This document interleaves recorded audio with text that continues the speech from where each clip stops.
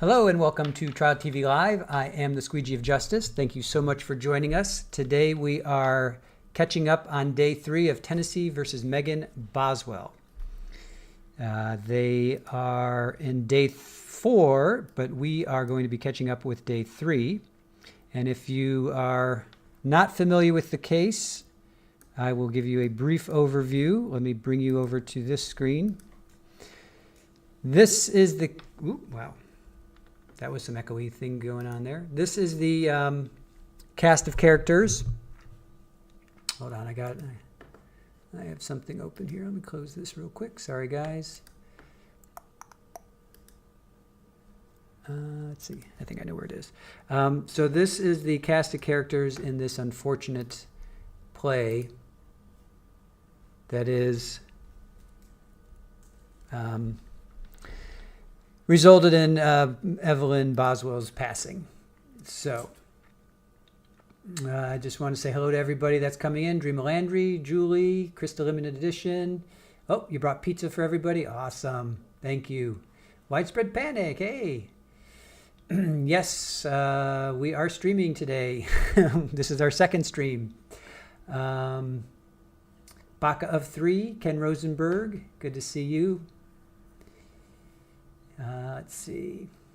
Therapist you know is joining us. Yes. Awesome. Debbie Blair. All right. So just to bring you guys up, anybody that's not hasn't been following this or isn't familiar with it, we've heard from a couple of these people already. Tommy Boswell Sr., we've heard from him. He was on yesterday. That is, so Tommy and Angela got together, had Megan. Megan is on the stand. She's the defendant. She allegedly got together with Ethan Perry, who we're kind of not sure if he's the biological father or not. They got together and they had Evelyn Boswell. Evelyn was born November of 2018, and then 2019, November, December, people are starting to wonder, where is she? Where is she? And at that time, Megan and Hunter Wood on the bottom right, those two had gotten together. Hunter Wood owns a chicken shack, so he's got some money. So he's got a 2007 BMW. So Megan doesn't say that Evelyn's missing. Her family is like, where is she? Where is she? She's saying, oh, Ethan took her, or Ethan has her. And now he wants sole custody, and this was all through December. And her friends, we heard yesterday, Megan's friends are like, where is Evelyn? Where's Evelyn? One of her friends, Audrey, had a baby. And she's like, they're supposed to be besties, my kid and your kid. Everybody's asking Megan, her dad, Tommy, where's Evelyn? Yeah, everybody's asking. So the police start to, tighten the noose a little bit. So then Angela and William, if upper right there, Megan gives them Hunter's car, and then they split to North Carolina to go to William's grandmother's house. And then Megan claims it was stolen, the car stolen. And then she blames her mom. Her mom took Evelyn. So the police go after William and Angela, and they search a pond that's near the grandmother's house, and Evelyn was not found there.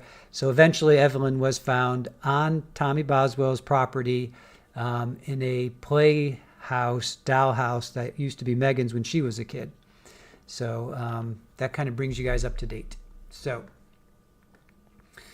all right. Do we need a reminder about the emojis, guys? We're trying to limit it to 3. We've checked other content creators, and a lot of them do 1 or 2.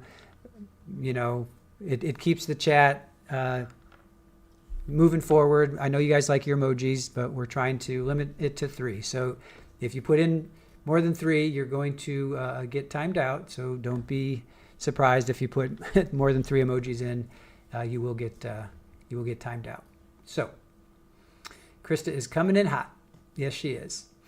All right, guys, let's get to day 3. Let me get my little notepad here. I got my little notes going. Okay, and then every trial we have a band name. So far we have 2. See if you, well, here, let me put this up here. So far we have two potential band names here. We've got Bon Boy and the Toe Stenographers, and that was because of Austin Feller, right? And then we've got the butt dings or the bum dings, and that was for Hellcat accidentally timing out Pammy yesterday because she said her phone was in her pocket, and she timed her out. So there you go. We've got Bond Boy and the toe stenographers, and then we have the butt or the bum dings. So, oh, you like my handwriting? You know, this is a cool. Erin got this for me. This she got me this. It's graph paper, right? I love graph paper. This was supposed to be for this gig I was going to get at somewhere, and that fell through. So, way better than yours. my chicken scratch. All right, let's get to it. Right, day 3. Megan Boswell. Hold on. All right, day 3. Megan Boswell. Oh, I got to move myself over here. Oops, shoot! I just did something, and that's probably not a good thing. I moved something, and I'm not sure what it was. All right, so we'll come over here. Got to make myself a little bit bigger. All right. All right. I love, oh, Hellcat, and you're here, Hellcat. So you, the butt dings, that's in honor of you. Yeah. Okay, cool. Yeah, I love graph paper. All right, cool. Let's get to day 3. We're going to go through the whole thing. So it's almost 2 o'clock. We're going to go through the whole thing today. We still won't be caught up because they're in session right now because they're sequestered, so they are in session right now. But we're right behind them. We're hot on their heels. All right, I'll see you guys at the break.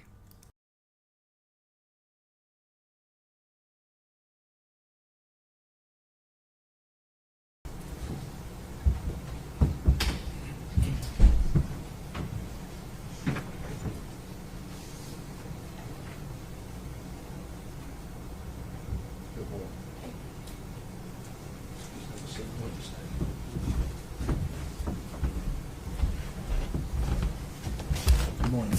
Good morning. You're still under oath. Okay? All right, let me bring the journal.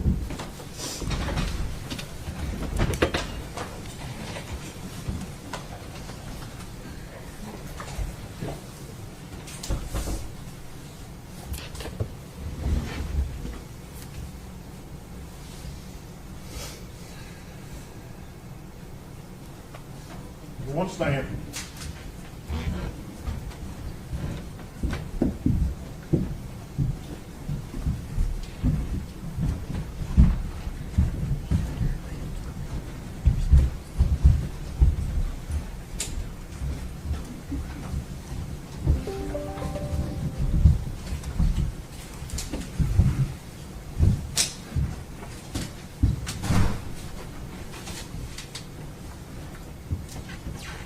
Maybe seated, thank you.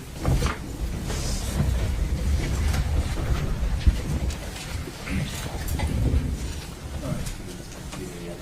Oh, thank you. Ladies and gentlemen, yesterday when we left, I gave you certain admonitions. Does any juror have anything to report about those admonitions? If you do, raise your hand. Let the record reflect that none of the jurors have raised their hands.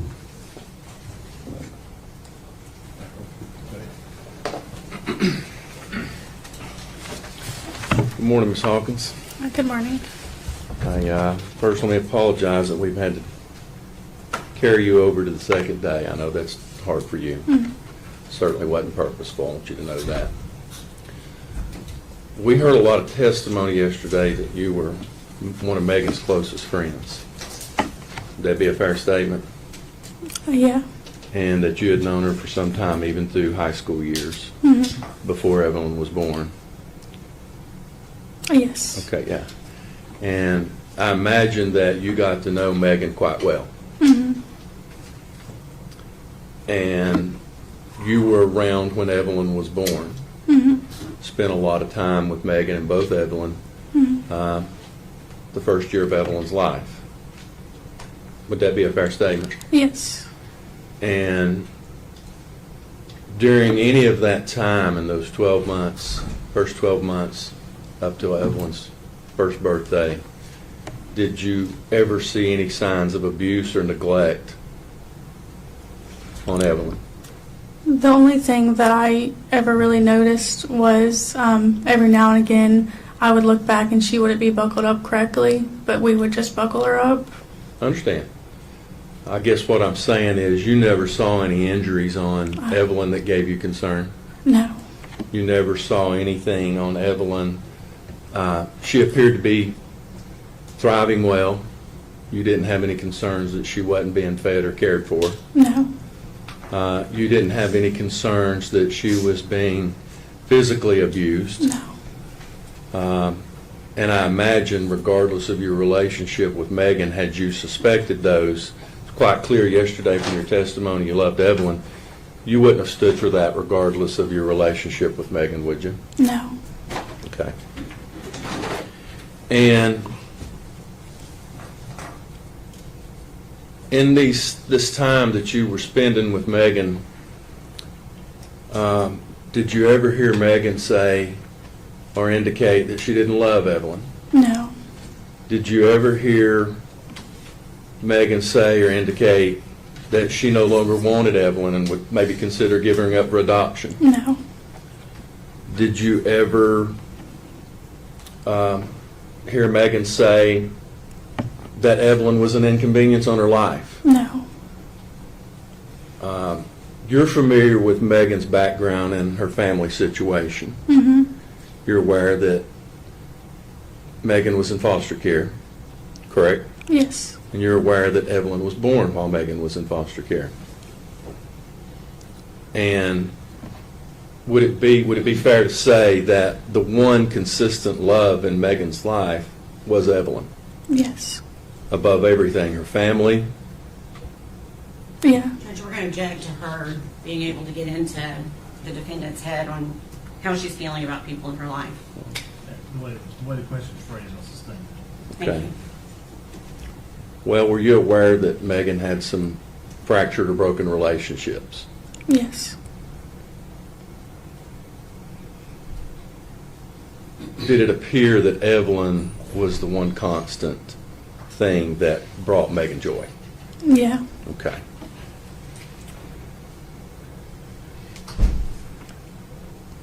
Now, were you aware that, do you know who Tommy Boswell, do you know who Tommy Boswell is? Yes. That's Megan's father? Mm-hmm. You familiar with his girlfriend? Yeah. Do you have personal knowledge that Tommy's girlfriend wanted to spank Evelyn? Objection.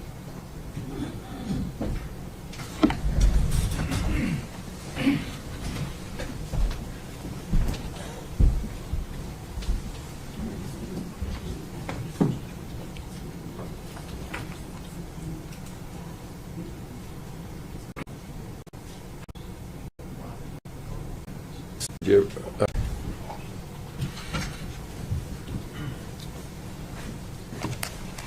Ms. Hawkins, in all the time that you spent together with Megan, Megan, did you ever see her spank or hit Evelyn? No.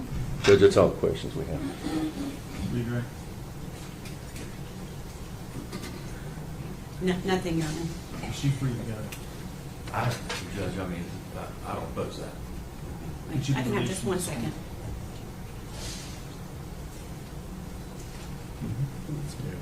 You have one question, Your Honor. Bailey, did you know Hunter Wood? Yes. Okay. Did you know that the defendant, Megan Boswell, was in a relationship with Hunter Wood?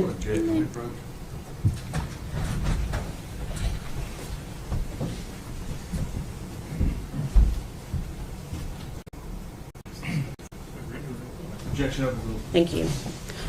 And were you aware that they were in a relationship? Yes. Okay. Did you personally ever see Hunter around baby Evelyn? No. Okay. Thank you. Recross.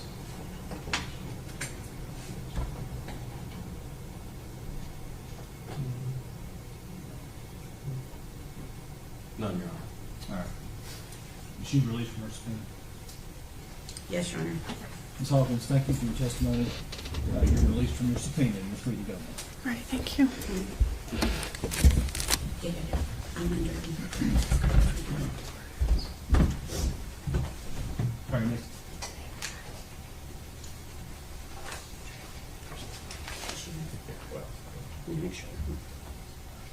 One second. The state would call Crystal Crawford. What was that last name? Crawford. Crawford.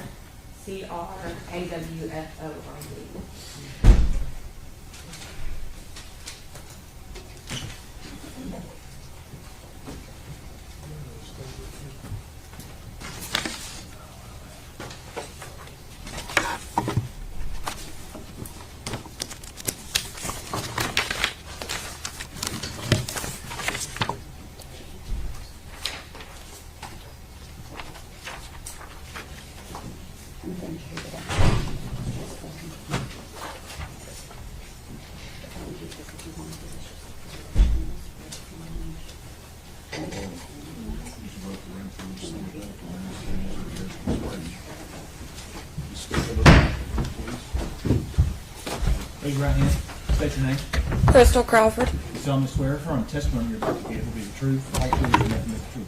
Yes, sir. Have a seat right there.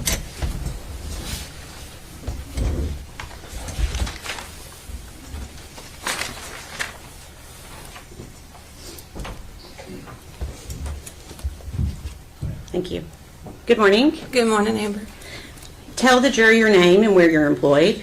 Crystal Crawford at the Econo Lodge in Kingsport, Tennessee. Okay. Is that located on Airport Parkway in Kingsport? Yes, ma'am. Okay. How long have you been employed there? I have been working there almost 10 years. Okay. What is your title there? Front desk clerk. Okay. Can you give us a brief description of your job duties at the Econo Lodge? Front desk, laundry, some days housekeeping also. Just whatever needs to be done. I do all his management paperwork and all that. Okay. So those duties include things like checking in and checking out guests. Yes, ma'am. Okay. And I'm assuming Econo Lodge creates records and maintains those records at the hotel? Yes, ma'am. Okay. And when you enter information to the hotel, is it into like a computer system that's maintained? Yes, ma'am. And are those records preserved for a certain amount of time? Yes, I believe up to 5 years. Okay. And when you create these records, is it essentially the same procedure each time? Yes. Okay. I'm going to pass you a document. Okay.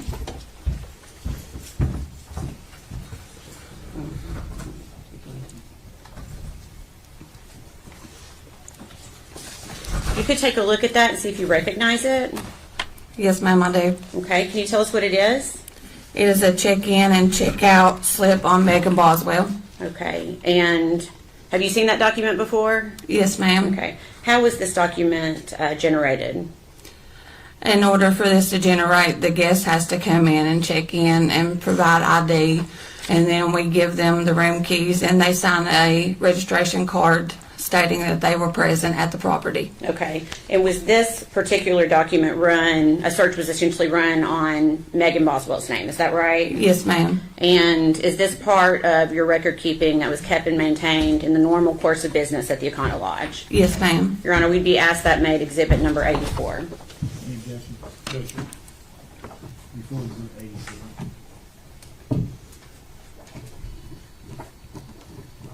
Thank you.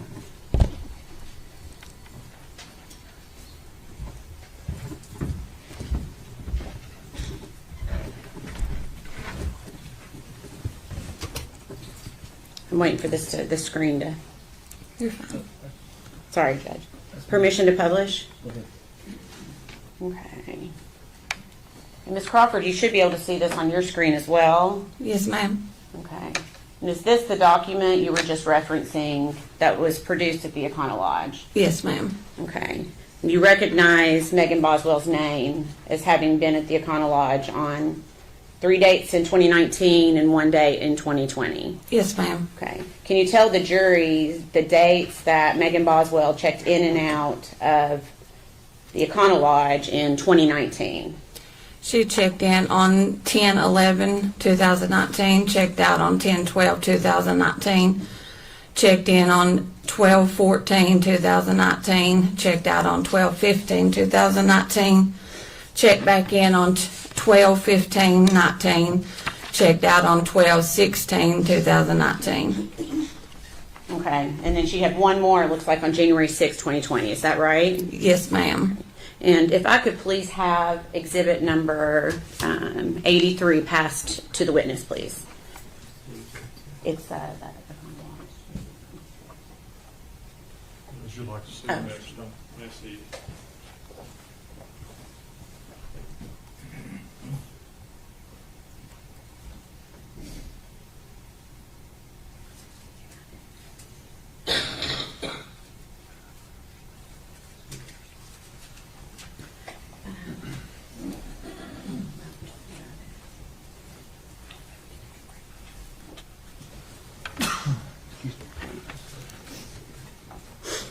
Okay, Ms. Crawford, do you recognize what I've handed you?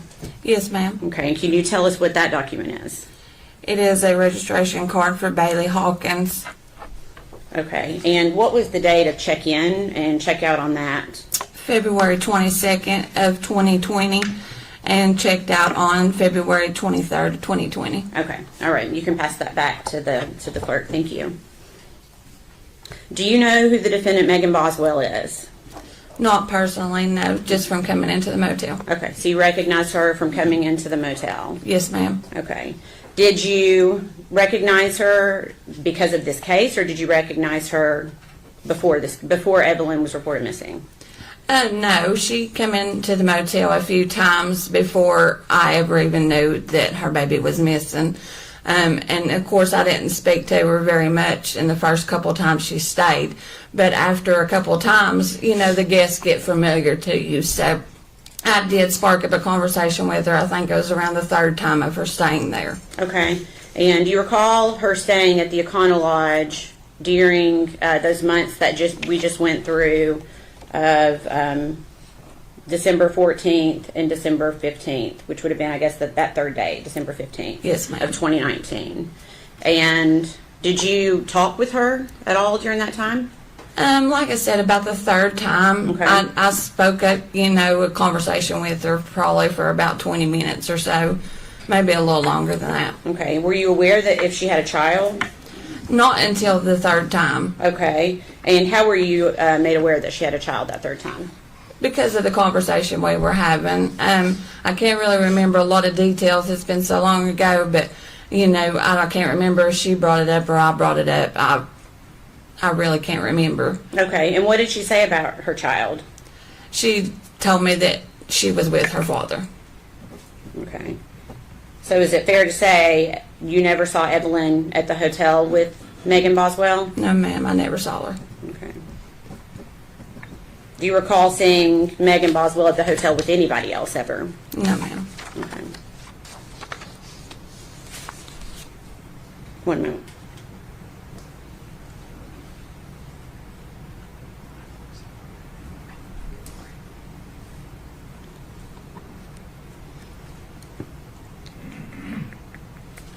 During the times that you saw the defendant, the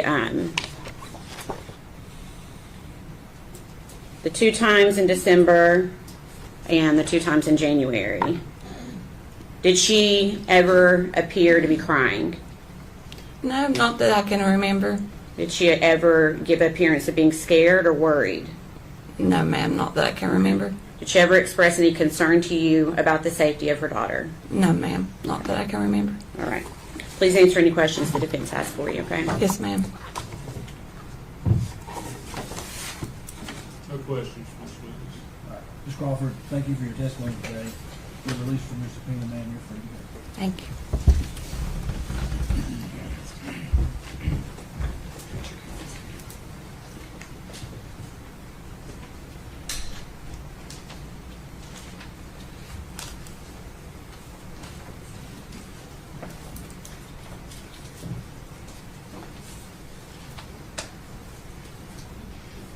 State would call Caitlin Jones.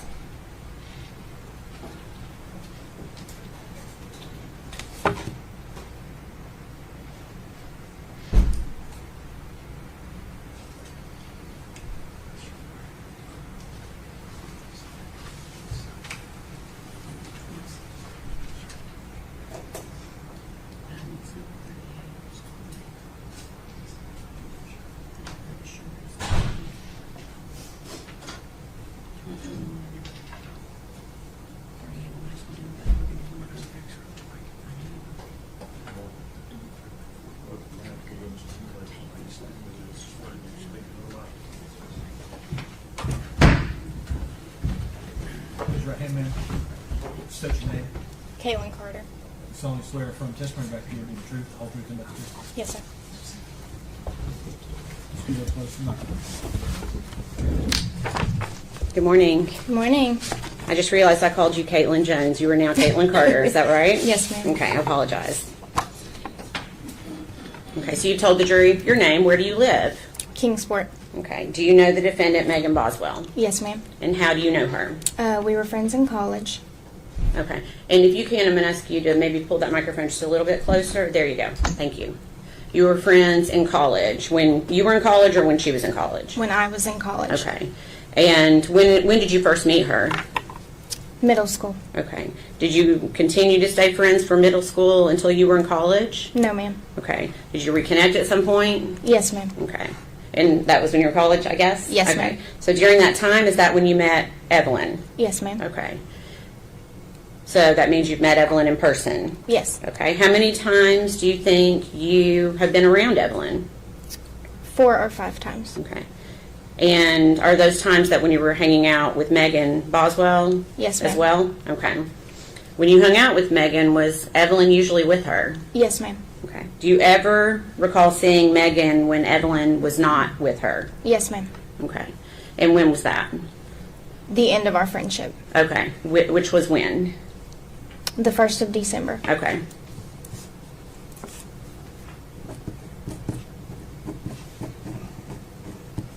So then you're saying you saw Megan without Evelyn the 1st of December? Yes, ma'am. Okay. Prior to that, well, let me rephrase. Before, when you say the 1st of December, do you mean the first day of December or do you mean the first part of December? The first part. Okay. I just wanted to make sure we were clear on that one. Okay. So prior to the first part of December, do you recall ever seeing the defendant without Evelyn? No, ma'am. Okay. Do you recall going to Chili's with Megan Boswell at one point? Yes, ma'am. Do you remember when that was? The end of my college semester. Okay. And do you know when that would have been? Around the 1st of December. Okay. Who was there when you went to Chili's that day? Me, Megan, and Evelyn. Okay. Anyone else? No, ma'am. Okay. Did you sit at a table or a booth? Booth. Okay. And did you sit beside anyone? No, ma'am. Okay, so Megan and Evelyn were on one side of the table and you were on the other? Yes, ma'am. What was your impression of Evelyn that day? She was dirty, and I could smell her across the table. Okay. Have you been around babies before? Yes, ma'am. Okay. Was she beyond what a normal dirty baby would be? Yes, ma'am. Good.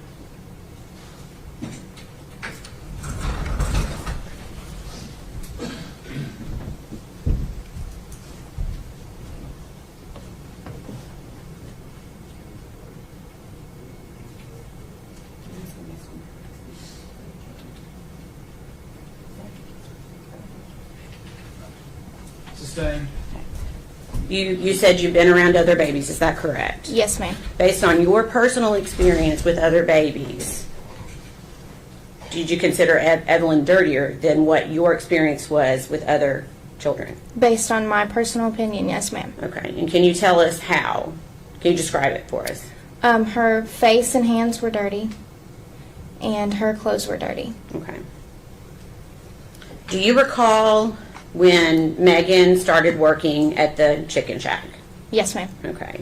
And do you recall if she was dating anyone when she started working at the chicken shack? Not when she started. Okay. When did she start dating someone shortly after? About a week or 2 after. Okay. And who was that? Hunter Wood. Okay. So around this time, did you notice anything different about the defendant, Megan Boswell? Yes, ma'am. Can you tell me what you noticed? She was spending a lot more time with the gentleman and not Evelyn. Okay. After this time, when she's dating Hunter Wood, did you see Evelyn with Megan Boswell at any time? No, ma'am. Okay. Did you see Hunter with Evelyn at any time? No, ma'am. Okay. Did you have concerns at this point? Yes, ma'am. Okay. Did you talk with other people about it? I don't believe so. Okay. What were your concerns? It was strange that Megan Boswell was not with Evelyn because she was always with Evelyn up until this point. Okay. Did you notice Megan doing things without Evelyn? Yes, ma'am. What types of things? Usually things that you would take your children, such as vacations, going to the aquarium. Okay.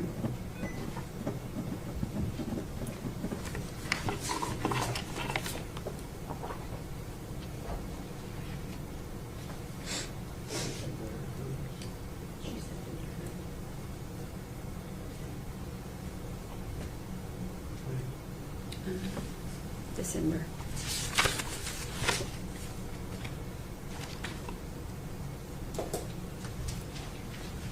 We'll pass you 2 photographs.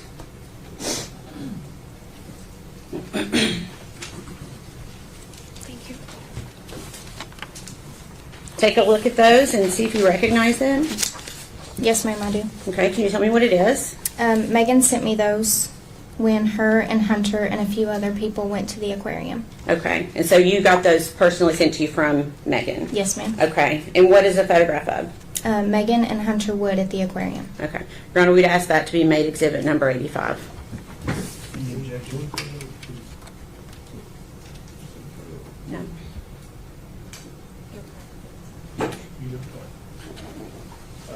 Judge, I would say that these photos are cumulative. They're essentially the same photo. If the court wants to admit them, but I would note they're cumulative.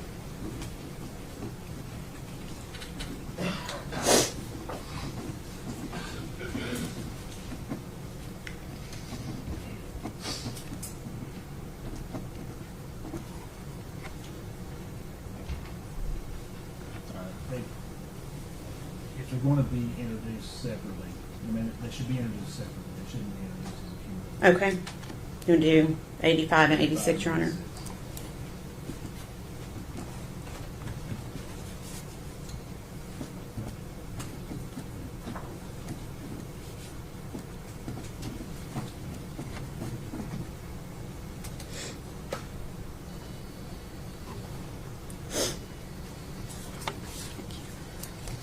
Permission to publish, Your Honor.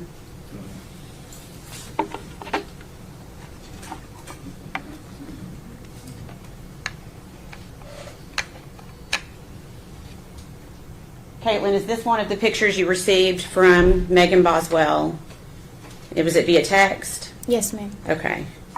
And did she indicate that Evelyn was with her that day? No, ma'am. Did she send you any pictures of her with Evelyn that day? No, ma'am. Did she seem to be upset at all that day when No, she ma'am. sent you these pictures? Okay. Did she also send you this photograph from that same day? Yes, ma'am. Okay. And can you tell me what the date is that's behind her on the photograph? Can you read that? On the top, Yeah. it says 2019. Okay. And you may not recall, but if you do you remember when those photographs were sent to you? I do not recall. Okay. Would it have been after early December? Yes, I mean, ma'am. because it would have been, you said, she started dating Hunter 1 to 2 weeks after the beginning of December. Is that right? Yes, ma'am. Okay. So is it fair to say it was at least 1 to 2 weeks after mid-December? Yes. Is that fair? Yes. Okay. So for mid-December is, well, let me say this. Prior to Thanksgiving of 2019, did Megan talk a lot about Evelyn? Yes, ma'am. Okay. Did you see her post a lot about Evelyn? Yes, ma'am. Okay. What about mid-December? Is she still doing that? No, ma'am. Okay.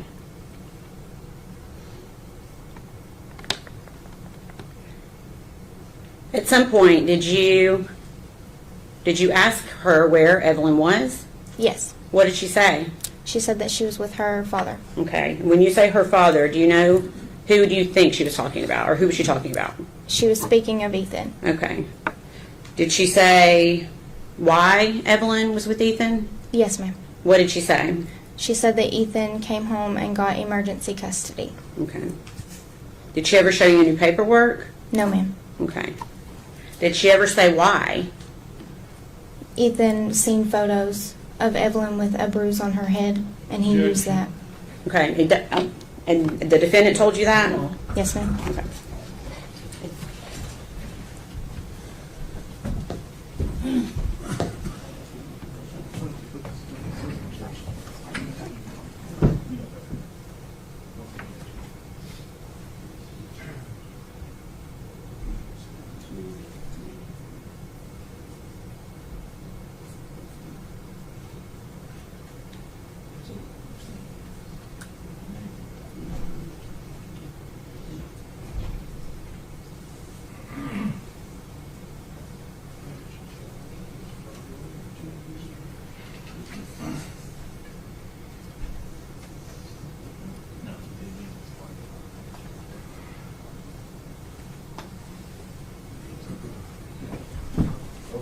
Thank you.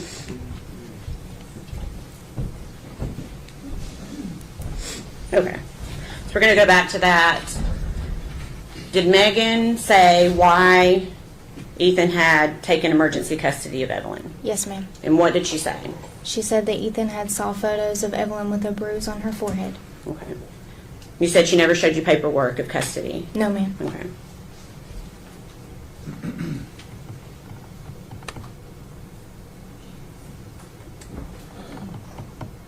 How many times did she tell you that Evelyn was with Ethan? A few times. Okay.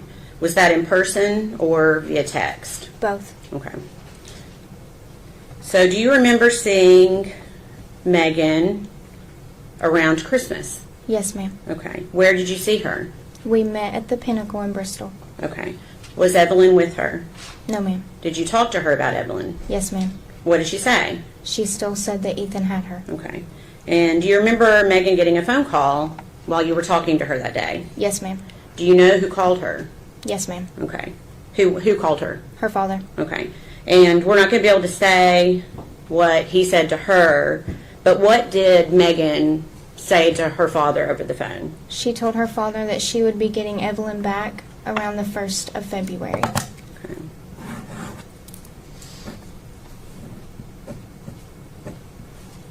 Okay. During this entire time, did Megan ever seem upset? No, ma'am. Did you ever see her cry? No, ma'am. Did she seem worried about Evelyn? No, ma'am. Did she ever seem concerned about Evelyn's safety? No, ma'am. Okay. Please answer any questions the defense has, okay? Okay.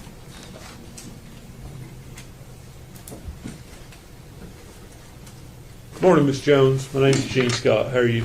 I'm doing well. It's Miss Carter. Oh, Miss Carter. Yes, sir. Sorry, I got it wrong. Did it used to be Miss Jones? Yes, sir. Okay.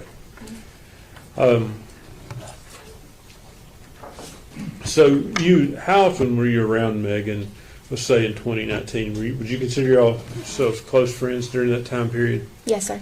Okay. How often would you see her? About twice a month. Twice a month. And you described a meal, I think it was at Applebee's? Chili's. Chili's. When was that meal? Around the 1st of December. You say around the 1st of December. Can you be more specific? And let me ask you this way. You equated it to your college semester or your earlier testimony. Mm-hmm. Had you taken your exams? Were you waiting to take exams? What part of the end of the college semester were you at? She actually took me out to eat for celebration of finishing my exams. Okay. So the exams were in December. Yes, sir. That's typical, I think, of a college schedule, isn't it? Yes, sir. So this would have been sometime, say, after the 5th or 6th, maybe? I would say so. Okay. Do you know what day of the week it was? I do not. Would have been a weekday. Yes. Okay.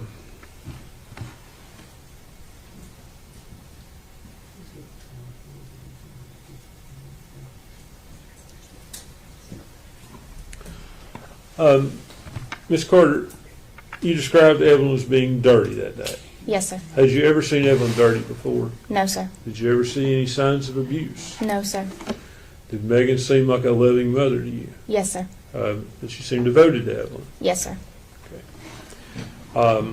Did you ever see her neglect her in any way? No, sir.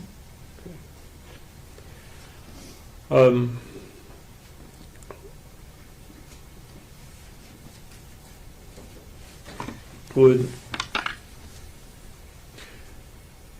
be fair to say that at some point your friendship with Megan ended?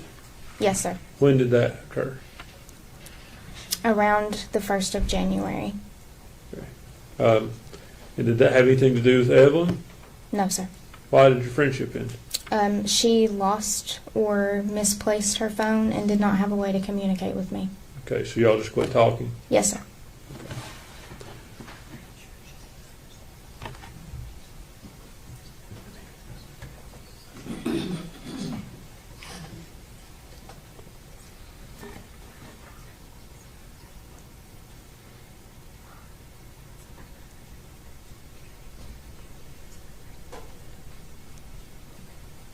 Ms. Carter, just so we know, your exams, were they were after Thanksgiving? Yes, sir. Okay. And in 2019, Thanksgiving, I believe, was on the 28th of November. Does that sound right to you? Yes. So your exams would have been sometime the first week of December. Monday was the 2nd of December. Does that sound correct? Yes. Okay. How many days would your exams been? That whole last week of college. Okay. So the last day of that week is the 6th of December. Is that on That's Friday? a Friday. Okay. Okay, would that have been the day your exams ended? Yes. Is that the day you ate? I cannot recall.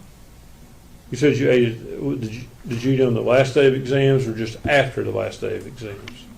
It was the last day of exams. Okay, so if the last day of exams were on the 6th, it would have been on the 6th? I guess I'm going to ask if he wants to, we need to probably check that schedule so she doesn't get confused on the dates she's talking about. Judge, can we approach?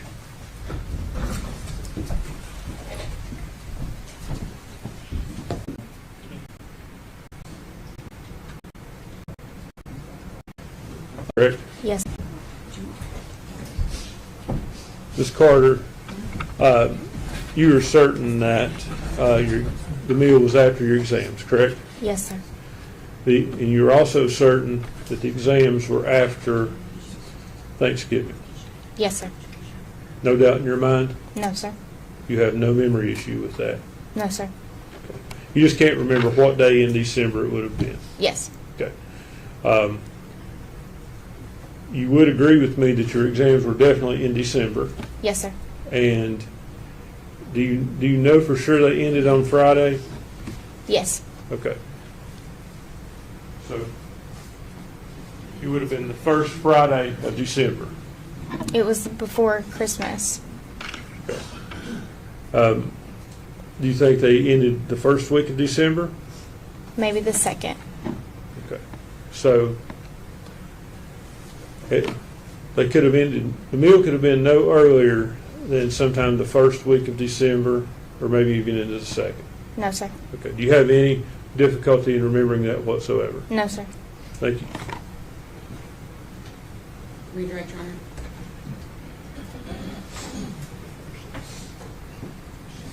Do you remember giving an interview to law enforcement?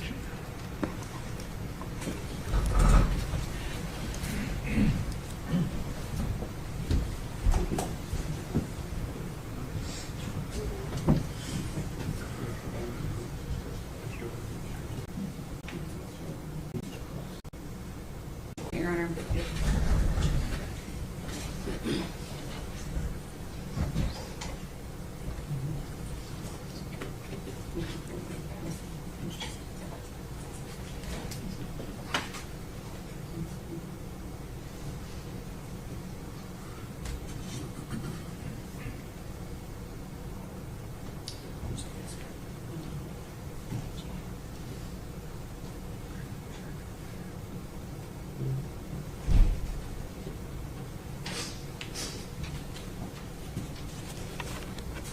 Caitlin, do you remember the last time that you saw Evelyn? Yes, ma'am. Okay, when was that? It was the day we went to Chili's. Okay. And I know Mr. Scott was throwing a lot of dates out at you. How do you, let me ask it this way. Was that before or after Megan started working at the Chicken Shack? That was after. Okay. How long after? 3 or 4 weeks. Okay.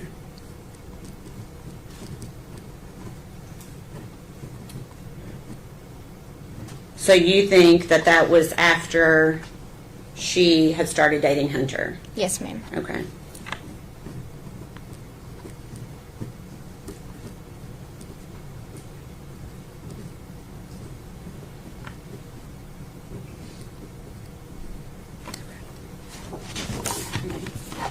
That's all the questions I have. No, sir. Did she be released from the school?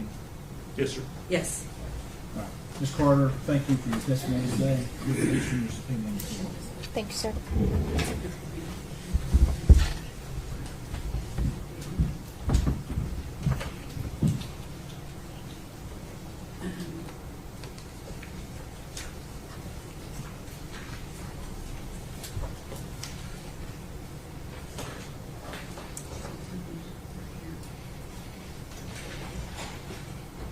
say it was called Gail Kite?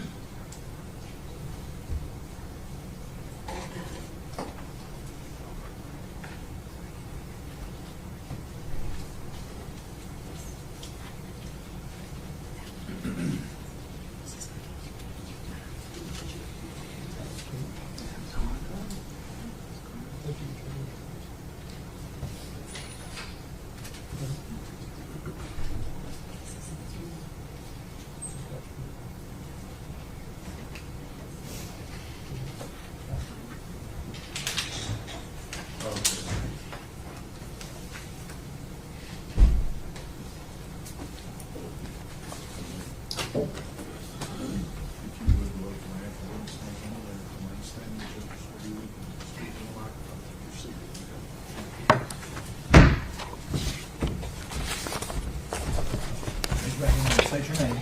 Gail Kite. You solemnly swear affirm testimony you're about to give will be the truth, the whole truth, and nothing but the truth. I do. Have a seat right here. Okay. Good morning. Good morning.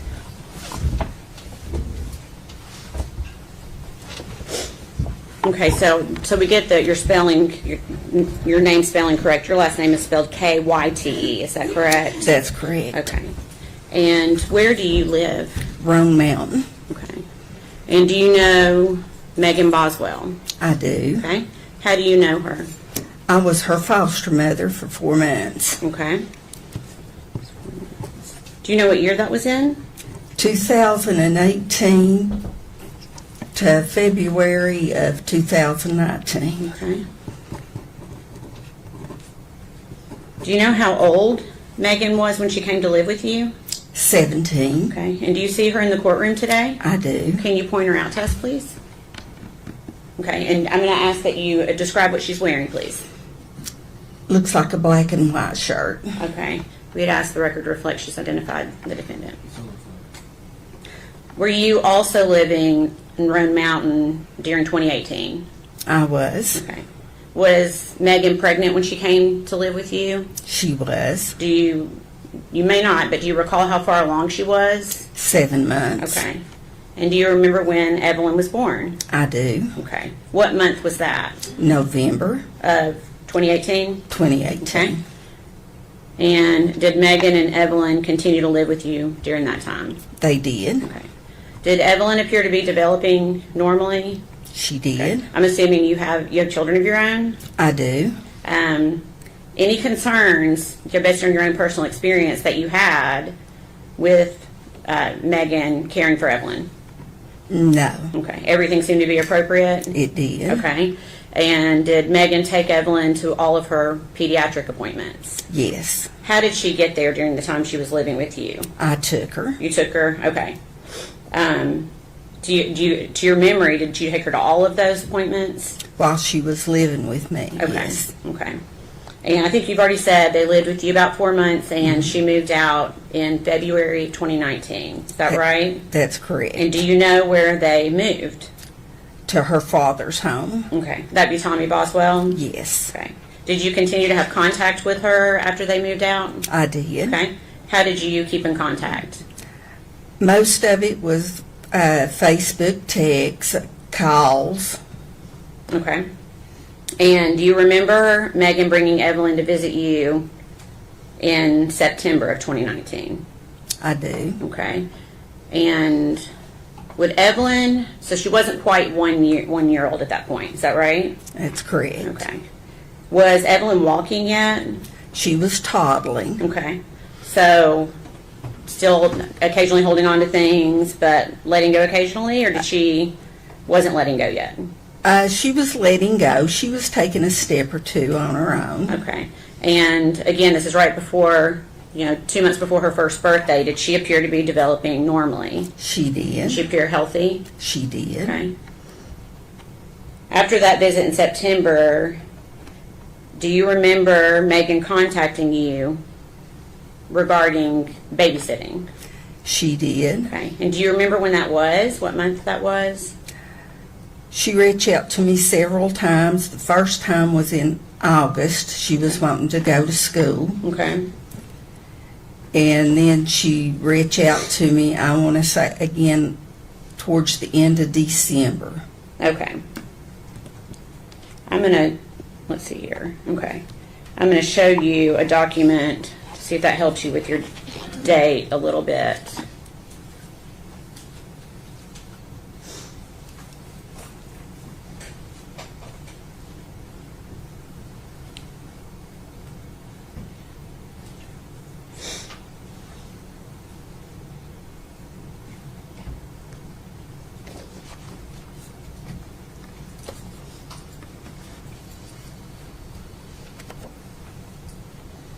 Okay. Do you recognize, we won't be able to say what it is quite yet, but do you recognize that document? I do. Okay, what is it? That's text messages between me and Megan. Okay, what is the date of those messages? December the 3rd of 2019. Okay, and is that a fair and accurate representation of the conversation that you had with her via text or Facebook Messenger on that date? Yes. Okay, Your Honor, we'd ask that to be made exhibit number 87. Any objection? No, sir. Be full exhibit.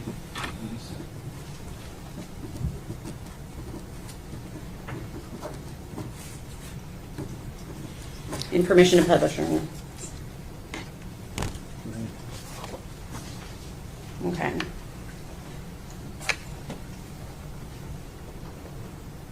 Okay. Gail, can you read that okay? I can. Okay. So is this one of the times that Megan was looking for a babysitter? It was. And what did she say to you there on December 3rd, 2019? She says, do you think your sister would babysit and let me pay her at the end of the week? I just got a job and won't get paid until next week. I just started today. Okay. And I told her, yes, I knew she would. Okay. She said, what's her number? Sometimes, mommy gets sick and she already keeps her for school. I talked to her. She said that was fine. Okay. So essentially she's indicating that Sue can babysit. Is that right? And Sue is your sister? She is. Okay.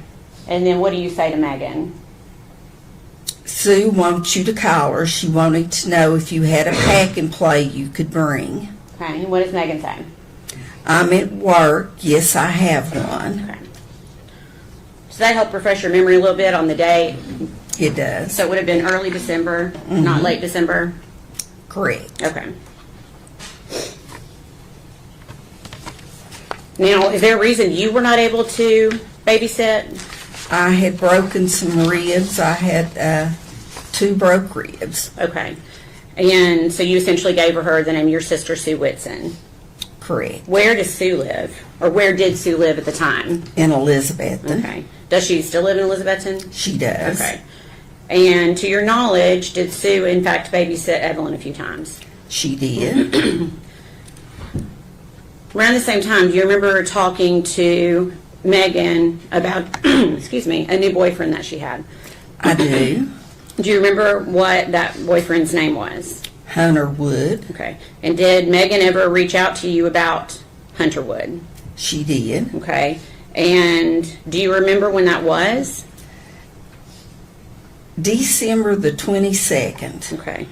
How do you remember that date?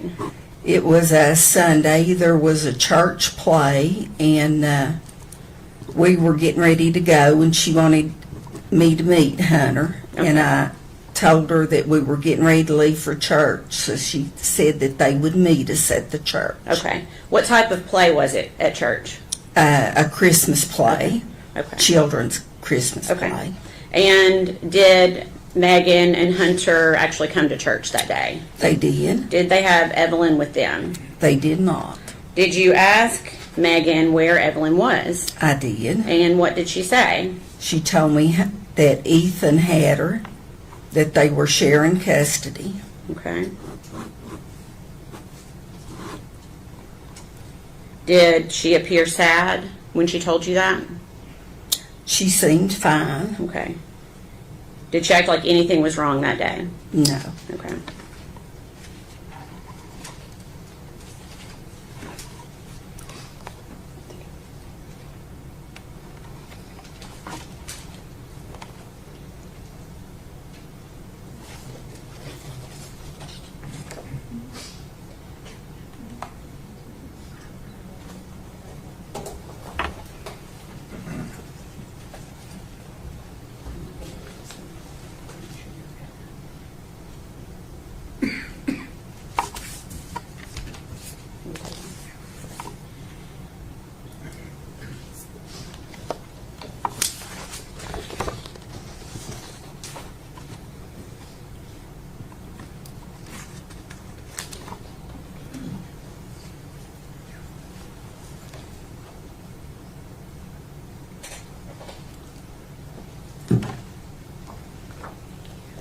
communication.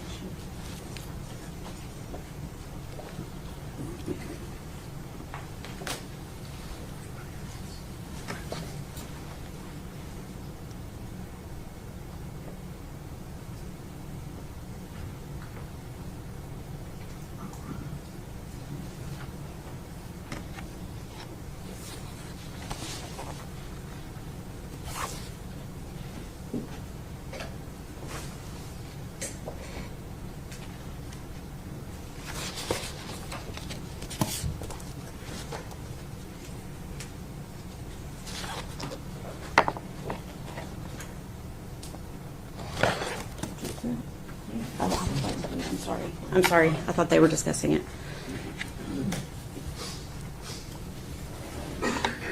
Take a moment to look at that and see if you recognize it.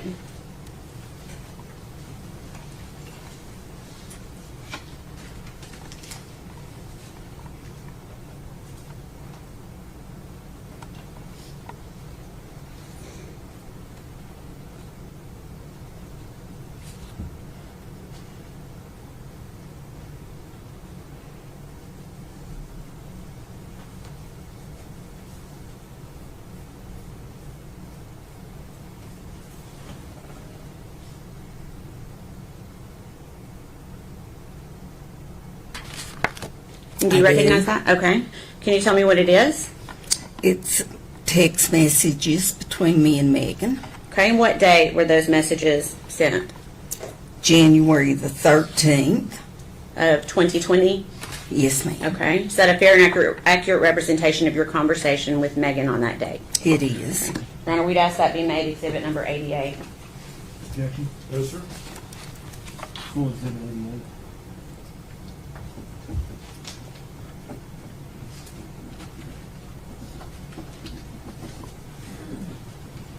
Permission to publish?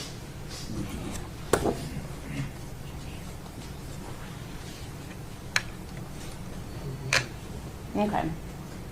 So it looks like you start this conversation by asking how she and Evelyn are doing. And what does Megan say in response? Good. Ethan has half custody now. Okay. And then you respond, I almost bought Evelyn a beautiful dress at Cracker Barrel, wasn't sure what size. And what does Megan say in response? She wears 18 months now. Isn't that crazy? Hunter and I can come when we get off work. Ethan has Evelyn until Friday, though. Okay. And continuing the conversation, I told her wait until Thursday. We're having a DCS home inspection tomorrow, and I'm cleaning and getting ready. It makes me nervous. Okay. LOL. okay. And what does Megan say in response? Don't be nervous. You and Rick are hands down the best foster parents anyone could ask for. In a lot of ways, you are my family more than my actual family. Okay, and what do you say? Thank you. We love you and that baby. Is Ethan out of the Army? And then what does Megan say? We love you, and yes, he is. Okay.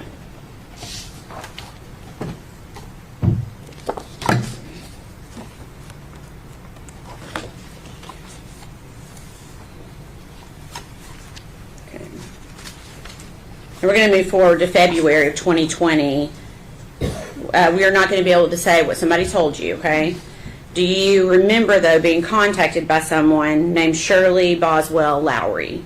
I do. And who is this person? Megan's aunt. Okay, how did she contact you? First by Facebook Messenger, and then I asked her to give me a call. Okay, and give me just 1 second.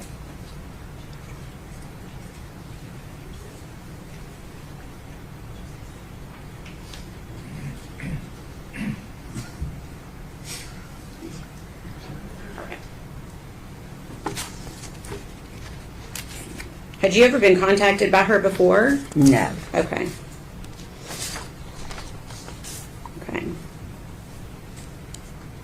So, again, we're not going to be able to talk about what she told you, but what did you tell her about what Megan had told you? I told her that I didn't know where Evelyn was. I also told her that the last time I'd spoken with Megan, that she had told me Ethan had half custody of Evelyn. Okay. And did you have Evelyn? I did I know not. that may be a crazy question, but you did not. No. Okay. What did you do, based on that conversation, what did you do? I tried calling Megan. Okay. And did you call her phone? I did. Okay. And I got a hold of Tommy. Tommy, Megan's dad, Okay. had her phone. Okay. And what did you tell Tommy? I was looking for Megan, and then he discussed the same thing Shirley Okay, yeah, had we- discussed. And we won't be able to get into what he said. We can only essentially get into something that maybe Megan told you or something that you say yourself. I know it's a little confusing. Okay, so essentially you call Megan's phone, but Tommy answers. Correct. Okay. And you were essentially trying to get in touch with Megan. You didn't get in touch with her that way, so what did you do next? I texted her by Facebook. Okay. And did she respond to you? She did. She Okay. said she didn't have a phone. She couldn't talk. That it had to be by text message. Okay. And was that Facebook Messenger? It was. Okay. Did you contact anyone else that day? I did. Who did you contact? Constance Cole from DCS. Okay. And who is Constance? How do you, is that through the That- foster care stuff? It was. Okay. And were you able to get in touch with Constance? I could not. It was after hours, so I left her a message on her phone. Okay. And what message did you leave?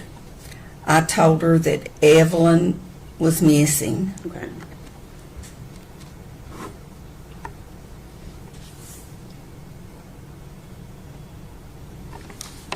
So when is the last time you yourself saw Evelyn alive? When she brought her to my home in September. September. And that'd be September 2019? Okay. Please answer any questions the defense has for you. Good morning, Ms. Scott. My name's Gene Scott. How are you? I'm fine. You? I'm good, thank you. I want to talk to you just a little bit about, you came to know Megan when she came into your care in foster care. That's correct. She was pregnant at the time. She was. Did you go to doctor's appointments with her, take her there and stuff? I did. Okay. How did her pregnancy go? Did it seem to go normal? It did. She was a little underweight, but she started putting on weight once she got there. Okay.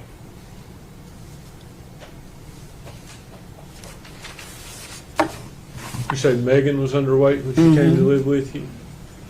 She was 7 months pregnant, and you couldn't even tell she was pregnant. Goodness. Were you present for any medical procedures she received while she was pregnant? No, I would take her, but I would stay out in the lobby. Do you know if she had any medical issues while she was pregnant? No, You don't know, or I don't know. okay. Had you been told she had intrauterine growth restriction? If we're objecting, here's fine. Probably is.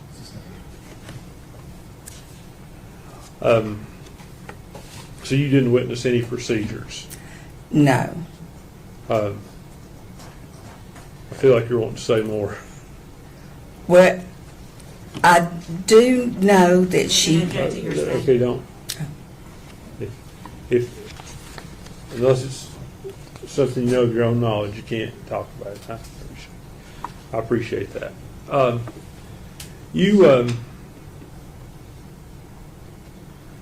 How did she act while she was pregnant? Did you take an interest in being healthy and having a healthy baby? She did. Okay. And I guess you were with her when she had the baby? I was. Okay, did she seem to take to the baby right away? She did.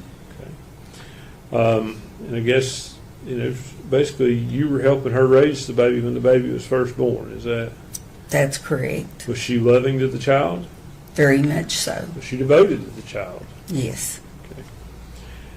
Did you ever see any issues of her neglecting or abusing the child? Never. After she went back to her, I guess she turned 18, would have aged out of foster care. Is that? She was getting ready to turn 18, but she had got her a diploma, so they were letting her start trial visits, and then the trial visits led to her being going back to her father's home. And how did Megan seem to take that going back? She was fine with it. Did you keep in touch with her? We did. Okay. Up through, you said the last time you saw Evelyn was in September of 2019, right? Correct. So up until that time, did you ever see any signs of abuse, neglect, or anything but a loving mother? No.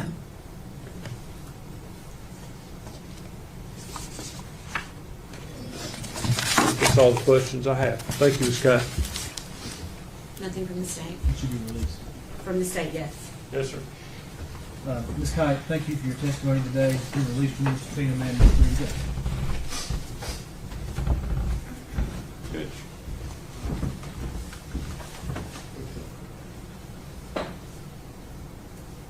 We approach. Yeah.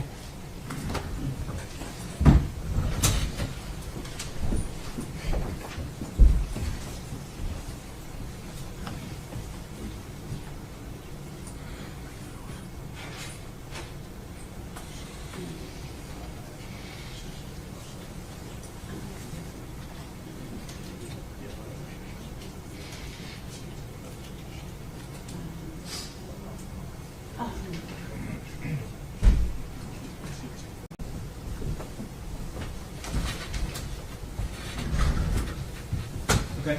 How are you next? Stay with calls, excuse me, Sue Whitson.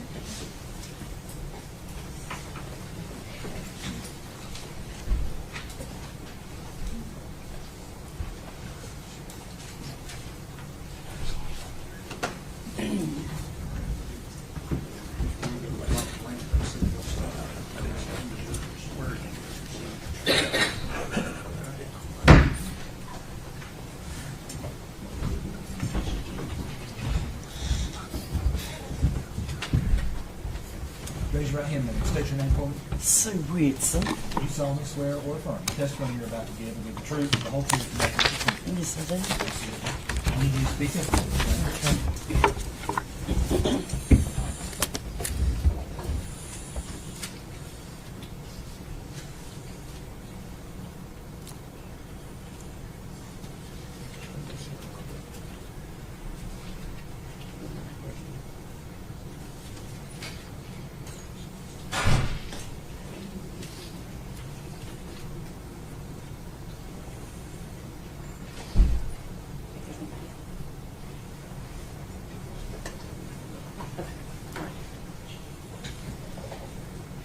Good morning.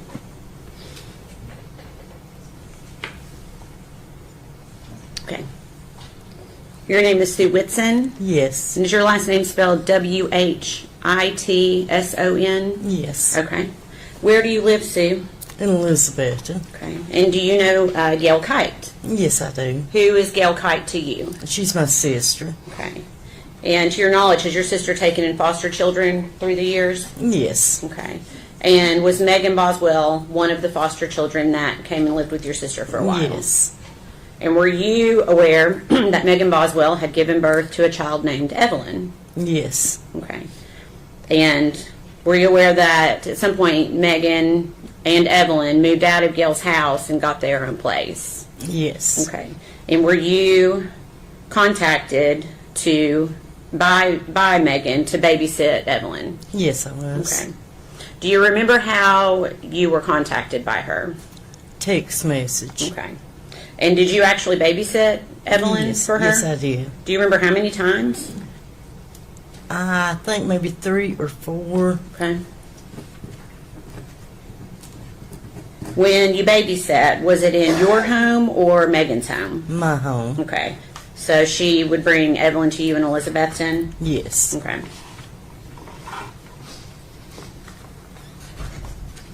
Do you recall when you babysat? I think maybe last week of November or the first week of December. Okay.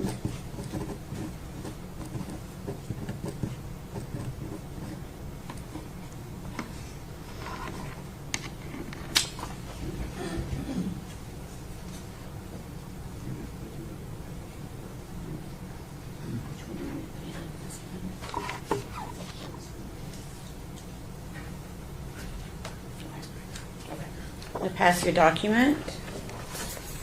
See if you can identify it.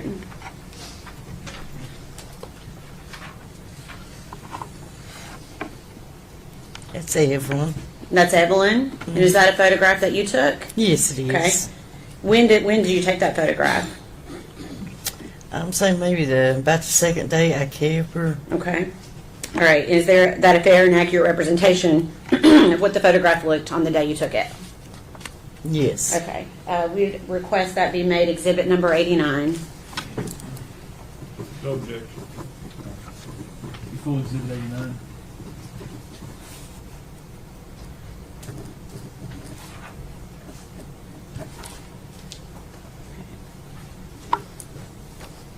And permission to publish, Your Honor. Go ahead.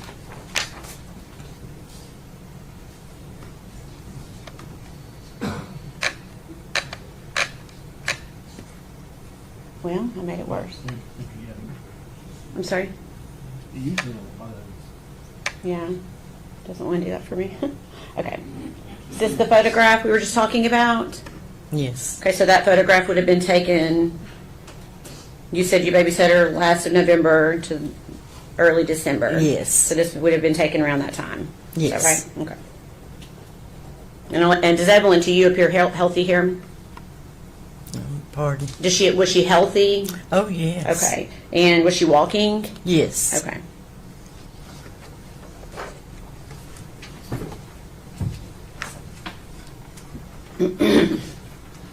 Do you remember the last day that you babysat Evelyn?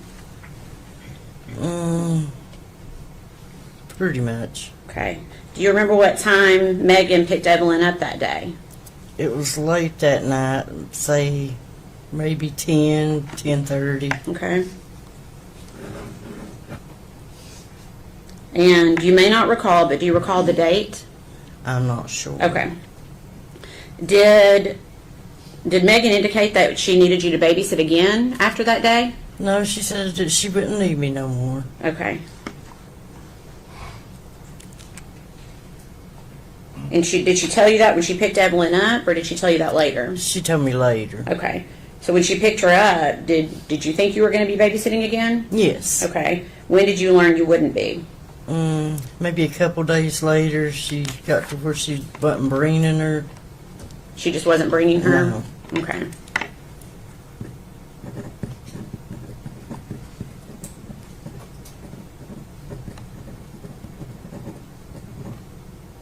Okay. During the days that you watched Evelyn, did you have any concerns? Yes. Okay. What concerns did you have? She had a terrible diaper rash. Okay. When you say terrible, can you describe it, please? It was just really like sore looking, had marks through it, maybe scratches. It was just really bad looking. Okay. Have you kept other children Evelyn's age before? Oh, yes. Okay. So you feel like you've got pretty good experience Yes. with babies and toddlers? Yes. Okay. Did that seem more than the average diaper rash? Yes. And how? It was just, I'd never seen a diaper rash look that bad. Okay. Did you tell anyone about this? Yes, I called Casey Cat Okay. or Casey Schultz. Okay. And you won't be able to tell us what Casey said, but what made you tell Casey in particular? She worked in a doctor's office. Okay. Okay.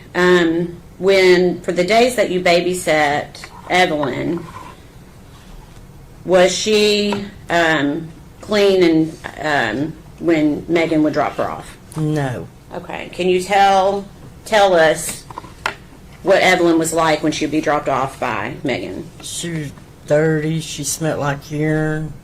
I would give her a bath and clean her up. Okay. And was that every time that you babysat was like Yes. that? Okay.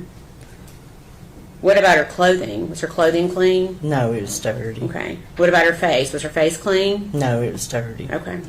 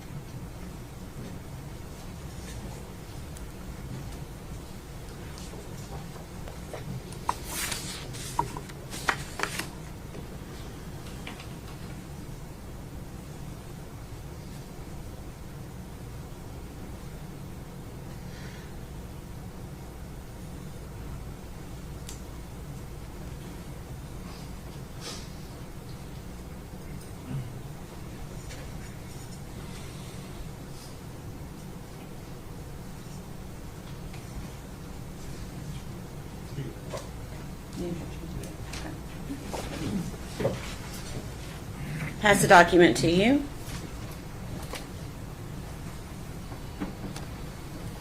Take a moment to look at it, see if you recognize it. Yes. Okay, what is it? Text between me and Megan. Okay, what's the date of that? December the 21st. Of 2019? Yes. Okay. Is that a fair and accurate representation of the conversation between you and Megan on that date? Yes. We'd ask that be made exhibit number 90. Any objection? No, sir. Full exhibit 90.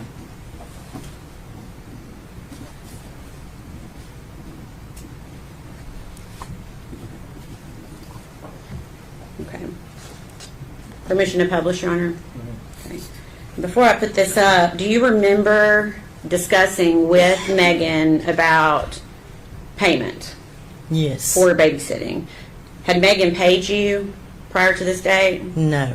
Okay.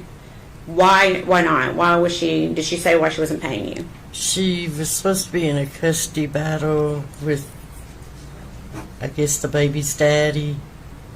Okay. Did she eventually pay you? Yes, she did. And how did she pay you? She put it in a mailbox and sped out. Okay. You said sped out? Yeah, Okay. sped in her tars. Oh, okay. Okay. All right. I'm going to show you this conversation.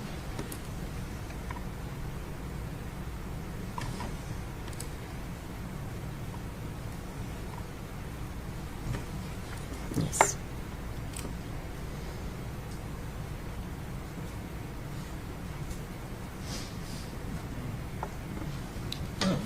It's okay. Okay. I was hoping it wasn't me. That's okay. Okay. Can you see that okay? Make it a little bit bigger. Let's see here. There we go. Okay.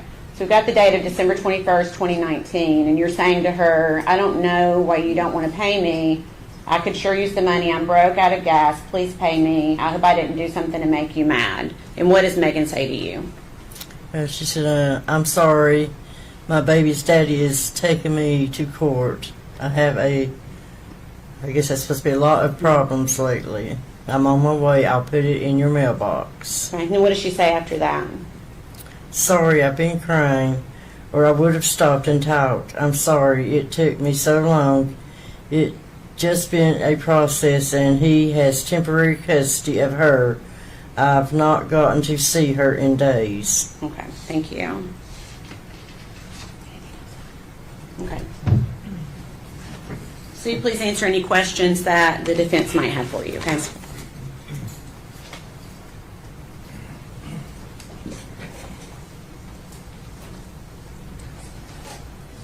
Good morning. My name's Gene Scott. How are you?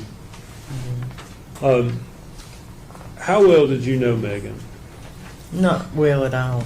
Okay. Did you ever interact with her when she was at your sister's home and was part of No. foster care? No. So how many times did you meet her? Maybe 3. Okay. And the picture you took, you said was the last time you kept Evelyn. Yes. When was that? In, I realize you may not have the exact date, but you know in the month? December, I think. Okay. Was it fair to say it was after Thanksgiving?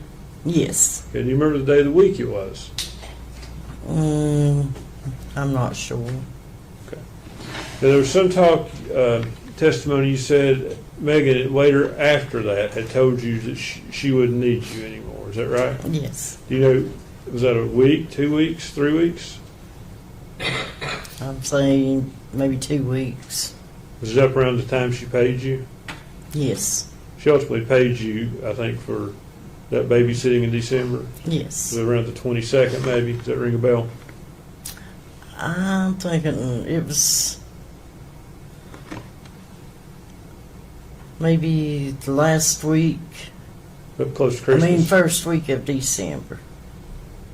That's when you said that, okay. Oh, that's what I was supposed to. Yeah, I'm not quite sure. Not trying to confuse you, but your testimony was that you last watched her sometime in December. Yes. Okay? And then we've seen your text messages here.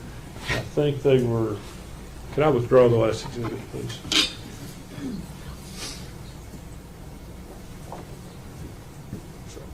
December the 21st is when you texted her asking her about the money. Okay. So would it have been after that she told you she wouldn't need you any further?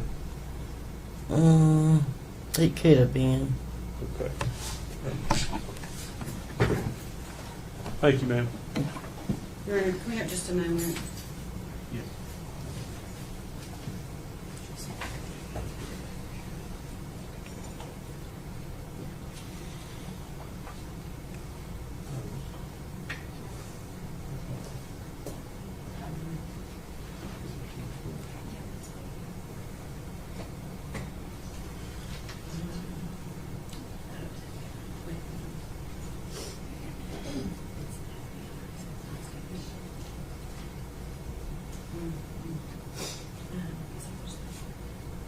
We don't have any other questions, Your Honor. May she be released.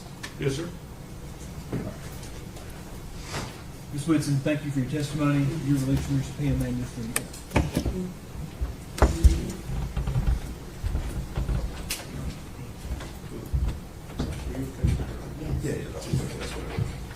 We're going to take about 15 minutes. One stand, please.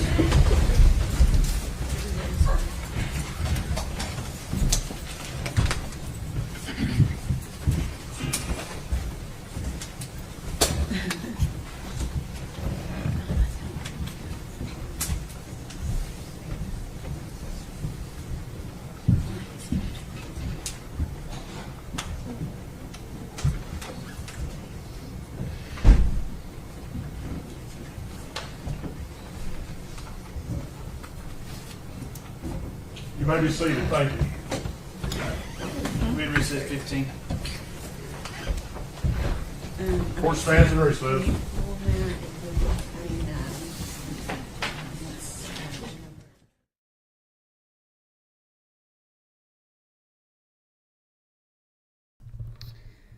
Okay, while they are on their break, we are going to recap what has been going on so far. So this is day 3.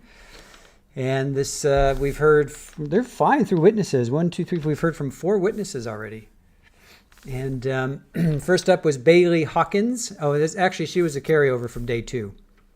And they were under cross. So she was actually a carryover from day 2. She was a friend since 5th grade. And did you ever see any signs of abuse? Nothing other than she wasn't buckled up properly. So Didn't see. So we're going to see a pattern develop here. Evelyn was thriving. She no concerns for her being, she never saw her get spanked or hit or anything like that. So again, there's a pattern. There's a pattern developing.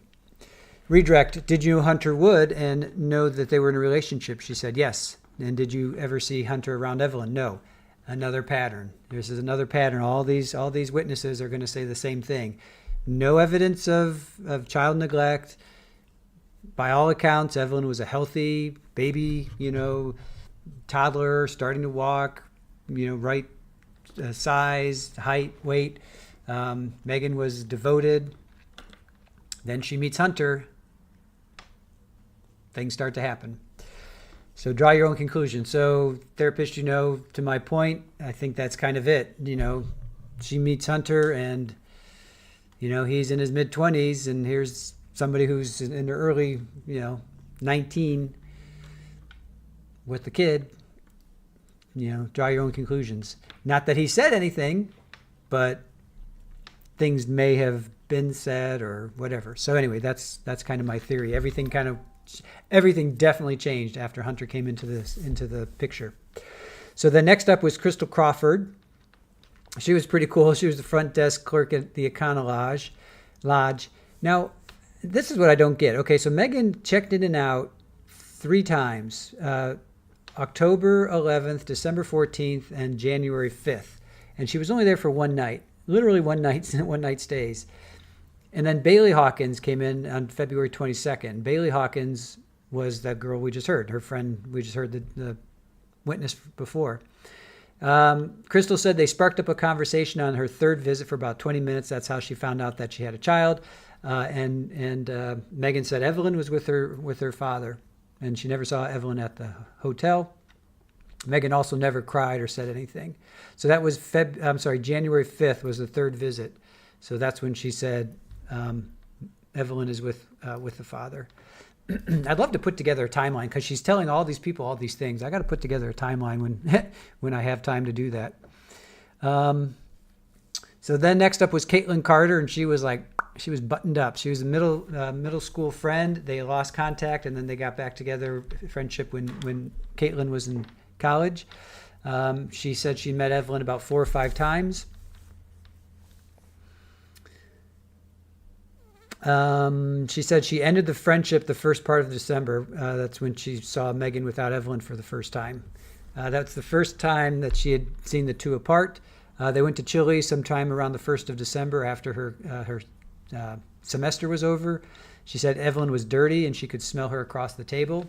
She said her face and hands were dirty and her clothes were. Caitlin did say she knew about the chicken shack that she started dating Hunter the week before. She said she was spending a lot more time with the gentleman and not Evelyn. She didn't see Evelyn at this time, nor did she see Hunter. She had concerns. She said it was strange that Megan wasn't with Evelyn because up until then, the 4 or 5 times that she had seen her since, before that, they were together. Not separated. Excuse me. So then they show a photo of Hunter and Megan at the aquarium, and they're all smiles. After early December, the photos were sent to Caitlin. She asked about Evelyn, and she was told that Evelyn was with her father, with Ethan. Megan said that Ethan came home and got emergency custody, but no paperwork was shown. Ethan saw a photo, and the reason that he got emergency custody was that Ethan saw a photo with a bruise on Evelyn's forehead. And then Christmas time, they met at a Pinnacle, which I'm assuming is some kind of restaurant. I'm not sure. Pinnacle in Bristol. And Megan said that Evelyn was still with Ethan. And then a phone call came in from Megan's father, Tommy, and she heard the conversation, and she said the 1st of February, Megan told Tommy that she'd be getting Evelyn back the 1st of February. Then under cross, they were just trying to figure out the timing. She was finishing exams? It was a semester. Was it a weekday? Semester ended on a Friday. So not really much other than that. She quit talking because Megan didn't have a phone and couldn't communicate with her. I guess she was texting her on her computer, because how else are you going to, you're texting via message, so you got to have some kind of device. So she couldn't afford a phone, but she had a computer. Maybe a computer at work, I don't know. Then Gail Kite came up. She was the foster mother to Megan. So from 2018 to February of 2019, she fostered, she said, for 4 months. So it must have been like October, November. Megan was 17 when she came in, and she was 7 months pregnant. Yeah, that doesn't make sense because she was born in November of 2018. So she must have come in like September. Okay. All right, that timing didn't quite make sense. She said Evelyn was healthy. Everything seemed appropriate. She took her to the pediatrician. Then they moved to Tommy's place, which is her dad. They communicated via Facebook Messenger. Evelyn was toddling. She appeared healthy and was developing normally. And then Megan would contact her for babysitting once in August because she wanted to go to school, and then the end of December, which we think Evelyn was not around at the end of December. She got a text December 3rd, said, I just got a job but won't get paid until next week, and then December 22nd, Gail was told about Hunter. He was the new boyfriend. So December 3rd to the 22nd. So they said it was about a week. Caitlin said it was about a week. Evelyn wasn't with them. She was with Ethan. But she seemed fine and not upset. Then she got a text message January 13th that Ethan has half custody now. And then Gail said, hey, I got some Christmas clothes I want to give to you. And Megan's like, well, she wears 18 months now. Isn't that crazy? Ethan has Evelyn until Friday. Then we hear about Shirley Boswell, who is Megan's aunt, that Shirley contacted Gail through Facebook and said, give me a call, which they talked to, and Gail said, I don't know where Evelyn is. Last time I spoke, Ethan had half custody. Then she tried to call Megan and got a hold of Tommy because Tommy had Megan's phone. And then they kind of, made some, reviewed each other's notes, made comparisons, trying to figure out what the heck is going on. Compared notes, right? So texted via Facebook, could only talk via text because she didn't have a phone. Second time we've heard that. So again, she had some kind of device. You can't just text out of nowhere. She had to have, so if she didn't have a phone, she must have had something. But she said she used Hunter's phone. So maybe that's what it was.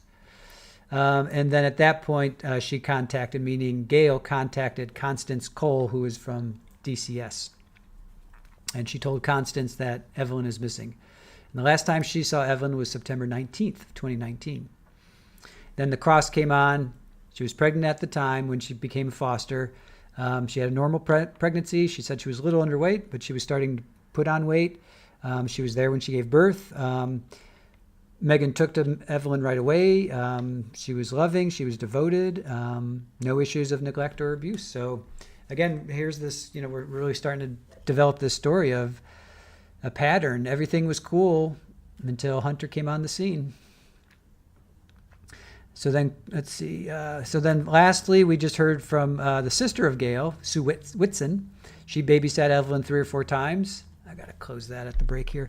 There was a photo of Evelyn that she took, and she was healthy and walking. Megan said she didn't need Sue to babysit anymore. So she just stopped bringing Evelyn over. She had concerns. Sue had concerns because every time she would come over, Evelyn smelled. She smelled like urine. She was dirty. Her clothing was dirty. Her face was dirty. So she had a terrible diaper rash at one point. There were scratches. I guess poor Evelyn was scratching herself.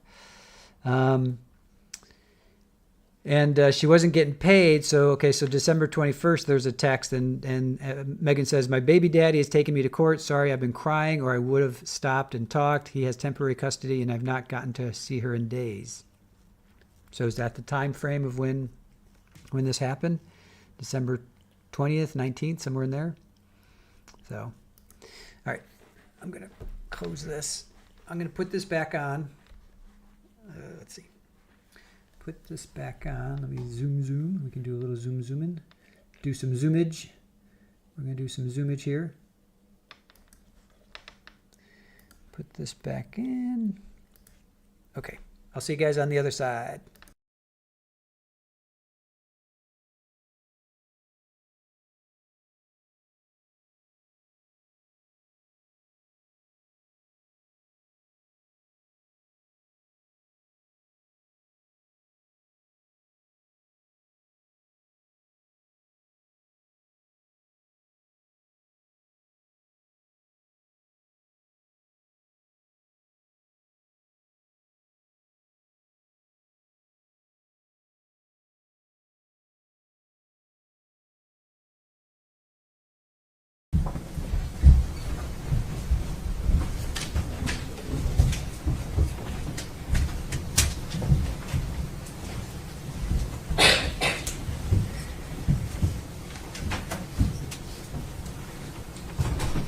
You may be seated. Thank you.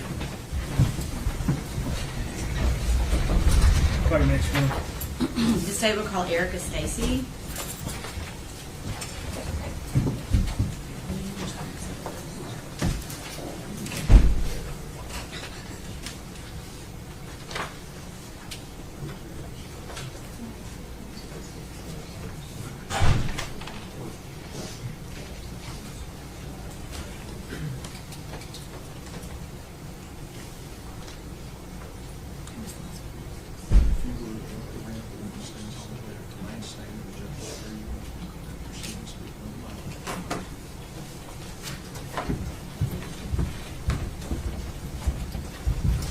Raise your right hand, ma'am. You solemnly state your name, sir. Erica Stacy. You solemnly swear or affirm the testimony you're about to give will be the truth, the whole truth, and nothing but I do. the truth. Right there. You speak up and speak in your mouth. Okay.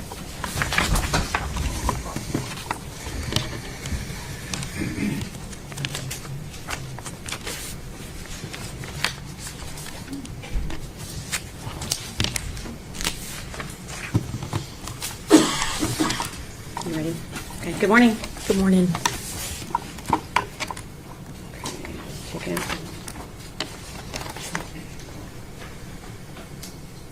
Okay. And your name is spelled E-R-I-C-A? Yes, ma'am. S-T-A-C-Y. Is that correct? Yes, ma'am.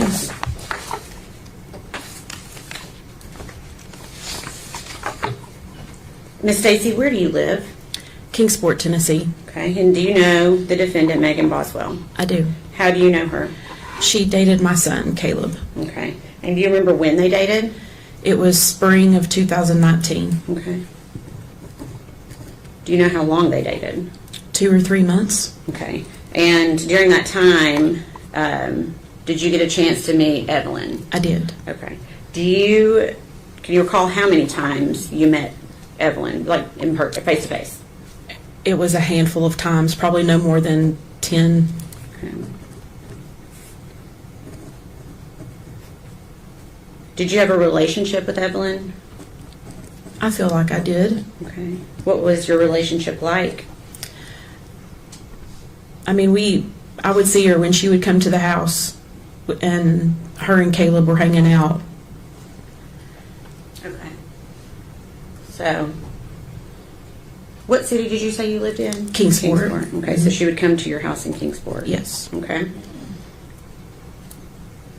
During those 10 times-ish that you said you thought that you had seen Evelyn in person, was Megan always with her? Yes. Okay. Was there any time that you saw Megan where you did not see Evelyn? Yeah, but let me ask it this way. Before Thanksgiving of 2019? No. Okay. No, they were pretty much connected at the hip. Okay. So every time you saw Megan, you saw Evelyn? Yes. Okay. To your knowledge, personally, did Megan ever allow anyone to babysit Evelyn? Just family. Okay. Did you ever babysit Evelyn? No. Okay. Did you ever offer to babysit? Yes. Okay. So you said did you say they were together just a few months? Yes. Okay. When they broke up, did you continue your relationship? I with did. Megan? And why did you do that? I wanted to help her. Okay. Did that include Evelyn? Yeah. Okay.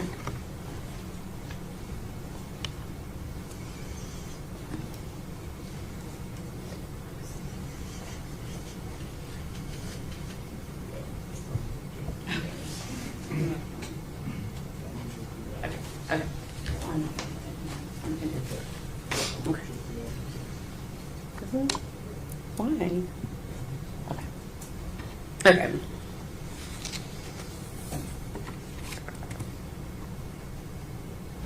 Okay, do you remember Megan bringing Evelyn to your house in September of 2019? Yes. And do you remember why they came by that day? I was putting decals on Maggie's car. Okay. And just so the jury understands, you occasionally make things on like a machine? Yes, on a Cricut. Okay. So you'd make like vinyl stickers? It was like a Chevy decal. We were covering her Chevy emblems. Okay. And was Evelyn with her that day? Yes, that was the deal, that I wouldn't charge her for the decals if she brought Evie with her. Okay. And so you just said Evie. Is that what you would call That's what we Evelyn? called her, yeah. Okay. And did you ever see Evelyn again after that date? Not that I remember. Okay. September 29th. Do you remember seeing Megan again in November of 2019? Yes. And do you remember why you saw her then? I made Evelyn birthday shirts Okay. and a gift for her birthday. Okay. And was that something you also did on your Cricut machine? Yes. Okay. Were you aware of when Evelyn's birthday was? It was November 21st, I believe. Okay. So this would have been for her first birthday? Yeah. Okay. And did you meet up with Megan to get those things to her? I think she come by the house to pick them up. Okay. Did she have Evelyn with her that day? No. Okay.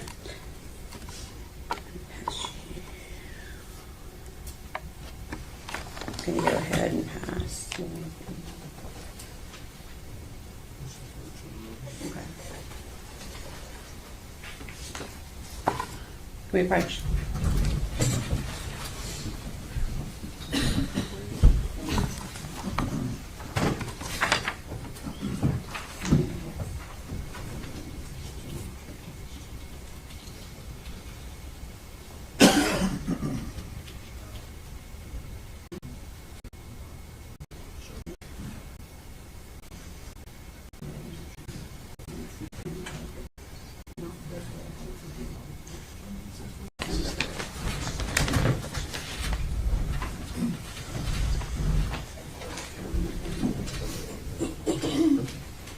William.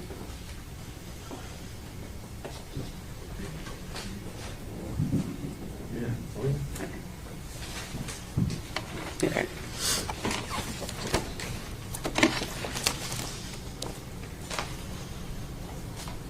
Are there gloves up there, Miss Stacy? Yes. Okay, if you don't mind, grab a pair of gloves. Okay.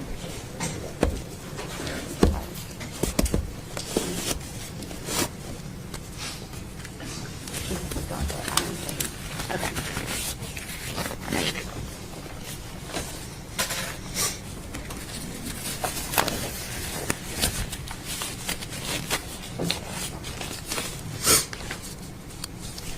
Okay, I'm going to pass up what has been labeled as piece of evidence that was Okay. in evidence with Sullivan County, okay? Okay. And the reason you need to wear the gloves essentially is to, well, there may be something, will the scissors work okay? Just be very careful when you cut the top of the package, just cut it across straight if you can, like Cut we open across an what, up envelope. here? Yes.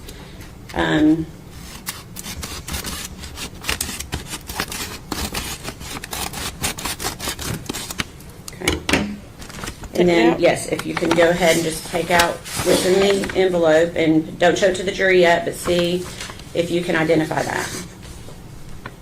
Yeah. Okay. Can you tell me what it is? It's the shirt that I made for Evelyn for her birthday. Okay. Your Honor, I guess at this point, we would ask for it to be made Exhibit 91. One moment. For identification.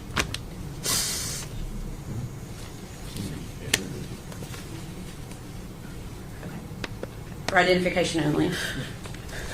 Okay. If you could, place it back inside the envelope for me.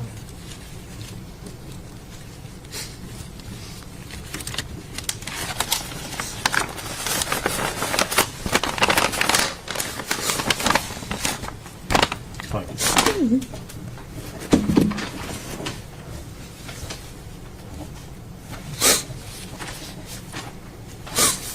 Erica, because of the rules, the way the rules are laid out, we can't yet show that. But I'm going to ask you, if you could, to please tell the jury what it looks like. It was a blue long sleeve shirt that had the yellow baby shark on it. That was her favorite one. Okay. And did you put anything personalized on it for? It just talked about it being her first year, her 1 year birthday. Okay. Okay. And you personalized that for? I did. You had put that I on did. to the. Okay. Yeah. Okay. All right. I'm going to pass you again. We're going to do the same thing. This is the last one. Okay. Okay.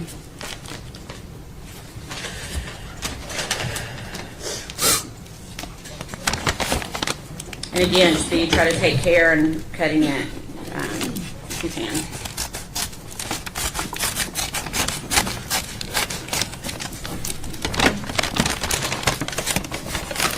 Pull it all the way out. Yes, if you can identify it without pulling it all the way out, that's fine. I want to see if you recognize it. Yeah. Okay, you do? I know. Okay. Can you tell us what it is? It's a baby shark blanket that I had put Evelyn's name on in pink glitter. Okay. And is that also what you had given to Megan For her birthday. for Evelyn to wear for her first birthday, or to have for her first birthday? Yeah. Okay. And what color did you say what the color of the blanket was? Blue. It's got the baby shark characters on it. Okay. Your Honor, at this time, we'd ask that to be offered as Exhibit 92 for identification only.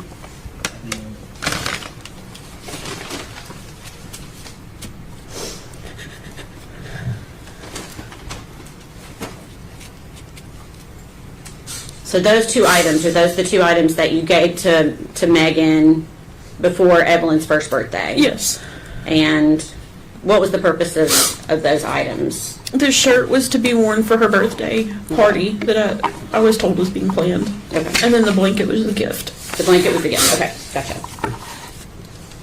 Okay.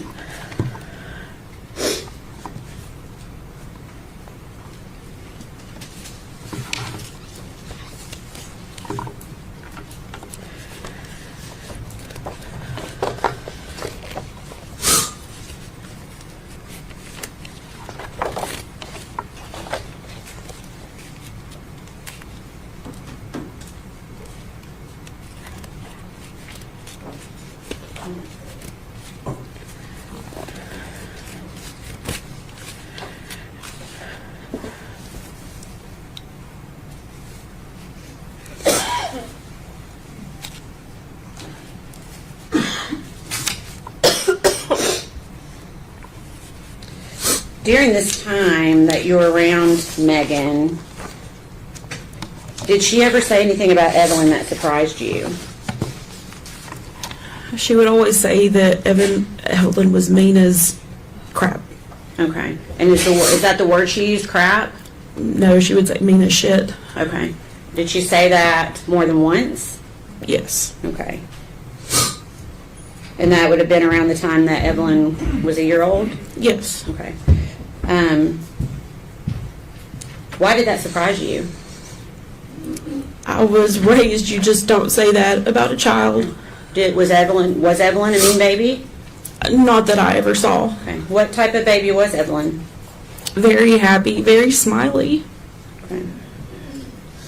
And do you recall trying to reach out to Megan to continue to try to see Evelyn again? Yes. Okay. And would Megan respond to you? She did for a little bit, and then there was a time that she didn't respond. Okay.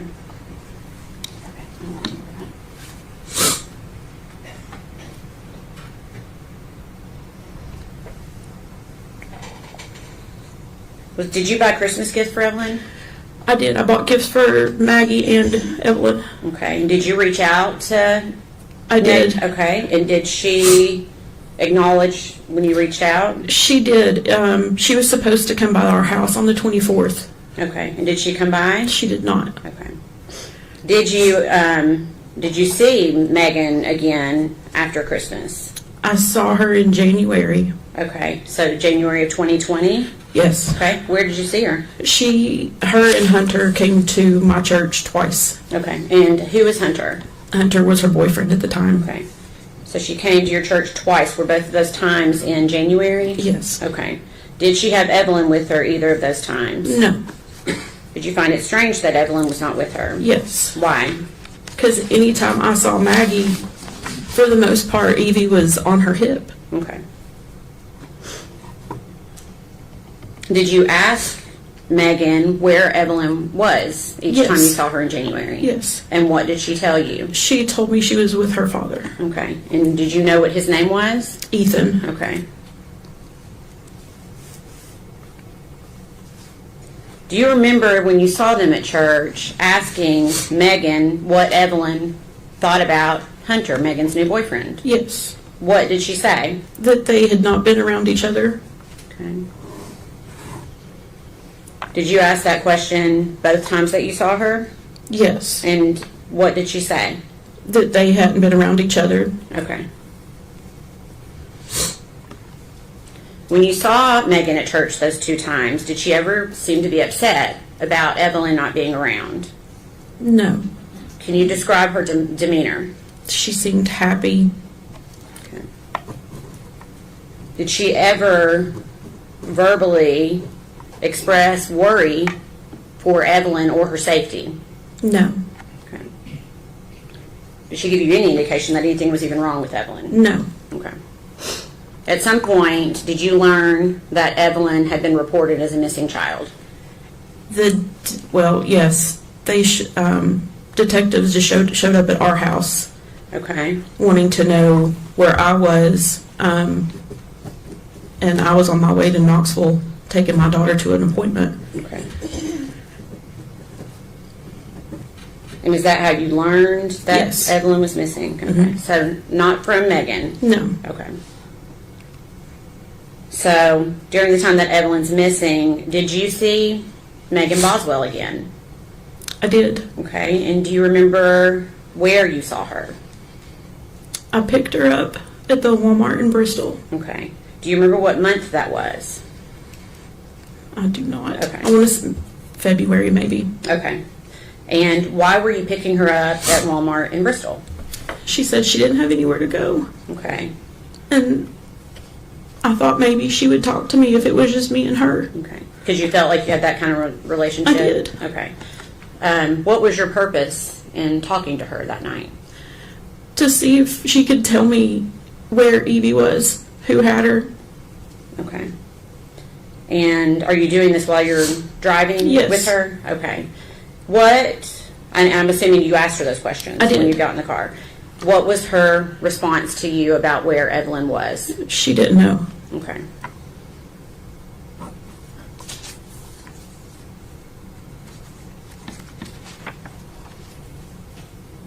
Did she ever tell you,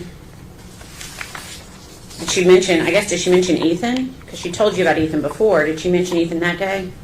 It was that Ethan had her. Ethan had quit answering her calls, her text, wouldn't answer the door. Okay. What was her demeanor in the car that night? Emotionless. Okay. Can you tell me what you mean by that? There was nothing. Like most answers were, I don't know, and there were no tears. There was no frantic, what I think I would have been had my child been missing. There was none of that.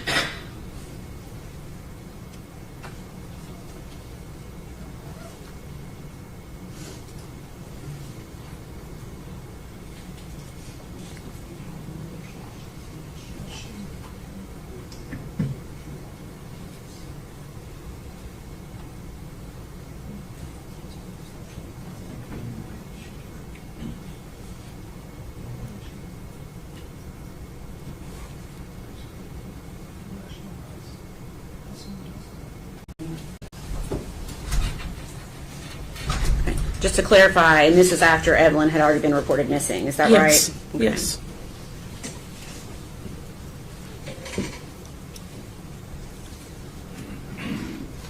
During the time that you knew Megan, do you feel like you got to know her fairly well? As best as I could. So that would be from the time she started dating Caleb. Mm-hmm. Okay. And you said that was in spring of 2019. Is that right? Yes. Yes. Did you see Megan on the news interviews that she gave? I did. Okay. Did you watch those interviews? Of course. Was the Megan that you saw on those television interviews the same Megan that you knew? No. How was she different? It almost seemed rehearsed, practiced. She just, Okay. I don't know how to describe that. Okay, we can stop with that.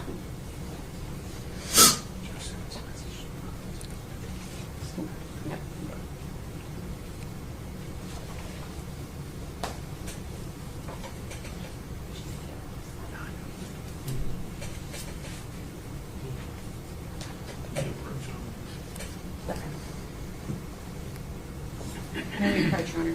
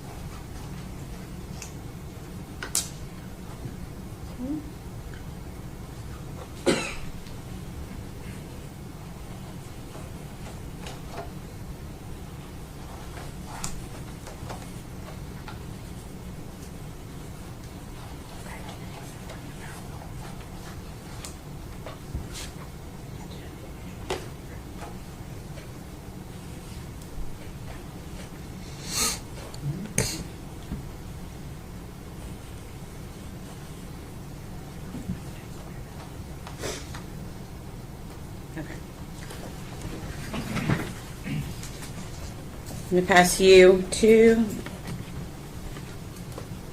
papers.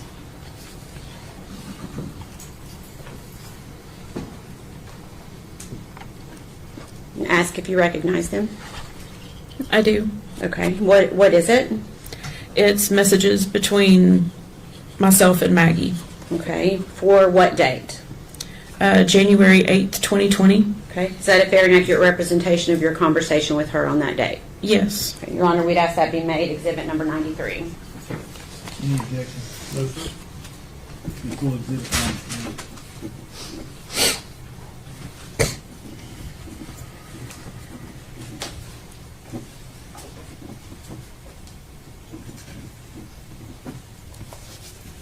Thank you. Okay. Permission to publish?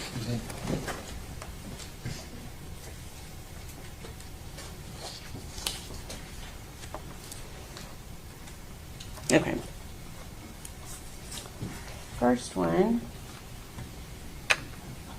You stated, "I've been worried to death about you. Are you okay?" Why did you send that message? I mean, that's right in the midst of people looking for Evie. And I hadn't heard from her. Okay. So Evelyn had not been reported missing yet at that point. So Then that was if I've not heard from her, because we talked quite a bit. okay. And then you asked her, did you and Evelyn have a good Christmas? And what did she say in response to you? She says we did. Did me read all of that? Actually, that's not verbatim. One moment, Your Honor. This is not.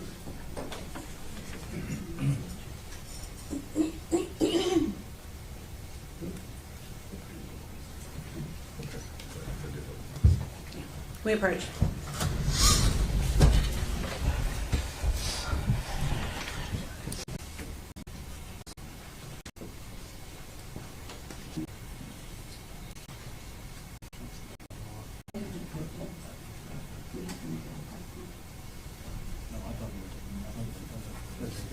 Ladies and gentlemen, go with the officer. Everyone stand, please.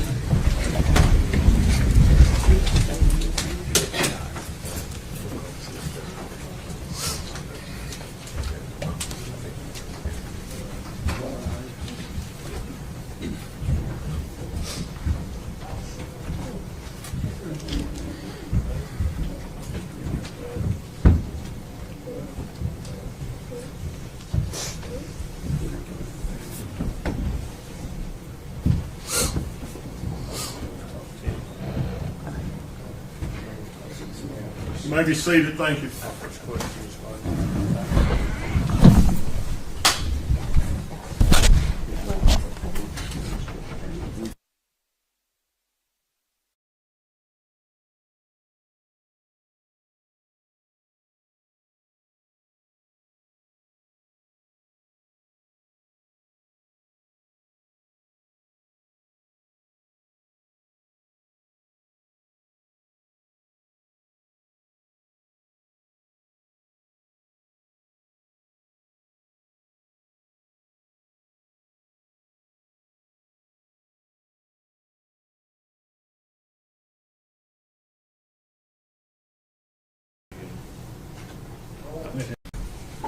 Judge, I'll get this one. We need to talk before we bring the jury in. I'm going to take the client. Oh, okay. The jury's outside.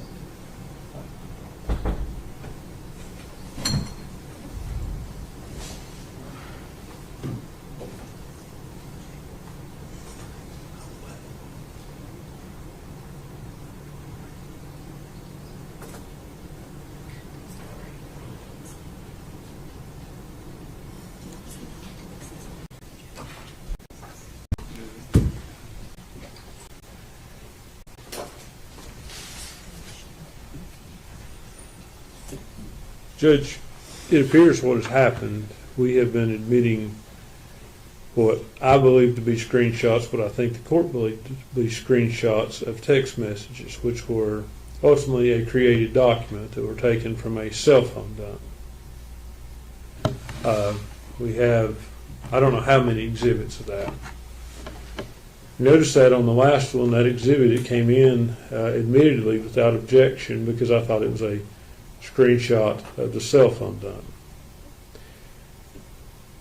Or a screenshot, not of the dump itself, but of a screen. Hence screenshot. When the last exhibit was published to the jury, it contained a note that Mr. Horn noticed and led to our objection that contained a note made by the district attorney's office. It's already been up on the screen and published to the jury. I have concern now that all of these documents, and I have concern that there could be other errors that we haven't caught. At this point, I'm going to move the court for a mistrial.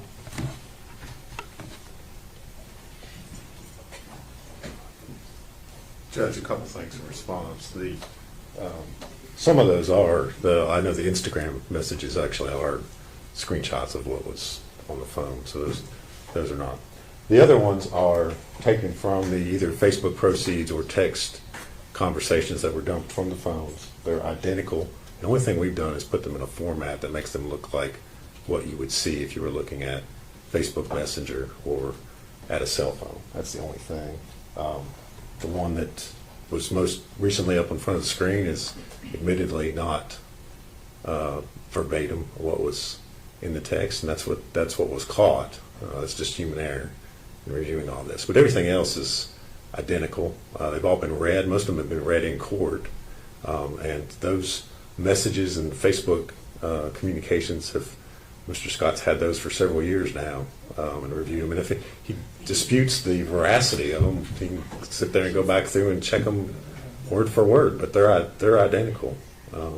There's nothing substantively that's been placed before the jury that's either inaccurate or misleading. The only thing that's not correct is that last one that was up on the screen. Otherwise, it's just it's not a substance thing. It's just the fact of what they, the only thing we've changed is how they look on the screen. The profile pictures, I told Mr. Scott, they're taken from Facebook Messenger. There's nothing, we haven't created any content as far as that's concerned. So there's nothing that's been put before the jury that's in any way misleading or inaccurate. So the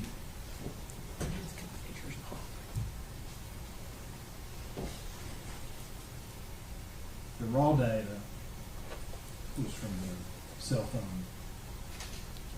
Correct, from the forensic extraction, yes. Correct. And those were placed in, basically you made a demonstrative Correct. evidence.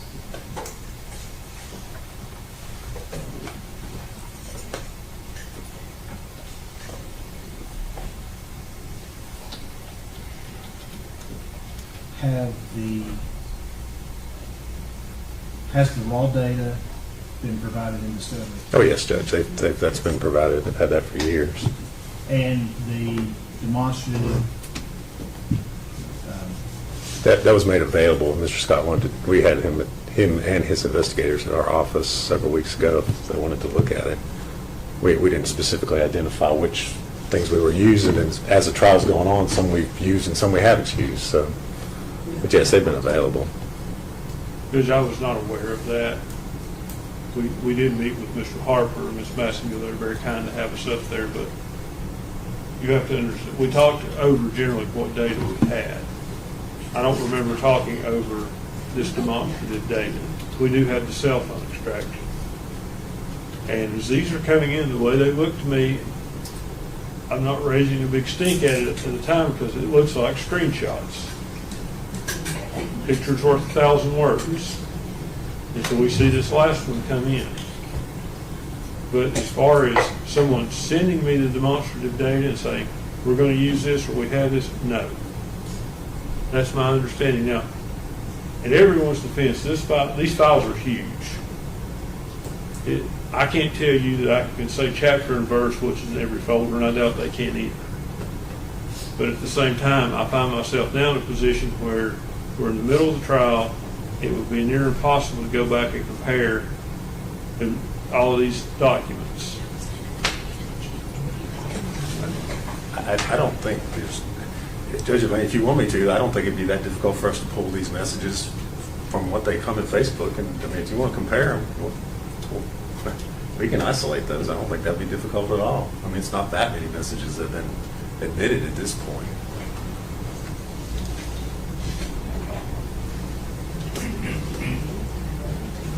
well,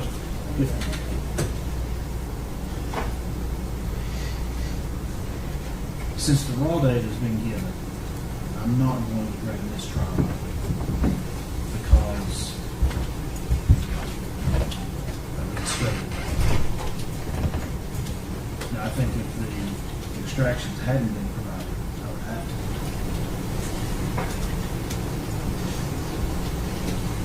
The other question would be, do I need to declare a mistrial because the one inaccurate demonstrative aid was placed up on the monitor? And I will note that part of that message was not read to the jury.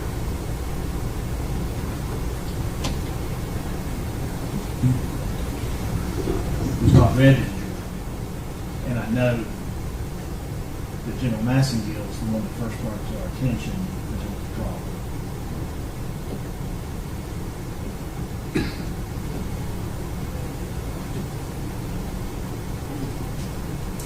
So I'm not going to order a mistrial at this time for that. I will give a curative instruction that if any of the jurors read that last bubble for the few seconds it was up there, but to put that out of their mind and they're not to consider what was there. Now my concern, so I'm going to deny the motion for mistrial for those three reasons. I don't find that there's manifest necessity to mistrial the case.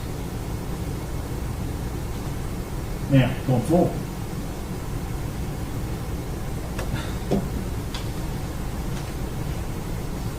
Well, I guess going forward, I'll just take any objections as they come.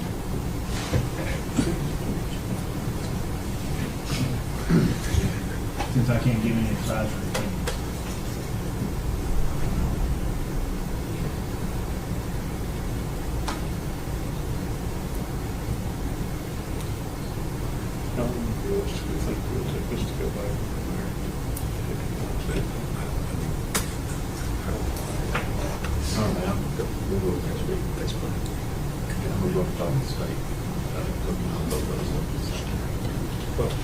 I just don't want you to go talk to me.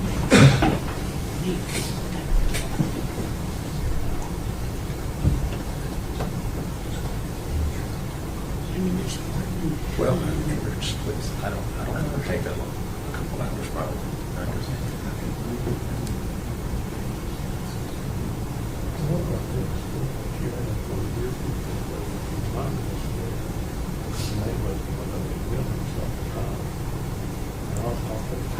Yeah. I'll be fine with it.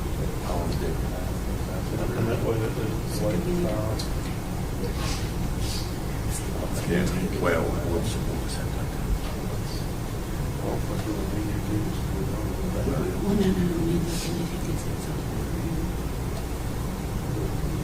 the judge could instruct them if we don't buy drinks, take them to the other jury room or something like that. I think that's fine. I think that's fine. I don't know. And then from there forward, we identify that these are demonstrative. If they are demonstrative, some of them might not be. Some of them might be registered. That's fine. Yeah. That's fine. I'm fine with it. Who we approach? Yeah. Who we approach?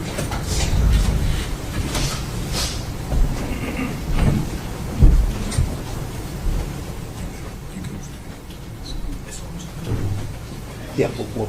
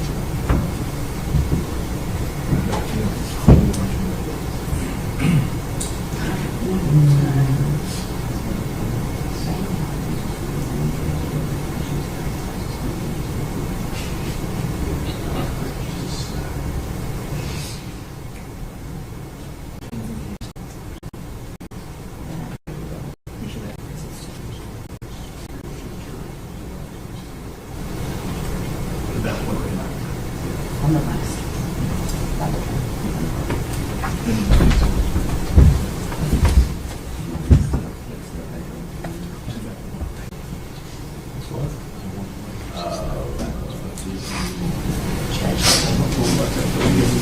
Well, we need to probably clarify that one last time.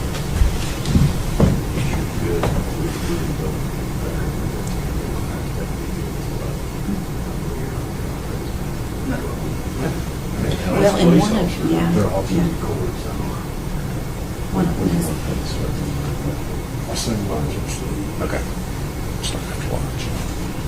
So let them start that at 1 o'clock.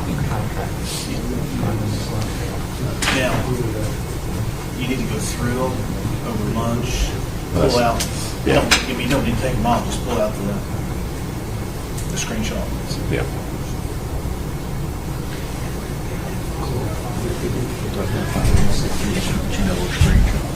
No, most of them are, yeah, most of them are not screenshots, actually. Most of them are Facebook screen Yeah, but extractions. there's some are screenshots. I really don't need to.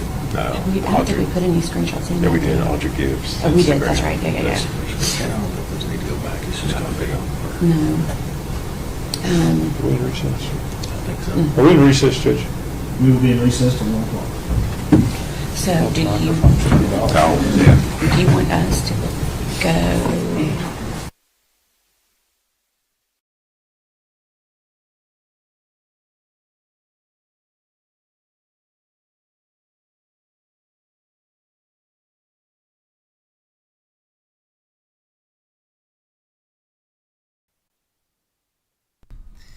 All right, so basically, here's what they're talking about. Let me pull this up.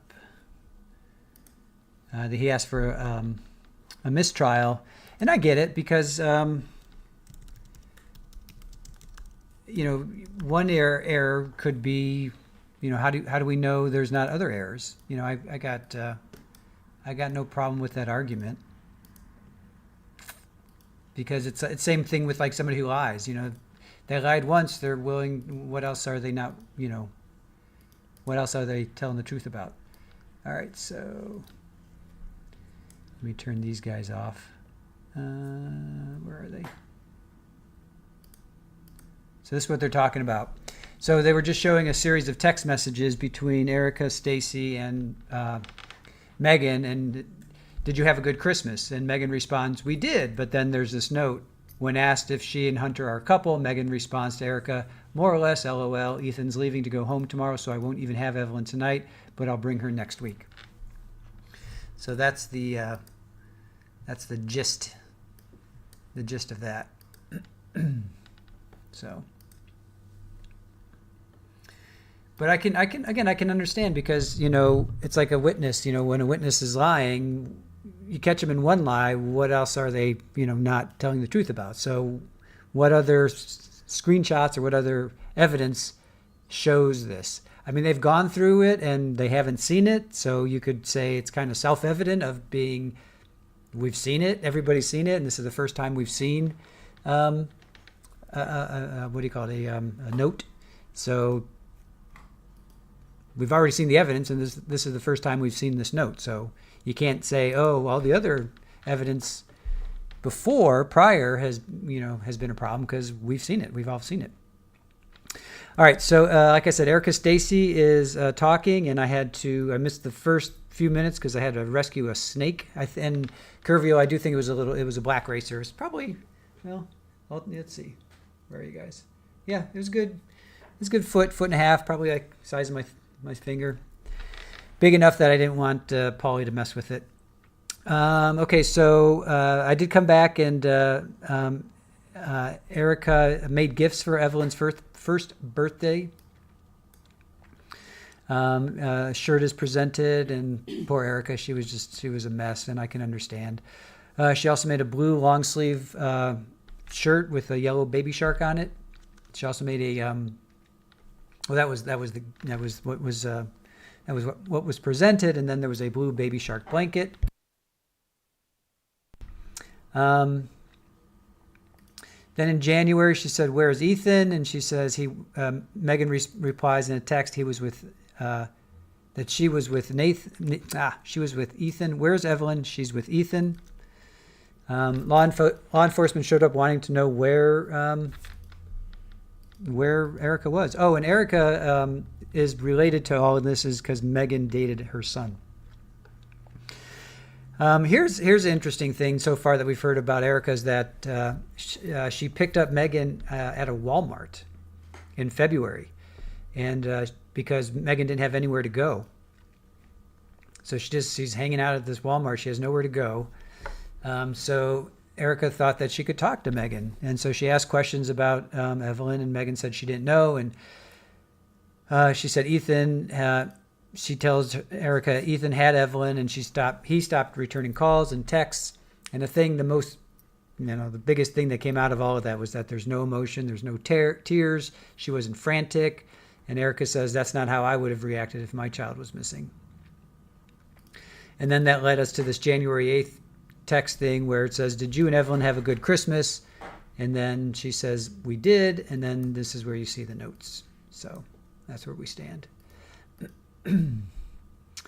So, Linda LW. So the Chinese New Year just happened. We know that. And it is the year of the snake. All right. Didn't know that. Mad says, always a damn Walmart involved. That's true. The M aisle in Walmart, right? Mad says, catching up is hard for me. I'm lost, but that's nothing new. Dwayne, you're lost. What happened? I hope I explained it. I hope that's an old comment. Therapist, typo in the text displaced to jury. Typo in the text displaced to jury. Oh, Kerviel, I see the issue. Perhaps Maggie Wood, 23. I think it's the note. I'm pretty sure it's just straight up that note that says it's the note, because he said, Mr. Scott came in. He said, we have been admitting screenshots. Last screenshot contained a note made by the DA. Yeah, I think it's just straight up that note, because clearly Megan didn't type in when asked if she and Hunter are a couple. Megan responds to Erica. I mean, I think that's the issue. Typo in the text also displayed to jury. Yes, the typo in the text. There was a typo in the text. I don't remember that. Irish Amy, she picked her up at Walmart like milk. Yeah. Therapist, McDonald's. Baca of 3 displayed. It was displayed. Yep. Dwayne says, yep, explained it. Yep, no problem. No problem there. All right, Curvio, Polly is a stone cold killer. She sure is. She sure is. Therapist, forget it. Okay, we'll move on. All right, we're going to zoom through.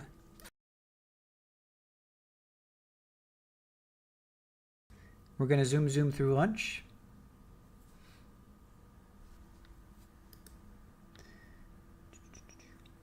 Because that's what we can do. Because I have got the power.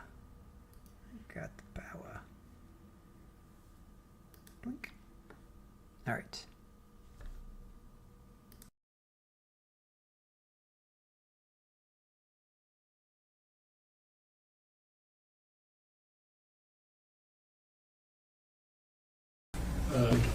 Message, it was an error, everything else matches up. There are gaps in the conversations, which is concerning to me that they are not sequential. So the jury could be, I think the jury is left with a impression that these are screenshots. I think that's what several of us in the room thought when they were coming in. So without waiving my earlier motion for a mistrial, my suggestion would be, if the court, since the court has denied that the court craft a curative instruction to explain to the jury that these are not screenshots.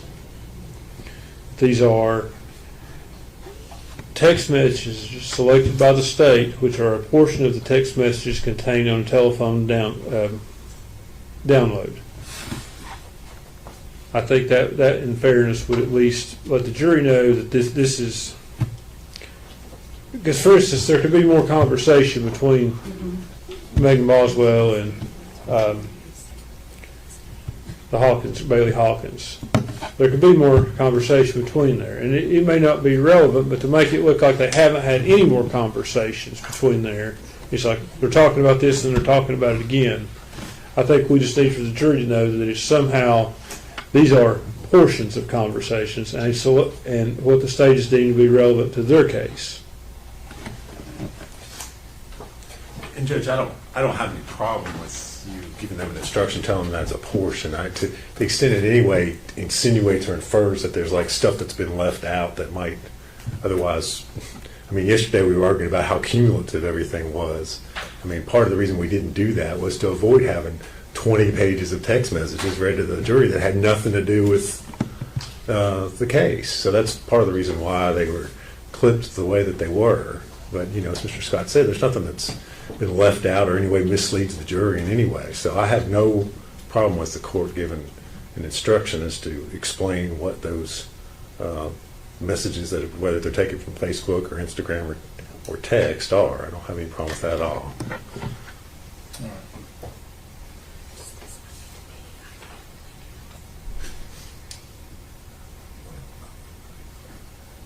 I'll do that when we bring the jury back in. Your Honor, so far as Exhibit 93 goes, would that be for the exhibit in dispute? Would that be for ID only at this point? For this, well, I know. I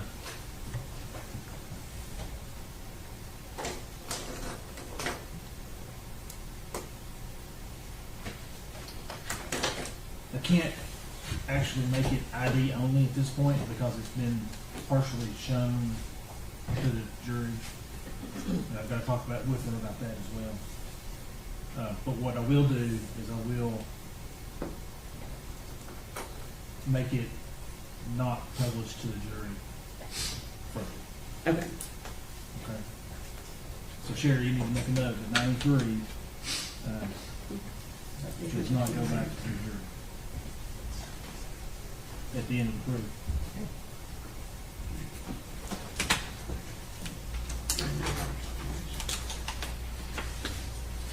Check to make sure the equipment is running.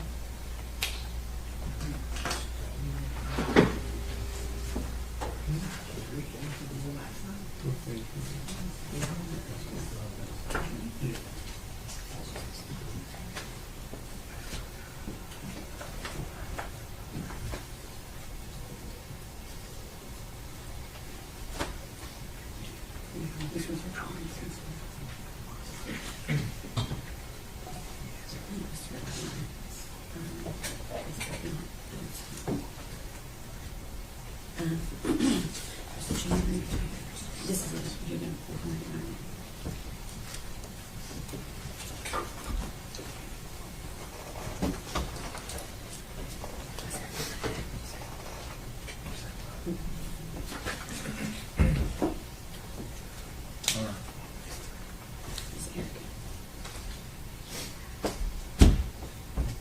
Jerry,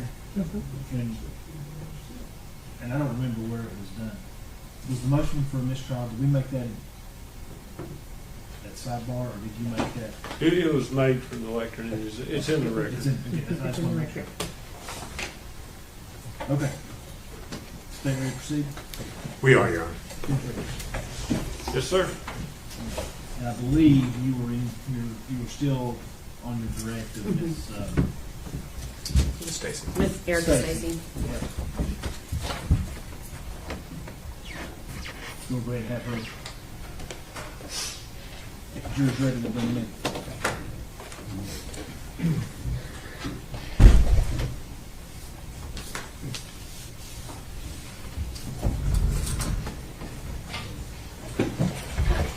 Everyone stand.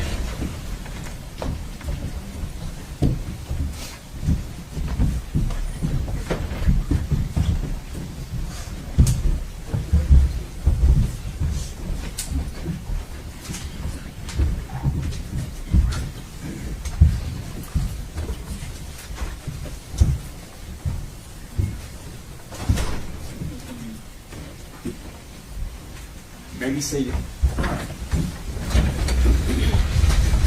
Ladies and gentlemen, I apologize for the delay with an issue that we had to get sorted. The last exhibit that was flashed up on the screen, the very bottom blue box contains some information in there that shouldn't have been put up. I'm instructing you not, if you read it, it wasn't there long, if you read it, I'm instructing you not to consider it for any purpose during your deliberations. Does each and every juror understand that instruction? If you do, raise your right hand. Let the record reflect that all the jurors raise their right hand. Now, the other thing I want to talk to you about just very briefly, and I'm not commenting on the evidence at all. Some of these exhibits appear to be screenshots of conversations, either text, Facebook, Instagram, whatever other social media platform that there is.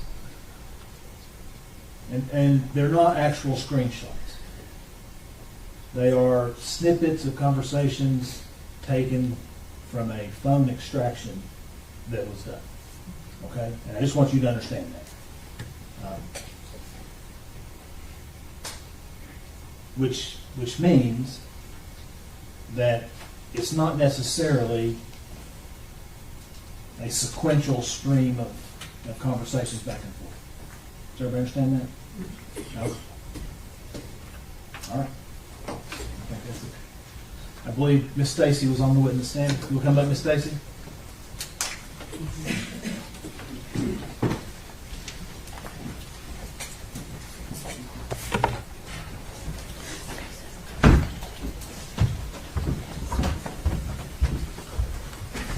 Miss Stacy, you're still under it? No, you're still under it. Sit there and speak up in your mouth. All right, go ahead, Jim. Okay, thank you. Give Mr. Scott just a second to look at them.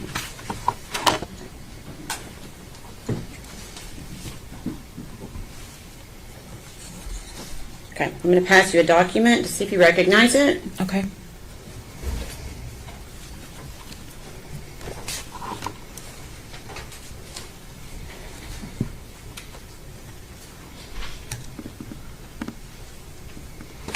Yes. Okay, and can you tell me what it is? Messages between Maggie and myself. Okay, and when you say Maggie, are you talking about Megan Boswell? Megan, yes, Okay. sorry. And what is the date of those messages? January the 8th, 2020. Okay, and is that a fair and accurate representation of your conversation with her on that date? Yes. Okay. We'd ask that be made exhibit number 94, please. Mr. Scott. No objection.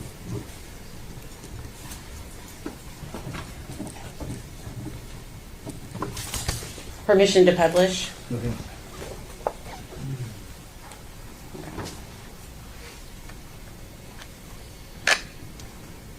Okay, see if I can make that a little bit bigger. Okay. So what does Megan tell you at 4:34 on January 8th, 2020? That her and Hunter are for sure coming tonight, meaning church. We tried to come on New Year's, but there wasn't a service. Okay, and what did you say in response? I've been worried to death about you. Are you okay? Okay, and then what did you say after that? Did you and Evelyn have a good Christmas? And then what did Megan say to you? My phone is broken. LOL. We did. Did you all? Okay. And the second part of that exhibit. And then how did you respond to Megan? We sure did. I'll bring your presents tonight and give them to you. So are you and Hunter a couple? And what did Megan say in response? More or less, LOL. Ethan's leaving to go home tomorrow, so I won't have Evelyn tonight, but I'll bring her next week. Okay, and what did you say to Megan? Okay, what does Evelyn think of Hunter? And what does Megan say? She's not really been around him much because Ethan's in and has had her a lot. He won't get another break until he's out in September.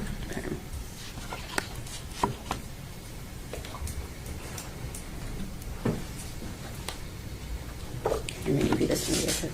I'm going to pass another document to you. Okay.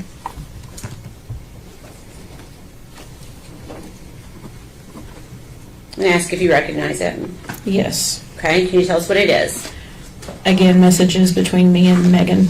Okay, what's the date of those messages? February 24th of 2020. Okay, is that a fair and accurate representation of the conversation on that date? Yes. Okay, we ask that be made exhibit number 95.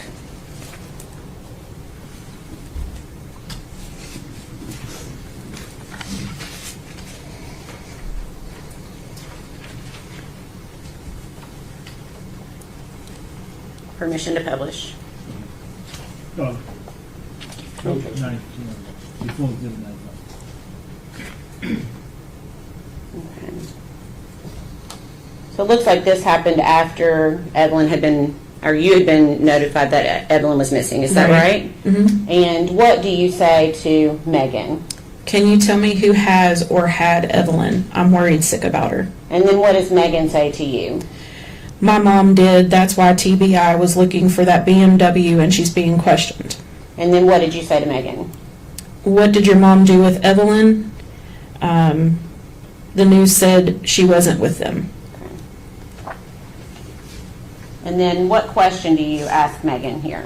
Has she had her this entire time? And what does Megan say? Yeah, I'll talk to you later. I'm just trying to gather pictures of her, but thanks though. Okay.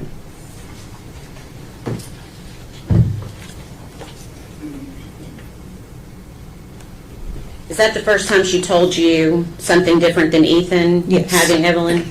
Okay. please answer any questions the defense has for you. Okay.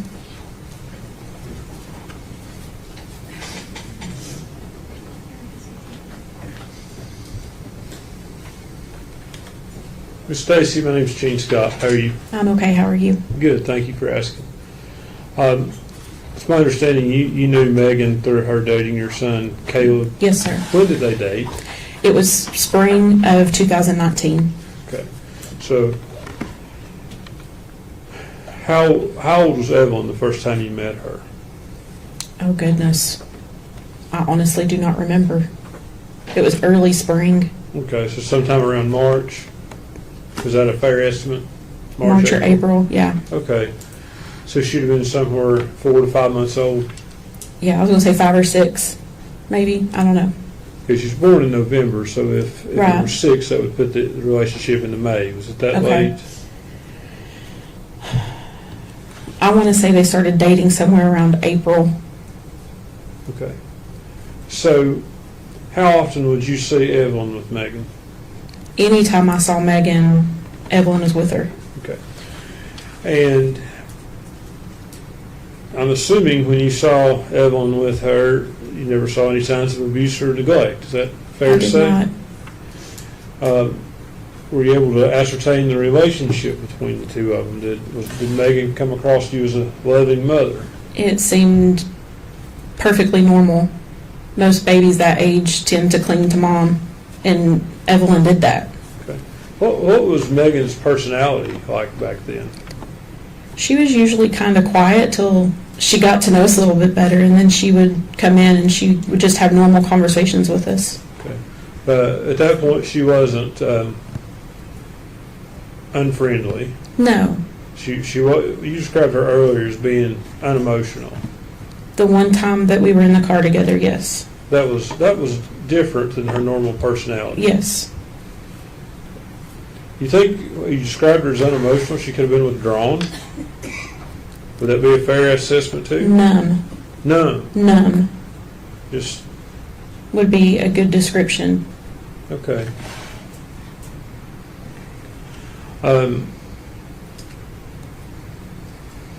Just want to make sure I'm clear. Did you ever see any interaction with Megan and Evelyn where Evelyn wasn't dressed appropriately, she was dirty, or anything like that? Mm-mm.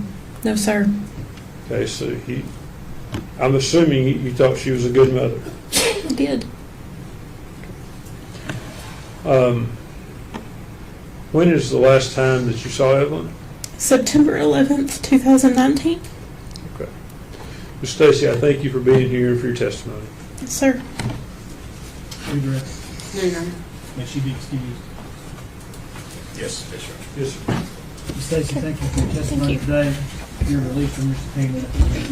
Thank you. All right, next. State would call Randy Wood.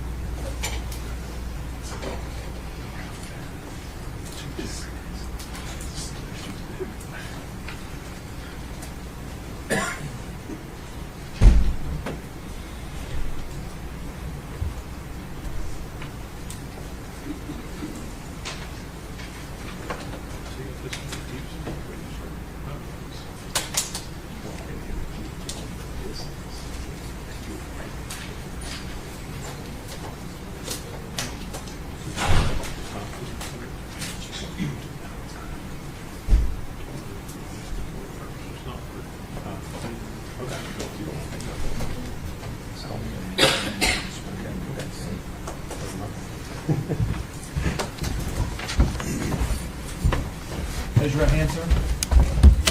State your name, please. Randy Wood? You solemnly swear or affirm the testimony you're about to give will be the truth, the whole truth, and nothing but the truth. Yes. See.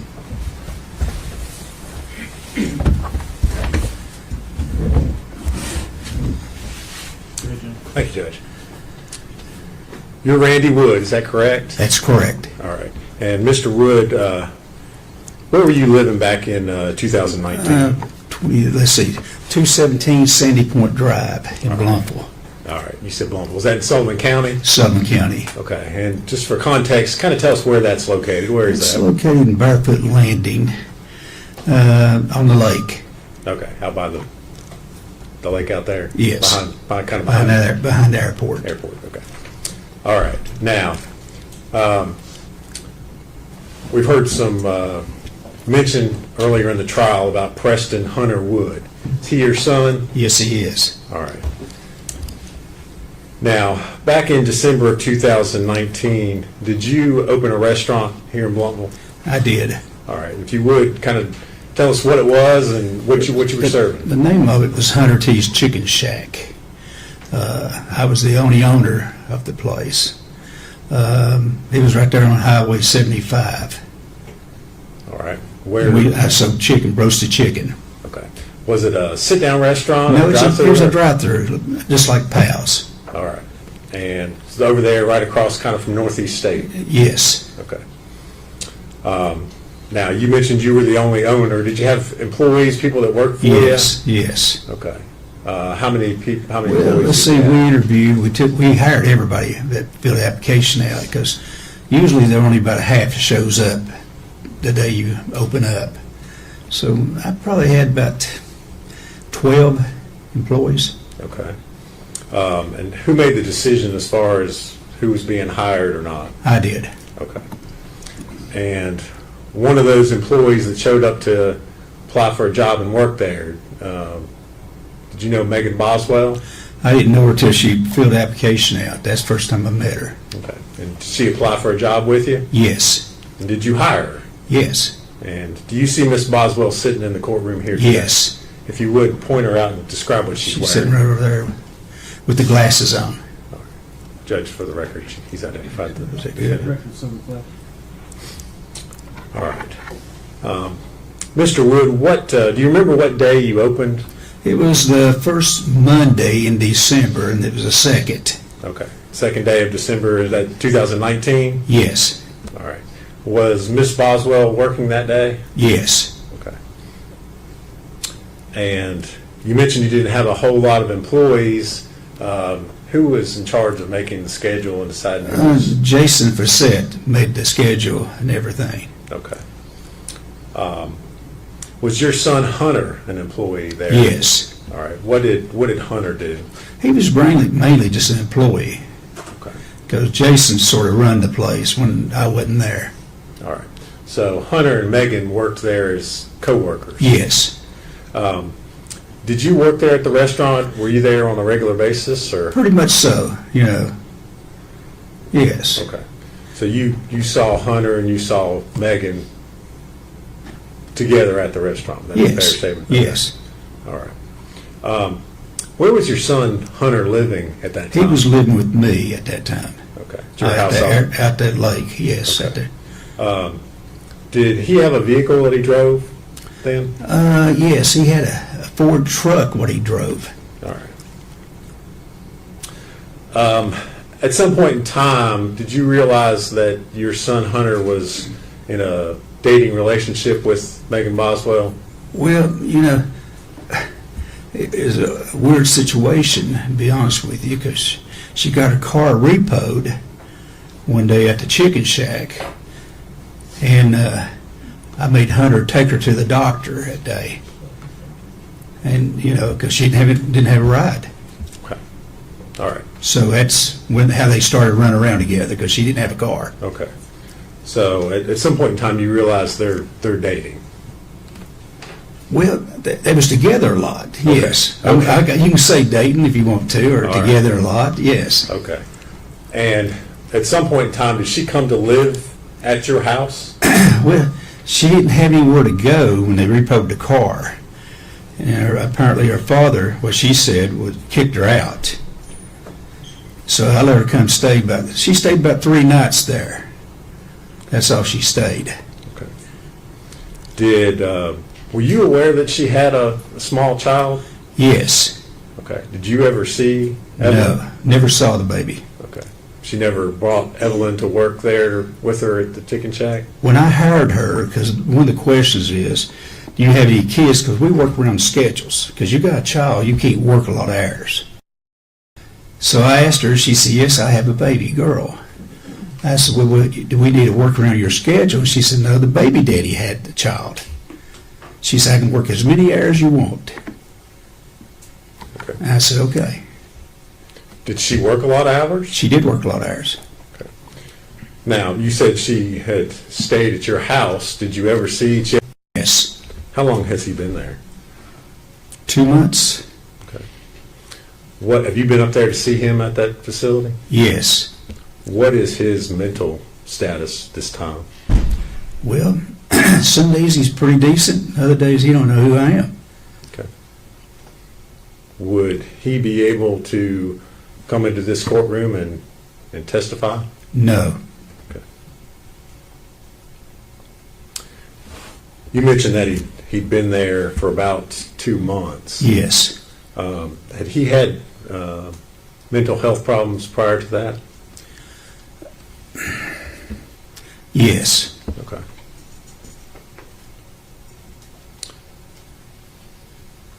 When did he, if you know, when did he start having mental health problems?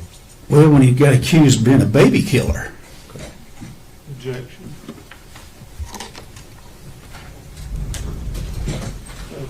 I'll withdraw the objection. I'll withdraw it.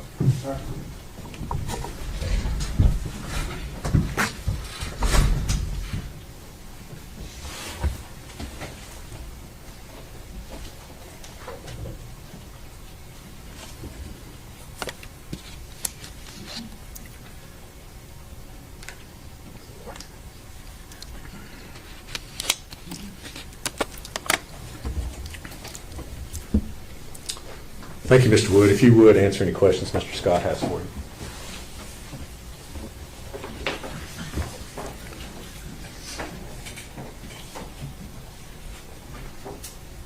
Mr. Wood, my name is Gene Scott. How are you?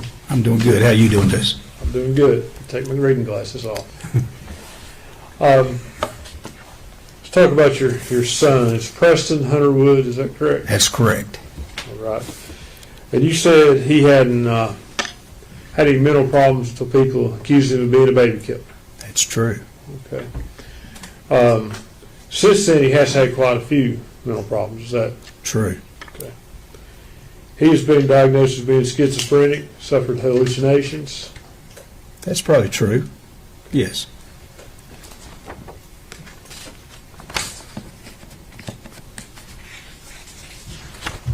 Has he been violent towards you or his mother? No. Never been violent towards his mother? No, as far as I know, we're divorced. Okay. Okay, so I'm not there. And you say that if he were brought into this courtroom, he wouldn't be in his right mind to testify. That's very true. Could you describe his state to us a little bit more? Well, he talks about things you sometimes you don't really know what he's talking about. Yeah, I mean, I don't know how to put it. It's just, it's sad. I mean, this young man was a 4.0 student in school. Now he's, I don't know if he's ever going to function in his life again. Mm-hmm. Does he hallucinate? I don't know if he hallucinates, where you call it. I don't know, what the definition of hallucinate. I mean,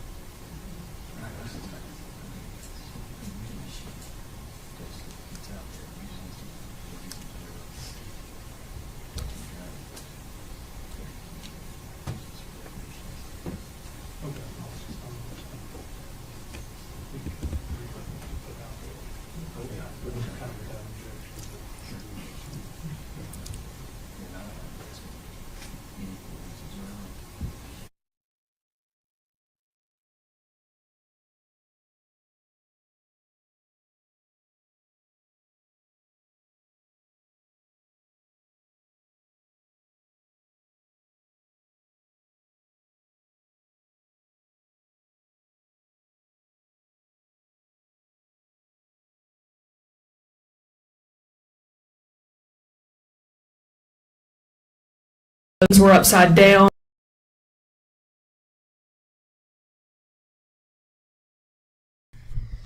All right, so it looks like the feed had some issues there, guys. So we're unfortunately not going to be able to see the end of that testimony, which stinks. What's with the feeds, man? We had problems with this feed the other day, problems with the feed now. We had problems with Monica Sementili. What's going on with the feeds from the court?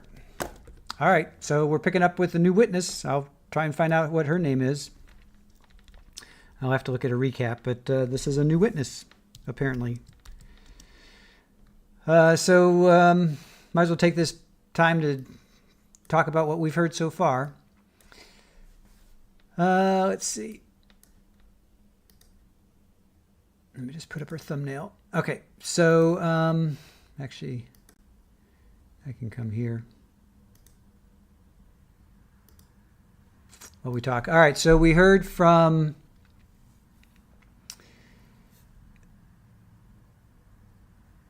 actually, when we came out of that break, there was this whole thing with this mistrial. So they got this in, but without the note. So that was Erica Stacy. Did you and Evelyn have a good Christmas? Megan says my phone is broken. What does Evelyn think of Hunter? Megan says she's not around him because he's been with Ethan. Can you tell me who had Evelyn? My mom did. That's why TBI was looking for that BMW, and she's been questioned. So here now it's shifted. So here's the shift to it was Ethan, right? This whole time it's Ethan, but now she's saying, oh, my mom had her the whole time. And Stacy says, has she had her this entire time? Megan says, yeah, I'll talk to you later. I'm just trying to gather pictures of her. So let's get over to, so there's Angela. So now Angela's has had Evelyn this whole time, right? So, what am I waiting for? What? Someone cursed the channel. He was questioned before being hospitalized. Okay. Yes, everybody had problem. You aren't missing anything that anyone else did? Yep. Most people had issues with the feed. I figured. I mean, this is coming from them, so I figured. Okay, Rachel B. says, the only other thing is that the defense tried to say that the boyfriend thought he could block voices by wearing tin foil, trying to connect him to the foil. Oh. Okay. Mad says, do we need a chant to reverse the curse? That is good. That is, yeah. Okay, so let's get to, so cross was for Erica Stacy. Cross was they met early spring. Oh, and don't forget that Stacy's son, Caleb? Yeah, Aaron wrote that down. Thank you, Aaron. Caleb dated Megan. I guess they started dating in April. So Evelyn was always with Megan. So I guess she would take her on dates. She would take Evelyn. They'd go on dates, and she would bring him. She never saw any signs of abuse or neglect. Megan's personality was quiet until she got to know them better. She was not unfriendly, except that one time when she picked her up, defense asked, could she been withdrawn? And she's like, no, there was just no emotion there. Just no emotion. But she never saw Evelyn dressed inappropriately or dirty. And September 11th, 2019 was the last time that she saw Evelyn. So then Randy Wood, Hunter's father of Hunter, came up. He opened up Hunter T's Chicken Shack. And if you remember from the interview we watched yesterday, Hunter was saying it was his restaurant. That's why I'm like, he owns a restaurant? He looks like he was like 25. I'm like, wow. So no, it was his dad actually who owned a restaurant. Dad had about 12 employees. He hired Megan. They opened up that first Monday in December. And this kind of jives because Megan has been saying that she got a new job. She got a new job in early December. Hunter was just an employee. Jason was the one who ran the place. Hunter was living with Randy at the lake house. He drove a Ford truck. I'm not quite sure then where that BMW comes in because that's Hunter's BMW. Megan got her car repossessed at the Chicken Shack, so he made Hunter go take her to the doctor. That's when they started to run around at that point, as he puts it. Megan didn't have anywhere to go after that car, so she stayed with them 3 nights at this lake house. He knew about Evelyn, but he never saw, quote unquote, the baby. One question was, do you have a child? Oh, yeah. He asked, do you have? So in order to get a job at the chicken shack, one of the questions was, do you have a child? And she says, yes, I have a baby girl, but the baby daddy was with the child. She says, I can work whatever hours you want. And then it comes out that Hunter's in a facility for about 2 months, and he's got possible schizophrenia, and he has hallucinations. Hunter is unable to come in and testify. He started having problems when he got accused of being a baby killer. What?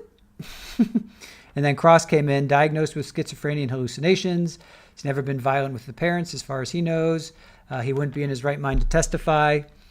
Then asked if he could describe his state. He says he talks about things you don't know what he's talking about. He was a 4.0 student. I don't know what to call it now. And then they called for a sidebar, and then the feed crapped out. So let's get to this witness. I'll try and find out who she is, unless you guys have done it already. Let me see. This was day 3 recap. Let's see. Megan Boswell, day 3 recap. Who is this witness?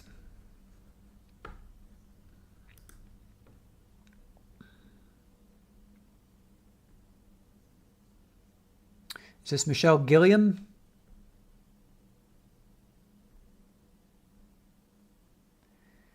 No, let's see. Ethan Perry. Oh, shoot. I shouldn't be reading this. Sorry, guys. Okay, Randy Wood.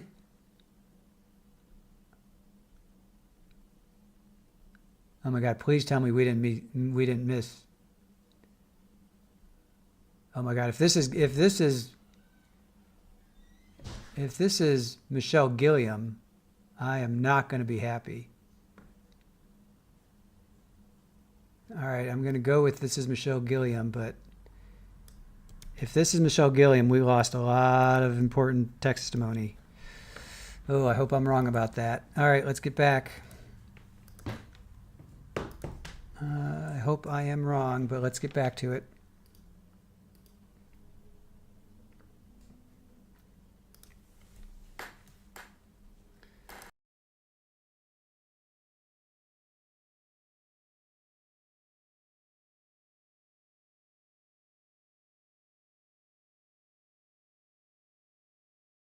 Boxes turned over, clothes just appear to be thrown in there, no sort of structure at all inside. All right. And did you photograph what the condition of the shed, that outbuilding, before you searched it? Yes. Okay. And did you all remove anything or any items from that shed? I believe most of the baby items got removed that night, yes. Okay. And did you take photos, or someone there take photos of the evidence and the items that you removed from the shed? Yes. All right.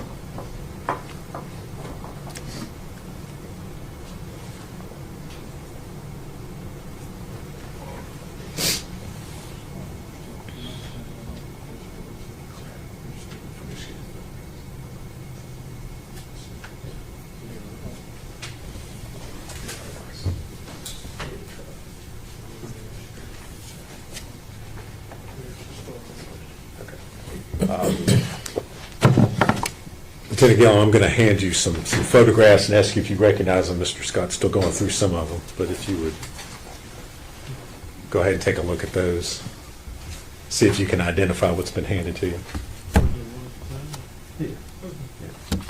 This is going to be the stored shed photographs. Okay. And are those, in looking through those, are those the photos of the items that were recovered and removed from that outbuilding? They are. During your search? Mm-hmm. All right.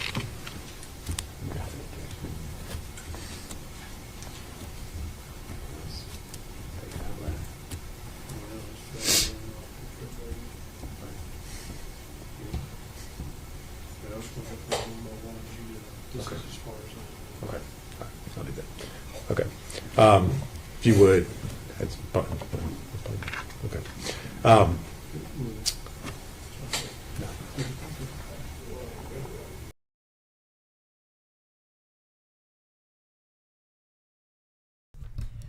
All right. So Aaron found, and there's no break in that?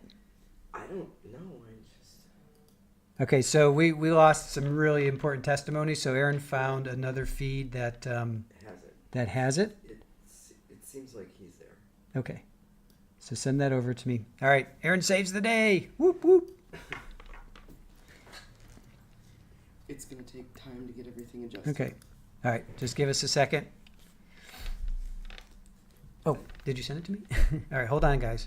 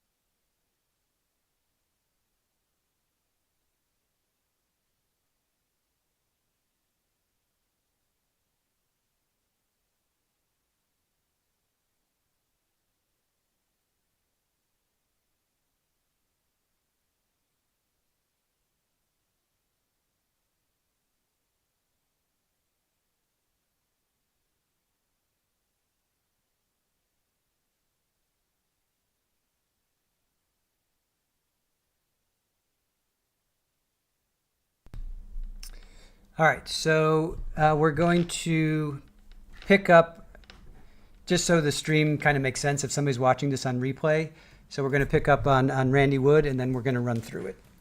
So.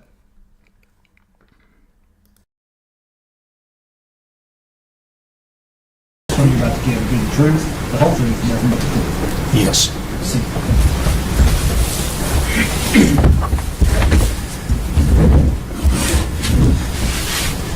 Thank you, Judge. You're Randy Wood, is that correct? That's correct. All right. And Mr. Wood, where were you living back in 2019? Let's see, 217 Sandy Point Drive in Blountville. All right. You said Blountville. Was that in Sullivan County? Sullivan County. Okay. And just for context, kind of tell us where that's located. Where is It's that? located in Barefoot Landing on the lake. Okay. How by the lake out there? Yes. Behind the airport. Airport, okay. All right. Now, we've heard some mention earlier in the trial about Preston Hunter Wood. Is he your son? Yes, he is. All right. Now, back in December of 2019, did you open a restaurant here in Blountville? I did. All right. If you would, kind of tell us what it was and what you were serving. The name of it was Hunter T's Chicken Shack. I was the only owner of the place. It was right there on Highway 75. All right. I sold chicken, roasted chicken. Okay. Was it a sit-down restaurant? No, it was a drive-through, just like Pal's. All right. And it's over there right across kind of from Northeast State? Yes. Okay. Now, you mentioned you were the only owner. Did you have employees, people that worked for you? Yes. Okay. How many people? How many employees? Let's see. We interviewed. We hired everybody that filled the application out because usually there are only about a half shows up the day you open up. So I probably had about 12 employees. Okay. And who made the decision as far as who was being hired or not? I did. Okay. And one of those employees that showed up to apply for a job and work there, did you know Megan Boswell? I didn't know her till she filled the application out. That's the first time I met her. Okay. And did she apply for a job with you? Yes. And did you hire her? Yes. And do you see Miss Boswell sitting in the courtroom here today? Yes. If you would, point her out and describe what she's She's wearing. sitting right over there with the glasses on. Judge, for the record, he's identified the... All right. Mr. Wood, do you remember what day you opened? It was the first Monday in December, and it was the second. Okay. Second day of December, is that 2019? Yes. All right. Was Miss Boswell working that day? Yes. Okay.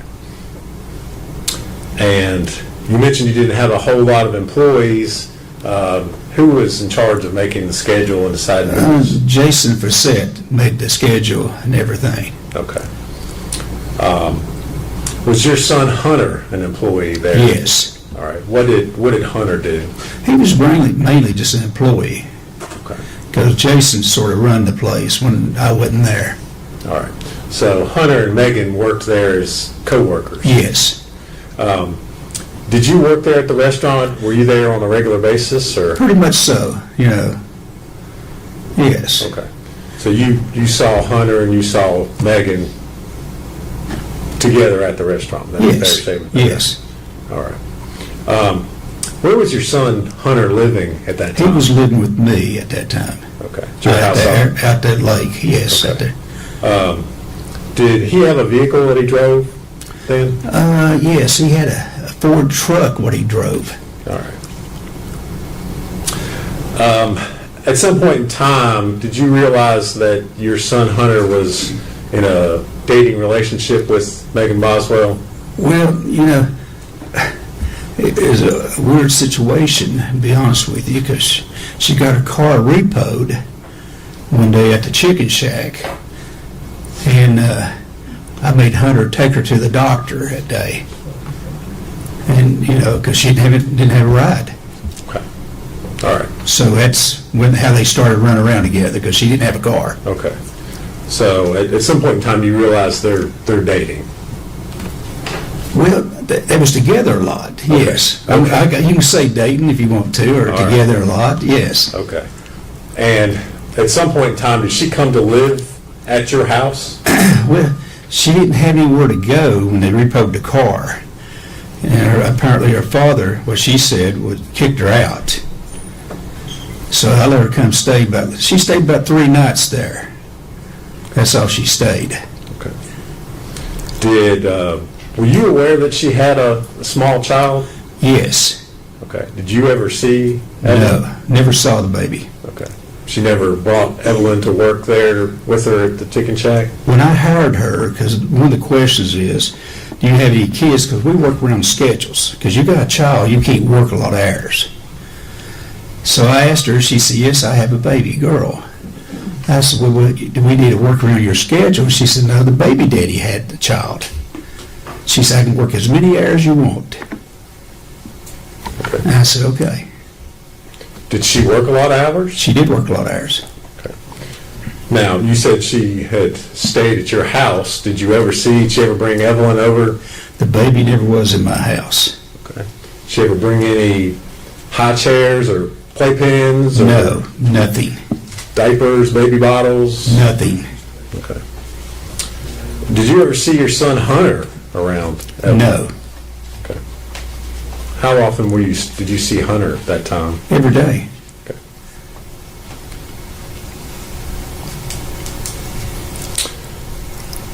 Now, your son Hunter, does he still live with you? No, he started living with his mother, but he's at the hospital at the moment. Okay. He's at a hospital. Where is he in the hospital? Marion, Virginia. All right. Is that a mental hospital? Yes. How long has he been there? 2 months? Okay. What, have you been up there to see him at that facility? Yes. What is his mental status this time? Well, some days he's pretty decent, other days he don't know who I am. Okay. Would he be able to come into this courtroom and testify? No. Okay. You mentioned that he'd been there for about 2 months. Yes. Had he had mental health problems prior to that? Yes. Okay.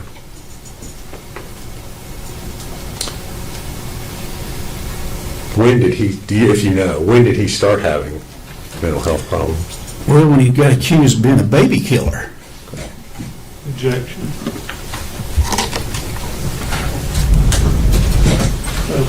I'll just draw it. I will draw it.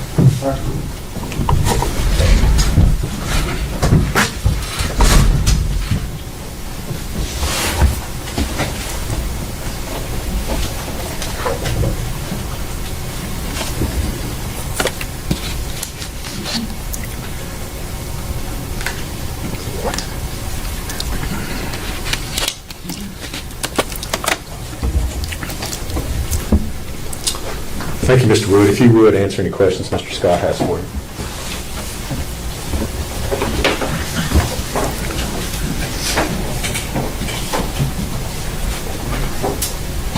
Mr. Wood, my name is Gene Scott. How are you? I'm doing good. How you doing, Jesse? I'm doing good. Take my reading glasses off. Let's talk about your son. It's Preston Hunter Wood, is that correct? That's correct. All right. And you said he hadn't had any mental problems until people accused him of being a baby killer. That's true. Okay. Since then, he has had quite a few mental problems. Is that true? Okay. He has been diagnosed as being schizophrenic, suffered hallucinations. That's probably true. Yes.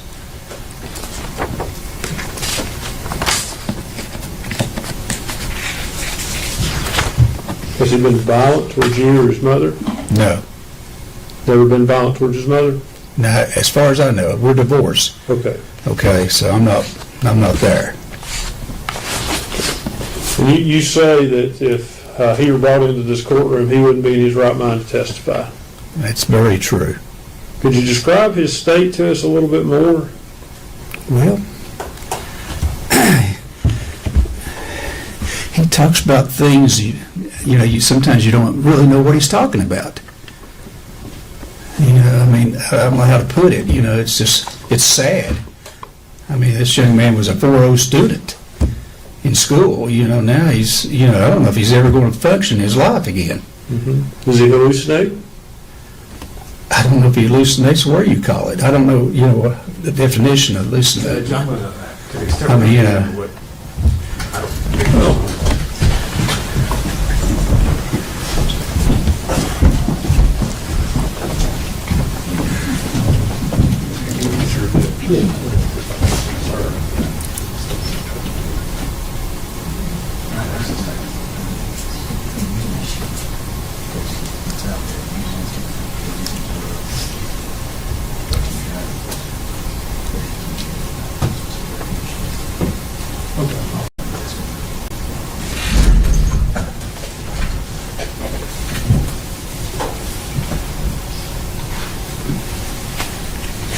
What do you observe when you visit your son? Well, mainly I just talk about anything that's pleasant. I understand. Yeah. Is he able to talk with you about things that make sense, or does it not make sense to you? The things he talks about with you, does it make sense always? No. Has he talked about Evelyn Boswell? No.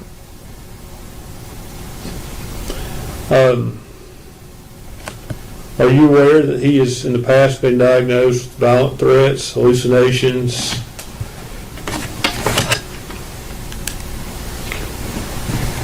And delusions? No. Okay. Would that surprise you if I told you that's the case? It'd give me a little shocker, yes. Yeah, because I'd never seen it.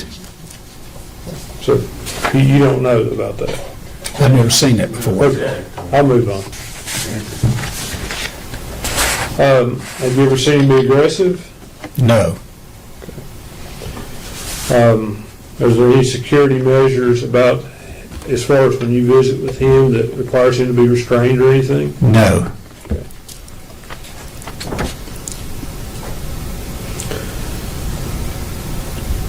When you talk to him, does he talk about things that are not real, things that are not there? Well, he talks about the future sometimes, like maybe taking a cruise or things of that nature. Just good stuff. Never bad stuff? Never, we don't talk about bad stuff, no. Okay.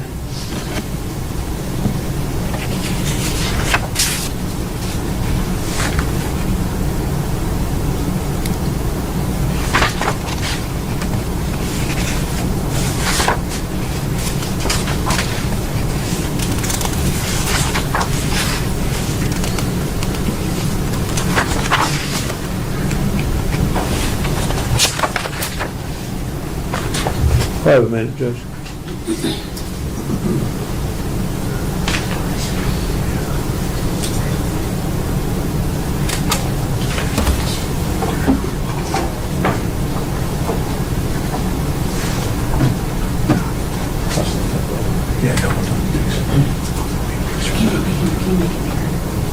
I wish it was small.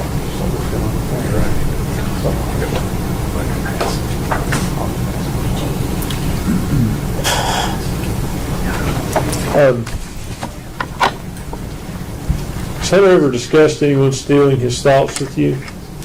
Pardon me? Has Hunter ever discussed anyone stealing his thoughts with you? One more time, okay? Has Hunter ever told you that someone or something steals his thoughts? He usually informed me with everything, yes, talked to me about everything. So he's told you that some... Judge, I object to hearsay. It is hearsay, but I mean, it's kind of a unique situation. I'm sorry.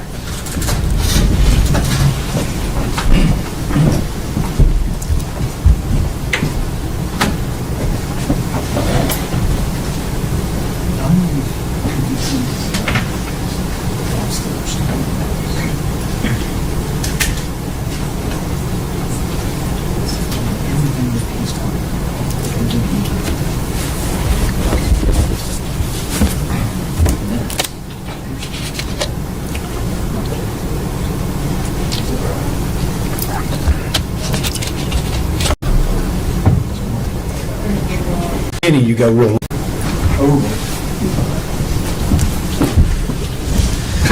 Mr. Wood, can you hear me okay? Sometimes I can hear you, but at the very beginning you go real low and then you get higher. Sorry about that. That's okay. Let me ask you this. Has Hunter ever talked to you about someone or something stealing his thoughts? Stealing his thoughts? Yeah. Been able to read his mind? No, he's never done that to me. Are you aware of him ever talking to you about aluminum foil preventing that? He's set some stuff off the wall stuff, you know. I will say that. So that wouldn't surprise you? It probably wouldn't surprise me, no. Okay.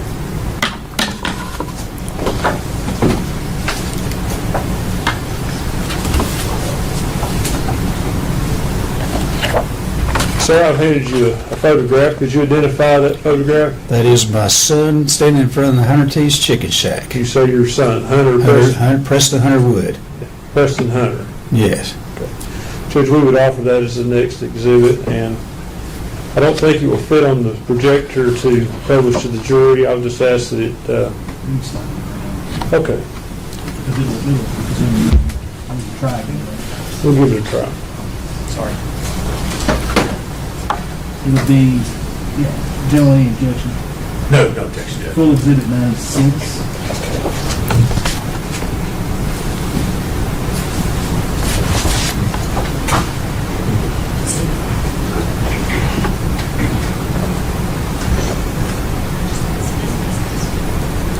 And that's the picture we're showing the jury. That's what you just identified, sir? Yes.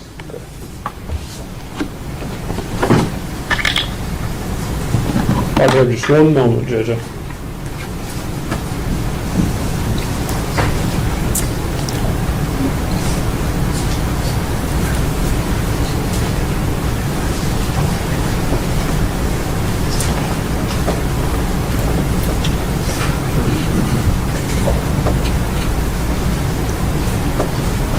Judge, I may need just a minute.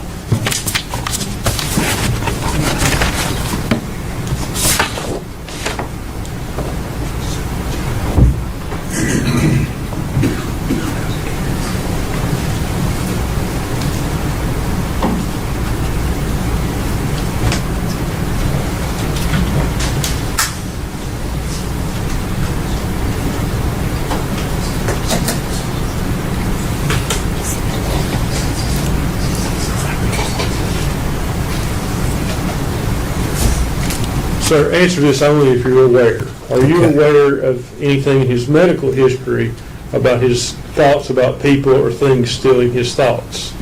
I'm not aware of that. Because you're not aware that it's there. No.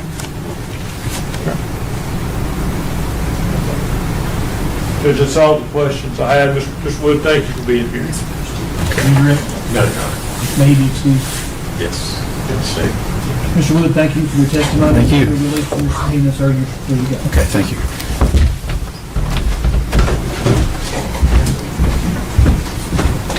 May we approach for a second?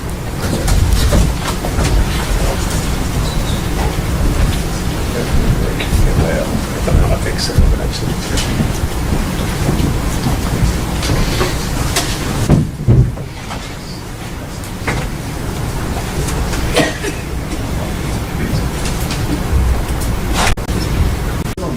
Stand. All right. You'll go with the officer.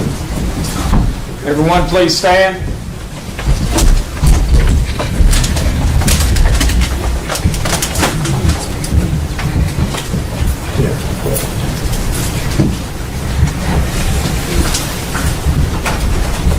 Here. I want to expect to be on. Okay.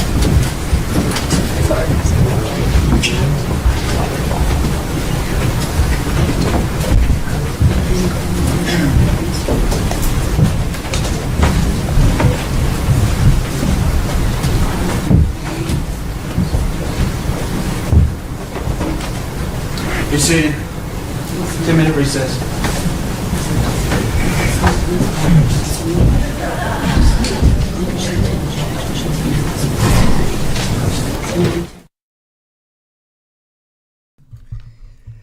All right, so while they go to recess, we will recap just that very last little section, which was that was big. So Rachel B. did say something about the tin foil, aluminum foil. So clearly they're trying to throw Hunter that he was the one that did this. So that was his father that was on the stand. He said they just talk about pleasant things when he sees him. Doesn't make sense sometimes, but he never talks about Evelyn. He never saw Hunter be aggressive. There's no security measures in place when he visits. Hunter talks about the future, like taking a cruise. He never talks about bad stuff. So if Hunter had done this, he would probably have maybe said something, right?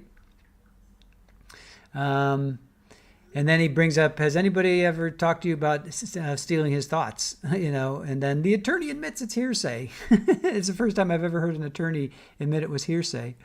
Has Hunter, yeah. So aluminum foil, he says, has Hunter ever talked about aluminum foil preventing, and he didn't quite get it out. And then his dad says, well, he has said some pretty off-the-wall stuff.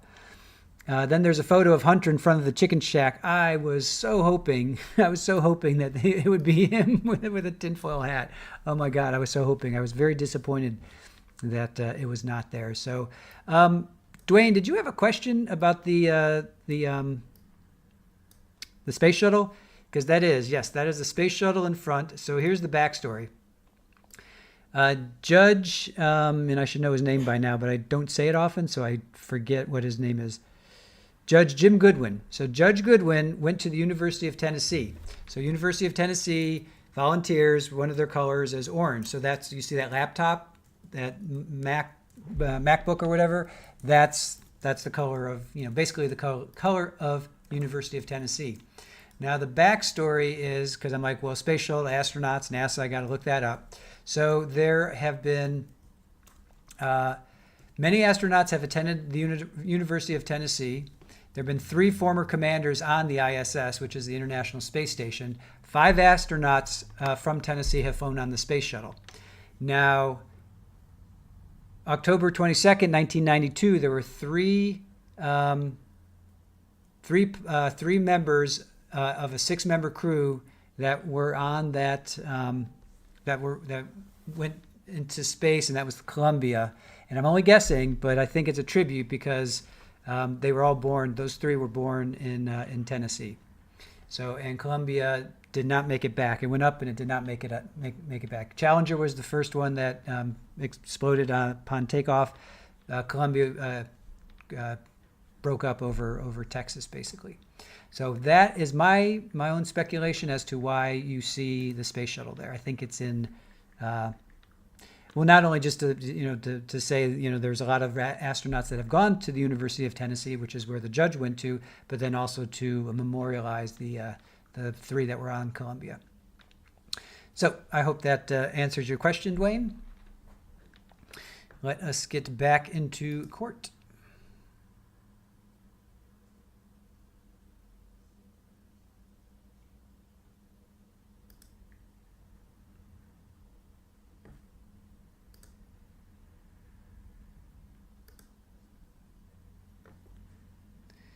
Okay, hold on. All right,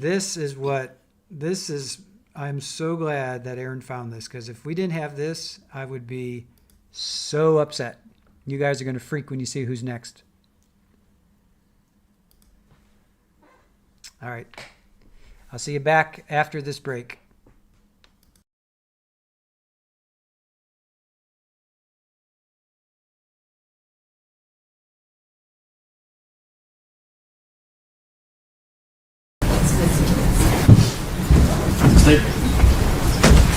Yes, sir. All right. Well, we're going to begin without.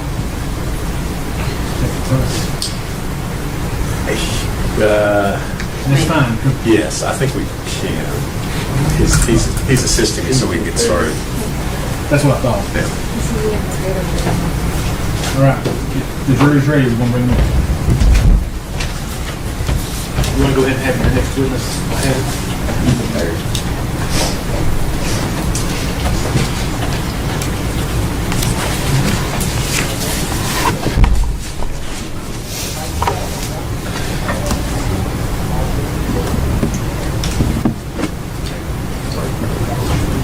Everyone stand, please.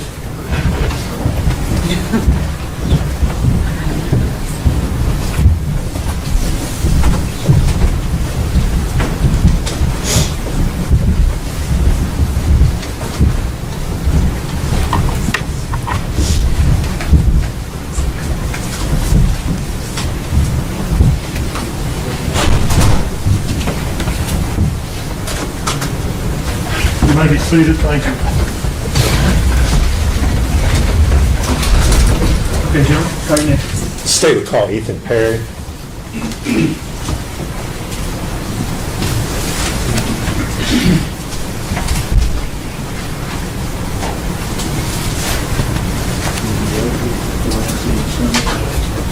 Stand to be sworn.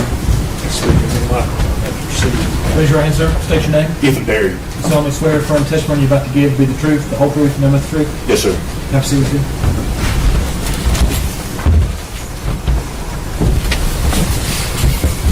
Good afternoon, Mr. Perry.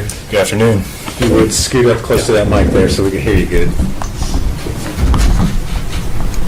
Better? That's great. That's great. You are Ethan Perry, is that correct? Yes, sir. And Mr. Perry, how old are you? I'm 25. All right. And where do you live? Kingsport. All right. Do you know the defendant, Megan Boswell? I do. And how do you know Miss Boswell? We dated in high school. All right. Do you see Miss Boswell seated in the courtroom here today? I do. If you would point her out and describe what she's wearing. A white top and glasses. All right. Black hair. All right. Judge, let the record reflect he's identified the defendant. Record so reflect. All right. So you indicated you all dated while you were in high school. Is that correct? Yes, sir. And when would that have been? I was about 15, and she was about 13, so I'd say about 2014, 2015. And where were you all in high school? Sullivan Central High School. All right. that here in Blountville? Yes, sir. Okay. How long did you all have a dating relationship? I'd say at least until I got out of high school, whenever I joined the Army. Okay. Now,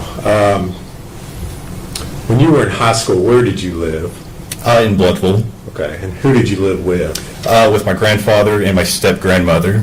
And who were they? Carl and Sherry Perry. All right. Did you also, as you were growing up, for a period of time, live with Paul Miller? Yes, sir. And who was Mr. Miller to you? He is my step-grandfather. All right. And when did you live with him? Since birth until about 2010. Okay. And how old were you at that time? Oh, about 10 or 11. Okay. All right. And so at that point in time, did you go to live with Carl and Sherry? Yes, sir. Okay. Now, you mentioned you had a dating relationship with Miss Boswell until you graduated from high school.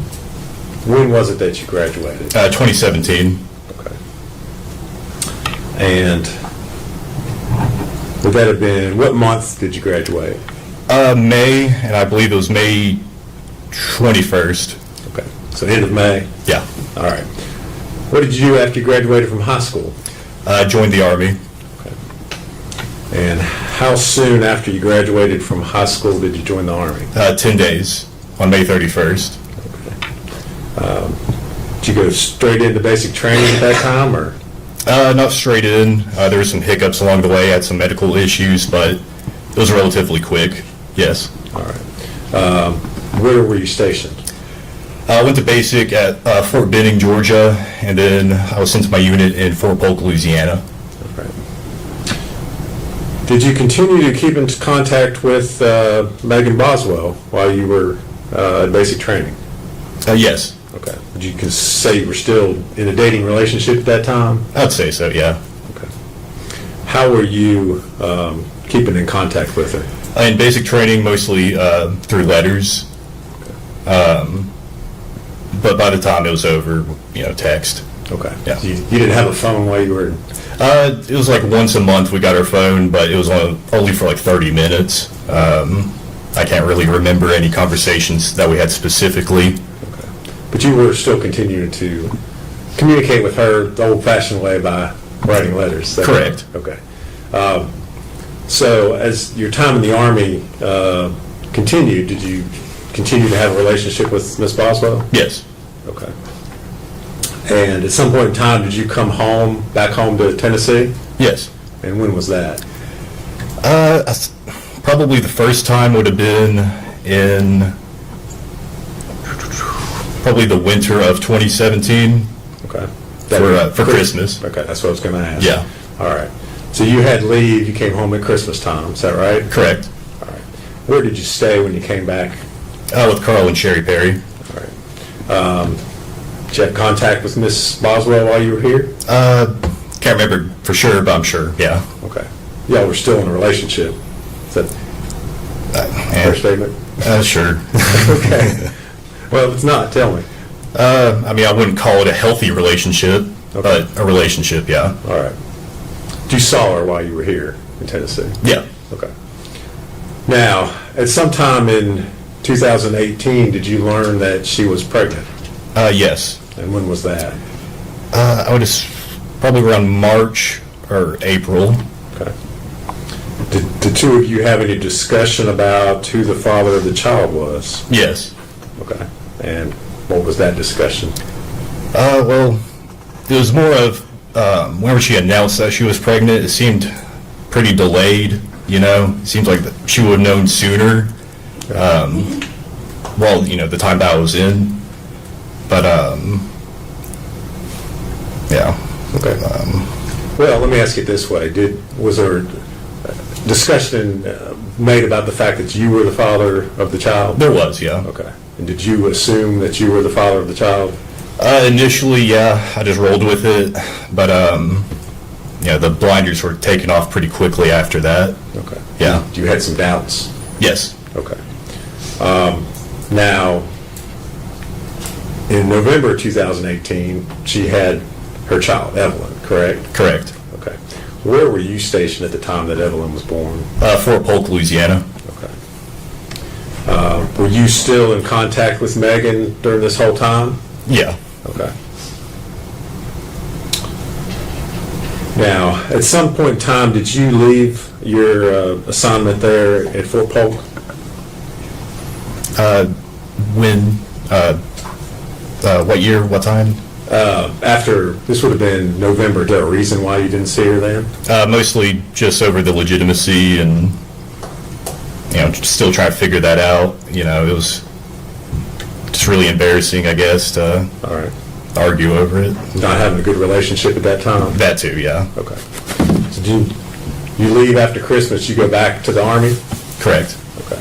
Still in Louisiana? Yes. Okay. At some point in time during 2019, were you reassigned or was your unit sent somewhere else? We were sent to El Paso, Texas to assist Border Patrol doing surveillance on the border. Okay. We would work from El Paso to the Santa Monica station in New Mexico. All right.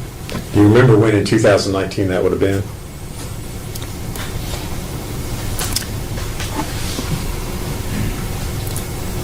I'd guess March through September. Okay. That's my guess. All right.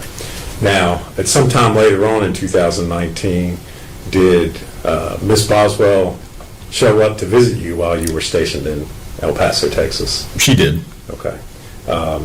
Was this a planned visit? Did you know she was coming? No, it was hasty. It's a hasty visit. Okay. Well, if you would kind of tell us how that happened, or how it was that she ended up showing up down there. Well, the conversation started with her wanting me to take leave to go up to come back up here to Blountville, and I told her no. We have a mission here in El Paso. I can't just get up and leave. And so she decided to, on her own, to drive from here all the way to El Paso, and it took her I'd say about 2 days to get there, and all of a sudden, one morning while because we were staying in hotels, we weren't on a base or anything, I just get a picture from her. She was parked outside of the hotel and just took a picture of the hotel, so yeah. You knew at that point she was in Texas? Yeah, it was pretty obvious at that point. Okay. So what did you do? Well, part of me just wanted to turn them away, but the other half was like, well, came all the way out here, may as well just stay. So I advised them to stay on the eastern end of El Paso because the western end is a little dangerous, and so and then from there we spent about 3 or 4 days together. Okay. So did you take some time off of your work assignment there and go spend time with Megan and Evelyn? Not officially, but yeah. Okay. What did you all do? I think the first day we just hanged out in the hotel room, just meeting Evelyn, playing patty cake, stuff like that, watching her walk around. And it was mostly that. We went to the El Paso Zoo. That was I think the second to last day. And then on the last day we mostly just hanged out in the hotel. The last thing we did was we went to an IHOP, and that was the last time I physically saw Evelyn. Okay. And this is the first time that you've met Evelyn, yes, is that correct? That's correct, yeah. Okay. She's not quite a year old at this point in time? I'm not sure. Okay. Was she walking or toddling or anything? She was, toddling, just, stumbling over herself. And okay. Yeah. All right. So at the end of the 3 days, you go back to doing your Army thing. Is that right? Okay. Where did Megan go? I believe she came back here to Blountville. All right. Did you, after she left, did you continue to communicate with her? Yeah. All right. How were you all communicating during this time? Primarily through Facebook Messenger. All right. What sorts of things were you all talking about, or would you talk about? Mostly just arguing. Okay. All right. Yeah. Would she tell you things about Evelyn? Yeah. Did she ever ask you for money or assistance to help out with taking care of Evelyn? She did on at least one occasion. Okay. Did you ever send any money or assistance or anything? I sent a little bit. It wasn't much. I would say no more than $100. Now, at this point in time, you're still assuming that you're the father of Evelyn Boswell, is that correct? At this point, I mean, I'm still just rolling with it. No, I don't, at that point, no, I didn't assume. Okay.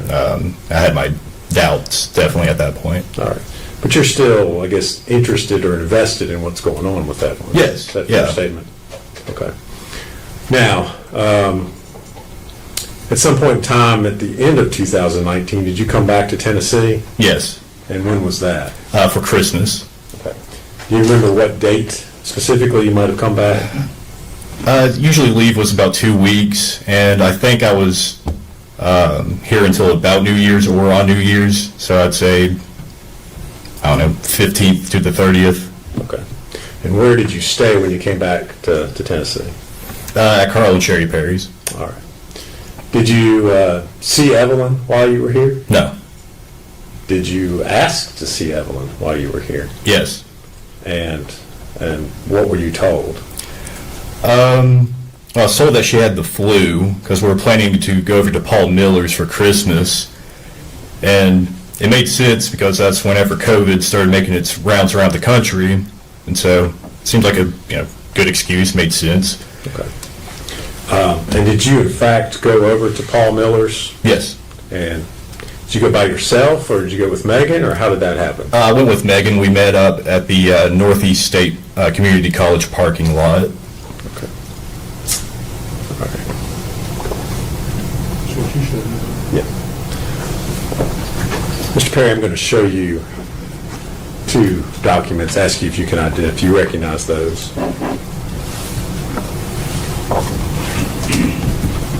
Yeah.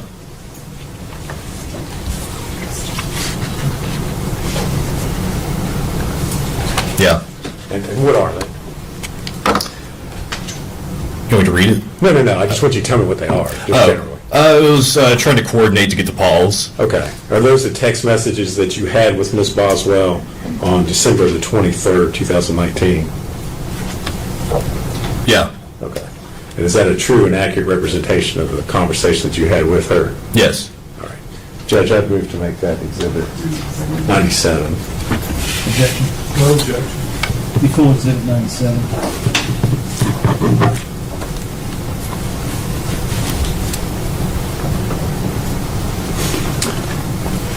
I'm asked to publish those to the jury.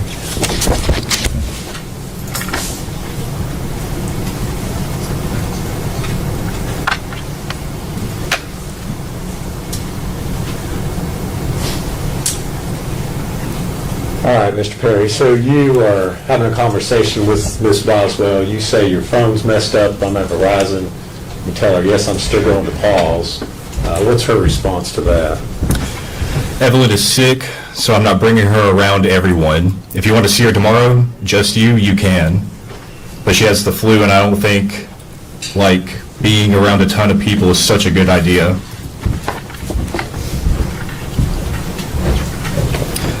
I took her to the doctor. They gave her some medicine. And then you say, okay, sounds good, my grandpa, and would like to see her soon though. Sherry's about to go into hospice soon. She stopped taking her chemo just whenever Evelyn feels better. You ask, is she okay? What's her response? Okay. Yeah, she's fine. All right. And you say, everyone has the damn flu around here. And then... She's just sick, and I don't want her around everyone. You want to meet me, and we can write together?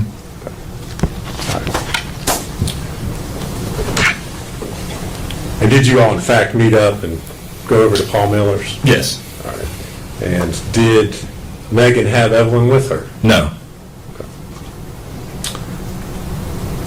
Did you all talk about, while you were at Paul Miller's, Evelyn at all? About Evelyn? Yeah. Yeah.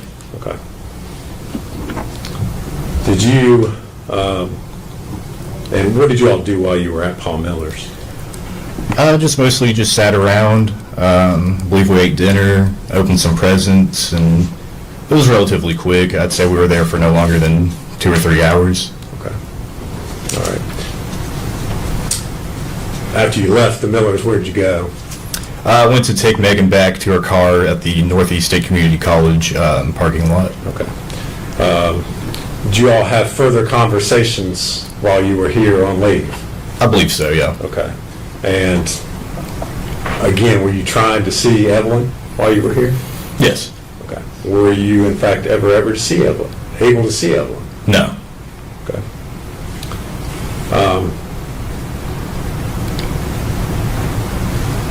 Did you see Megan again while you were home? Yes. Okay. And when was that? Can't remember the exact date, but it was after Paul Miller's. Sherry and my grandfather Carl bought her some gifts, Evelyn some gifts, some baby food, and little stuff like that. So I asked Megan to come over to my place and just pick them up. Okay.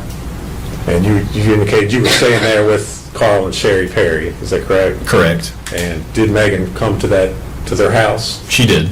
All right. And did you talk to her? Did you give her those items you just described, or? Yeah. The conversation was relatively short. I just gave her the gifts, and she told me that she was going to go to, I believe it was Pigeon Forge with Hunter Wood. Okay. Was Evelyn with her when she came to pick up those items? No. Okay. Did she say where Evelyn was? Chances are she said, I don't know for sure. Well, if you don't know or remember, that's fine. Yeah.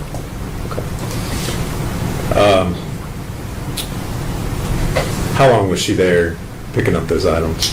Like 10 minutes. Okay.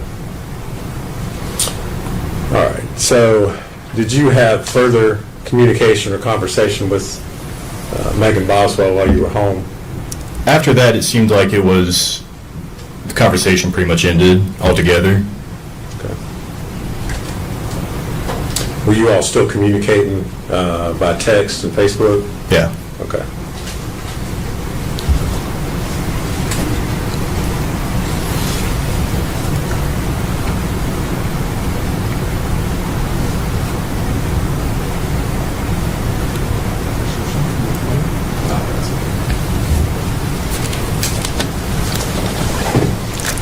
Mr. Perry, I'm going to hand you another document, ask you if you recognize that.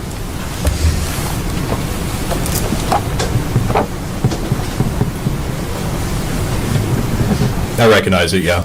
And what is it? It's Megan stating to me that her father just kicked her out of the house again, and that she won't have Evelyn back until she gets a place to stay. Okay. And then she said, "Never mind, I'm sorry." All right. The next day. Those text messages you received from her? Yes. All right. And is that a true and accurate copy of text messages you received from her on December 26th and 27th? Yes. All right. Judge, I'd move to make that Exhibit 98. 12/26. I'm sorry. 2019. No objection. Before Exhibit 98.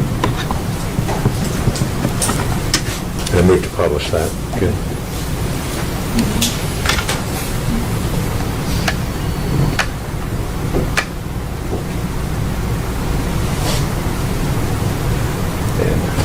Mr. Perry, she sent those messages to you. You did not respond to them. Would that be correct? Correct. Okay.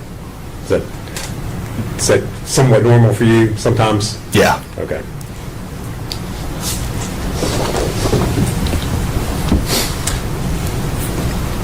Now, you said you were on leave from the Army over Christmas there in 2019. First part of January, did you return to your duties with the U.S. Army? Correct. And where were you all stationed at that time? Fort Polk, Louisiana. All right. Did you continue to communicate and receive communications from Ms. Boswell after you returned to Fort Polk? It was pretty rare, but yes. Okay. And specifically, do you remember getting a message from Miss Rachel Owens? Yes. And without telling us what she said, did you, as a result of what you were told, communicate with Miss Boswell? Yes. Okay.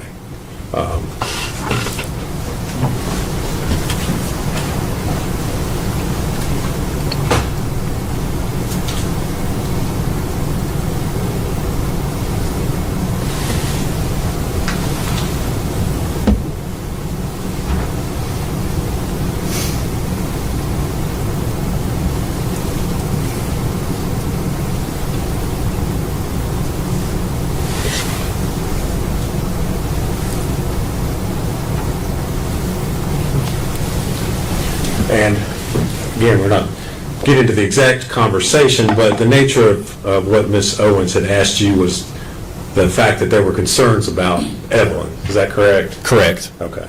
And so then would it be fair to say you asked Ms. Boswell what was going on with Evelyn? Correct. Did you have communications with her about that? Correct. All right. I'm going to hand you a document and ask you if you can identify that.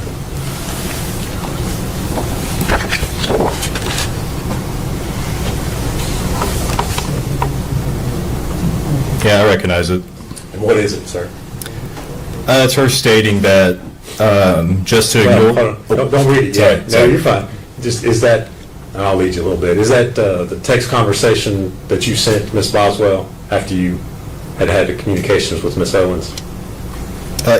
Yes, this is her response. Okay. Yes. And is that a true and accurate depiction of the messages that you sent her? Correct.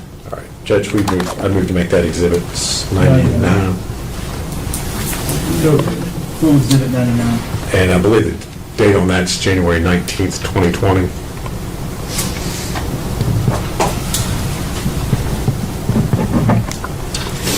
I move to publish that this time, Judge.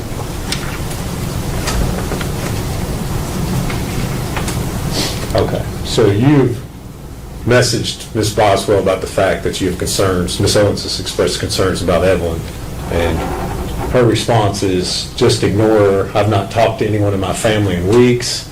Literally, I've cut all ties with them. That's why she's not seen her. She and Dad cussed me out. Dad took me car from me in the middle of work and left me in a bind and shit. Fuck them. They aren't my fucking family. They never were to begin with. That's all she said. Okay. All right. Did she ever tell you anything else about Evelyn or where Evelyn was? I can't remember. Okay. All right, so that was January 19th of 2020. In February of 2020, did you receive some phone calls? Well, let me ask you this. Were you still in the Army, still at Fort Polk at that time? Correct. Okay. Did you receive some phone calls from family members?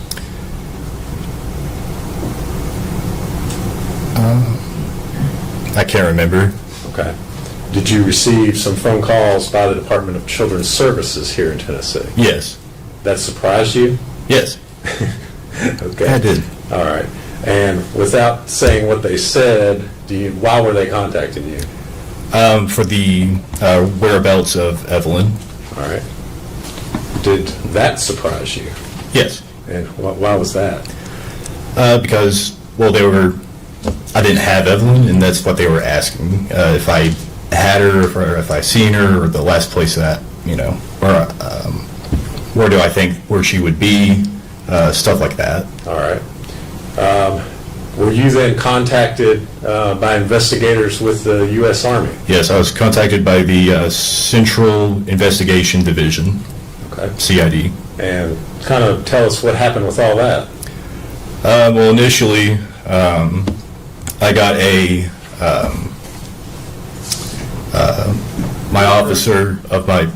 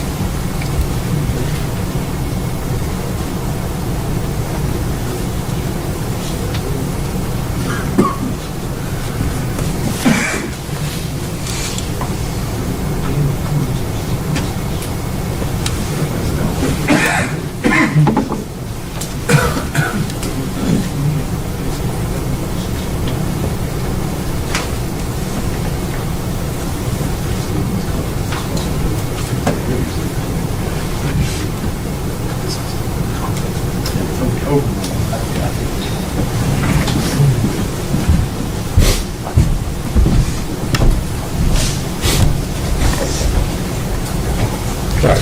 Mr. Perry, Mr. Perry, if you would go ahead, in the middle, telling us what happened as far as your investigation there by the Army.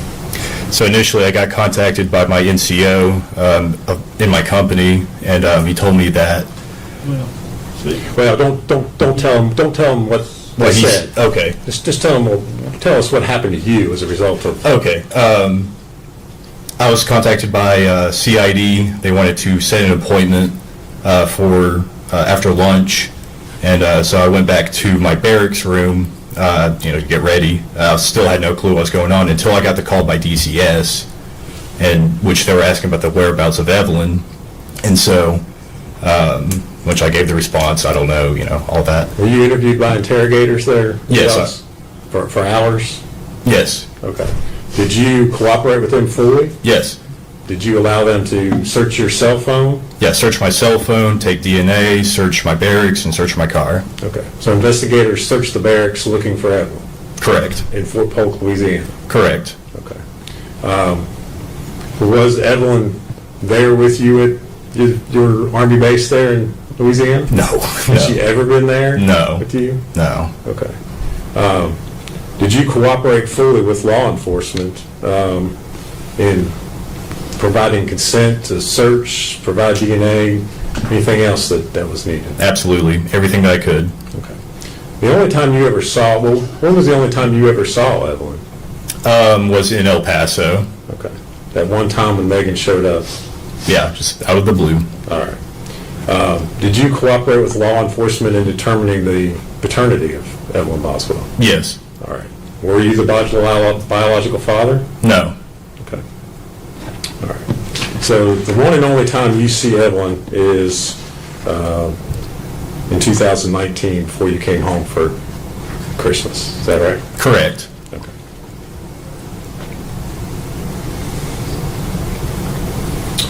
Thank you very much, Mr. Perry. If you would answer any questions Mr. Scott has for you. Mr. Perry, my name's Gene Scott. How are you today? Doing good. How are you doing? Good, thank you. I have just a few questions for you. How many times did you actually see Evelyn? Well, I saw her in El Paso through a span of 3 or 4 days. Okay. Was that it? Yes. Okay. And you said Megan just showed up at your hotel while you were staying there with the Army? Correct. Sent you a picture? Yes. You told her where you were staying? Correct. Okay, so that's how she would know to find you there. Right. And what did you all do over those 3 days you spent there? Majority of the time was spent in the motel or hotel, whichever it was. And then we went out to eat. I think we just went out to pick up food. We went to the zoo, and we went to IHOP. Did Evelyn appear healthy to you? Yeah. No signs of abuse or neglect? I wouldn't say abuse. I mean, I saw like a small bruise on her arm or her leg, but she was starting to learning to walk, so I just assumed that's what that was. Likely a child would fall down before you walk. Right, right. Kind of thing. Yeah. Megan engaged with her? I mean, did she talk to her, appear to love her to you? Repeat that? Did she appear to love the child, Evelyn? If you know. I don't know. Okay. Was she normal? She clean when she brought her there? Yes, yeah. Okay. No issues with that? No. No neglect issues that you saw? No. Okay. That's all the questions I have for you. Thank you. You good? No, Your Honor. See, ready to go. Yes, sir. Yes, sir. Mr. Perry, thank you for your testimony today. You're released from your subpoena, so you're free to go. Thank you, sir.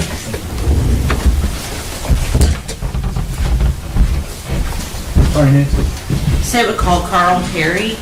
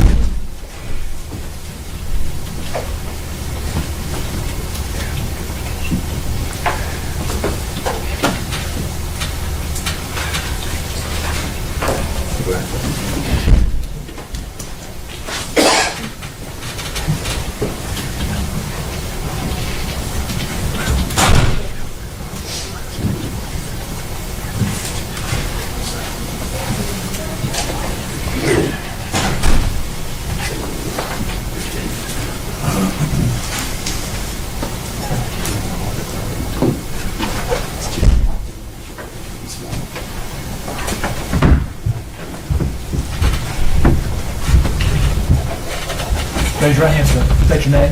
Carl Perry. Mr. Perry, do you solemnly swear or affirm that the testimony you're about to give will be the truth, the whole truth, and nothing but the truth? I do. Have a seat right there and speak up in your microphone.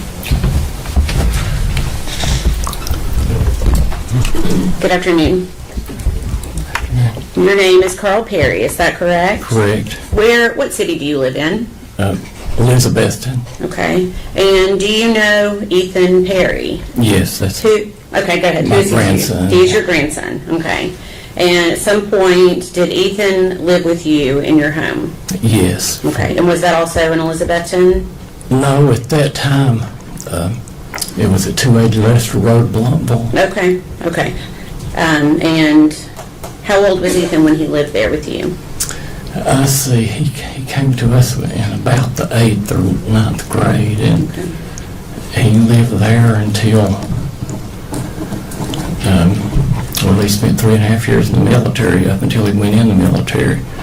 And then when he came back another year or so, then he went out on his own. Okay. So he came to live with you in about the 8th grade? Yes. Okay. Did anyone else live there with you? Yes. Okay. And who was that? My wife, Sherry. Okay. And was Ethan living with you when he graduated from high school? Yes. And do you recall when that was? No. Okay. Did he have a career plan after high school? We encouraged him to go in the military. Okay. That was about it. Okay. Did he do that? He did. I took him to the recruiters. You took him to the recruiters? Okay. Which branch did he enlist in? In the Army. Okay.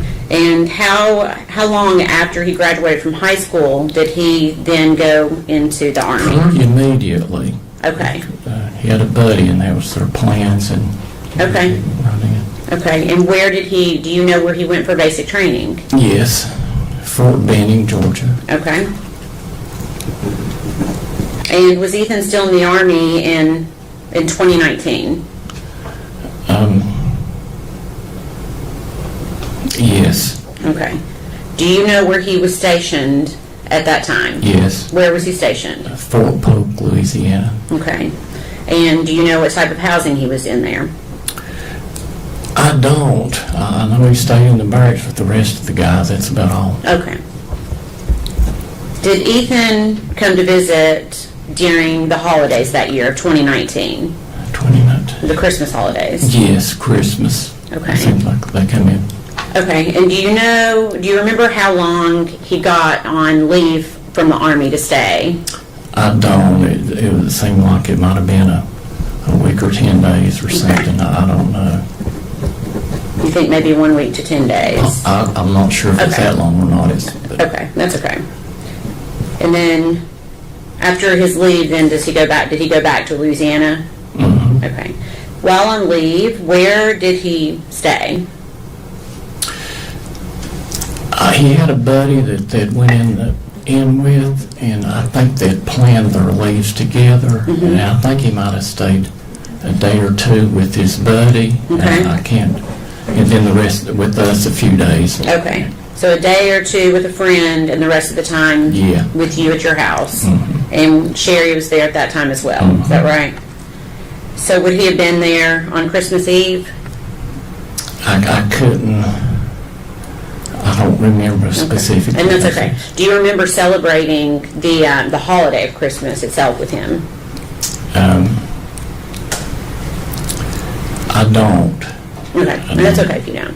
A lot of time has passed. I think that usually we had a few people in, but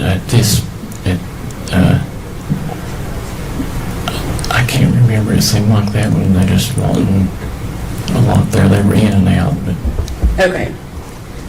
During that 2019 holiday, do you remember seeing the defendant, Megan Boswell? no, Okay. Did Megan Boswell come to your house during that Christmas holiday? no, Okay. Do you know who Evelyn Boswell is? Yes. Okay. Can you tell me who she is with regards to Ethan? During that time, I think that there was a conflict. They weren't sure, but I know that the only time Megan Boswell was on our property was in high school. Okay. Way before that, but I know that Ethan had spoken to my wife Sherry about Megan Boswell and Evelyn. Okay, let me stop you there for just a second. We can't talk about what somebody else has said, okay? But essentially, to help you out, it was alleged that maybe Evelyn was Ethan's child. Is that right? Right. Okay. And I remember telling them to get a DNA. Okay.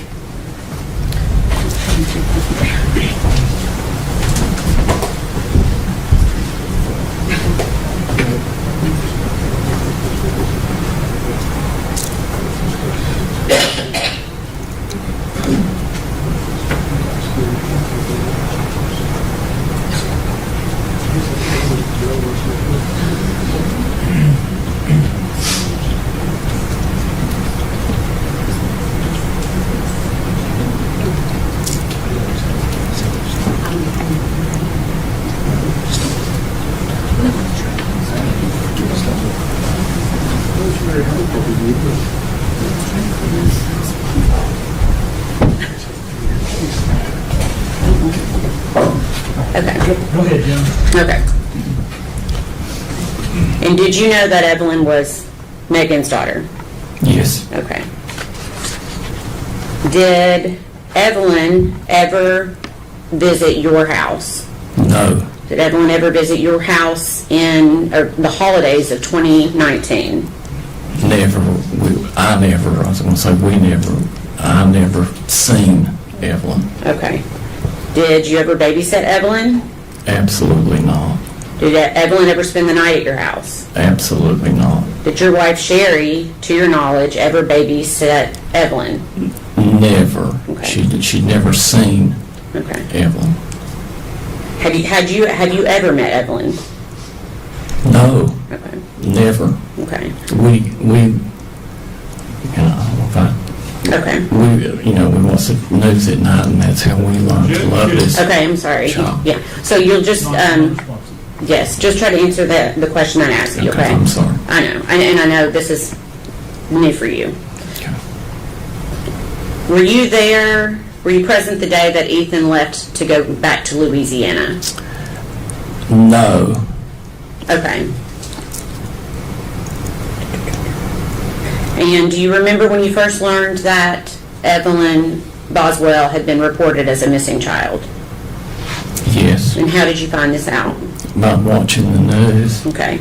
Did anybody ever come to your home? Yes. Okay. Who came to your home? After this allegation was made. Well, no, who came, when you learned Evelyn was missing, did anybody come to your home? Okay.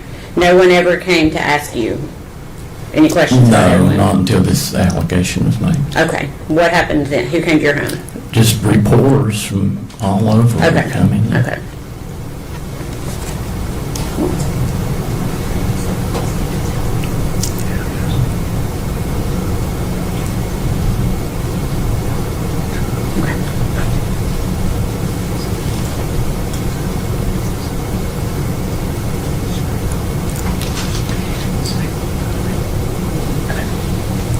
Did the police ever come to your house? Yes. Okay. And that's what I'm asking you about. Okay. When did the police come to your house? I really don't.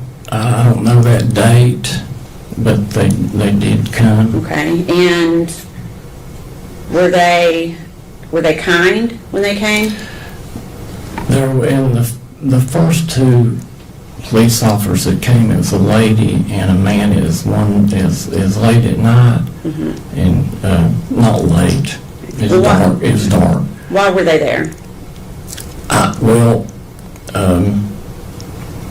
They were, as he said when I let him in.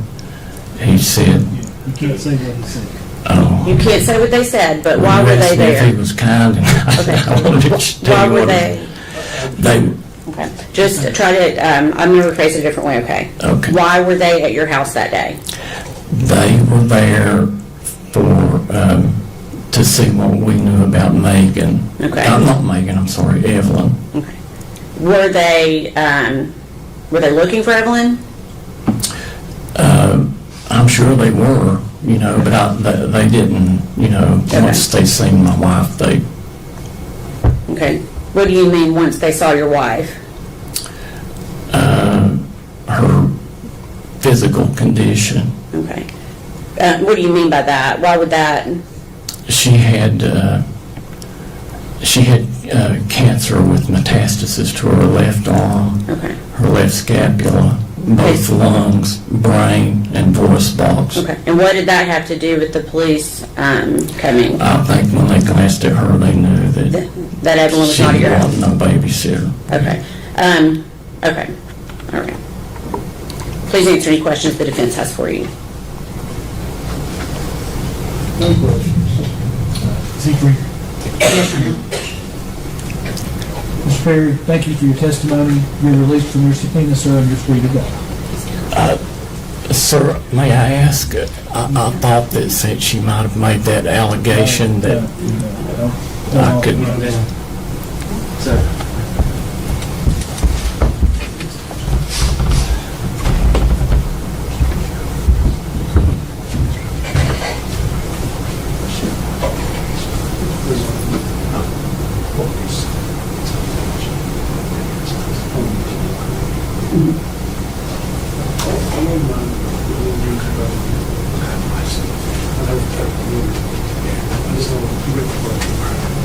Pardon me?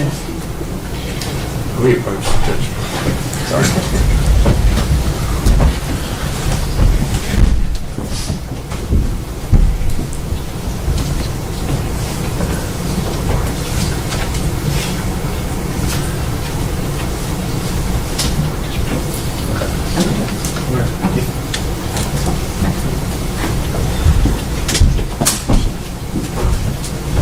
The next witness may take a little while time. Does anybody need a break before we start? Anybody at all? All right, call your next gentleman. Call Michelle Gillum.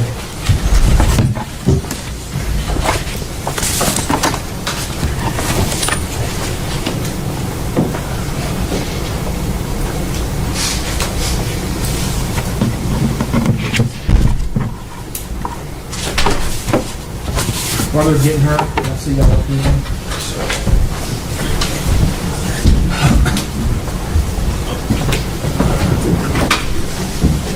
Yeah, it's just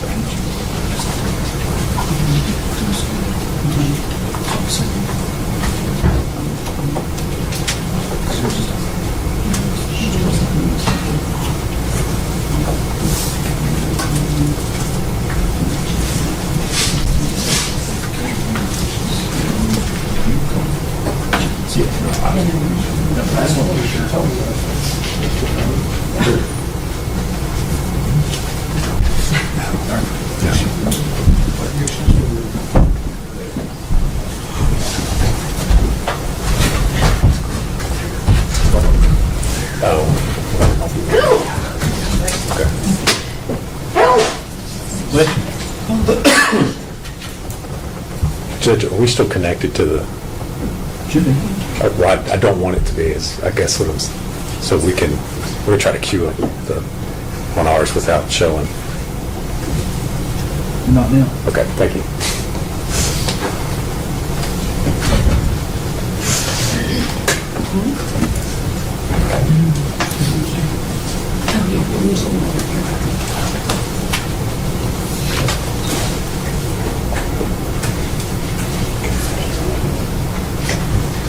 You ready? Yeah. Okay. Oh, I thought Michelle Gillum. I thought I called.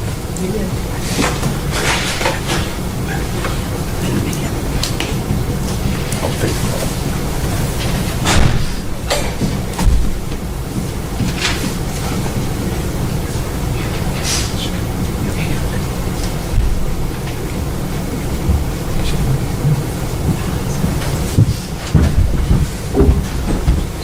Raise your hand, state your name. Michelle Gillum. You solemnly swear or affirm the testimony you're about to give will be the truth, the whole truth, and nothing but the truth. I do.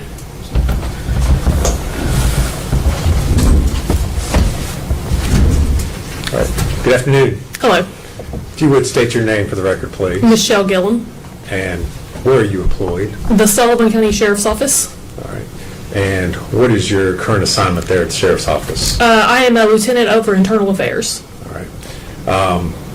Lieutenant Gillum, back in February of 2020, what was your assignment at the Sheriff's Office? I was a detective in our criminal investigations division. All right. And within the Criminal Investigations Division, did you have a particular set of crimes that you worked or investigated? I did. During my 7 years in the detective division, I worked the child abuse and child sex abuse crimes. All right.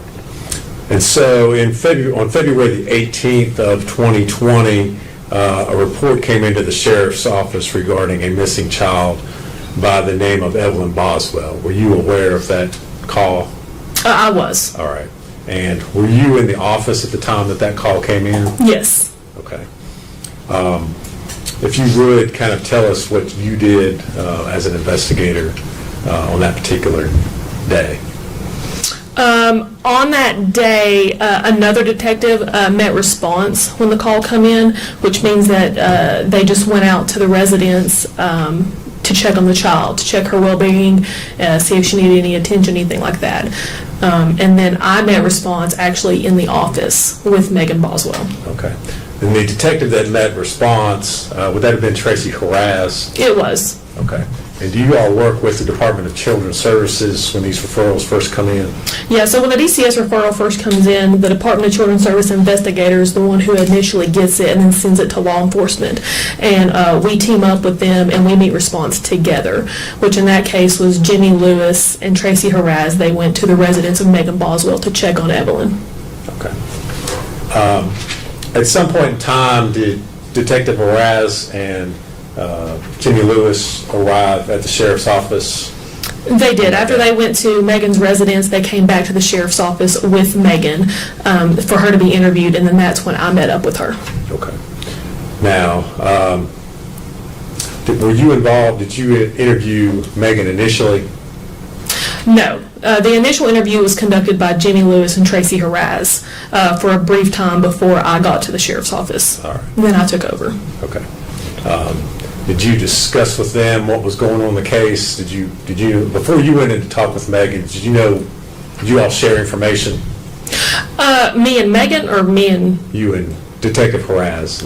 We did briefly, and pretty much all that conversation looked like was that Evelyn is missing.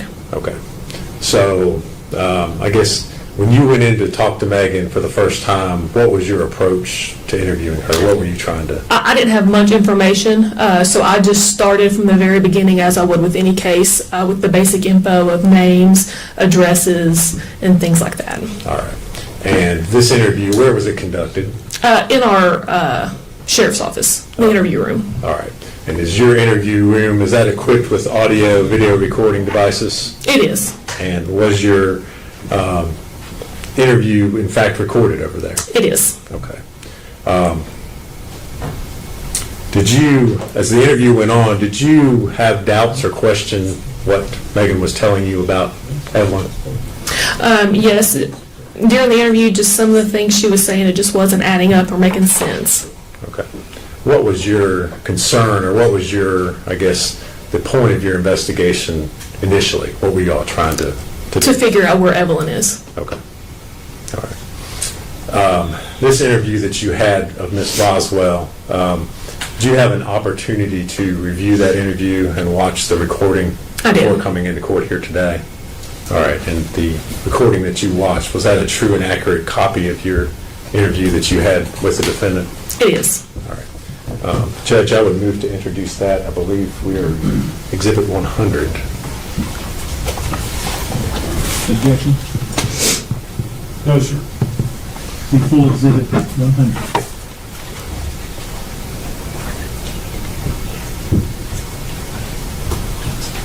Well, okay. If I could, Judge, I would ask to play that video at this time.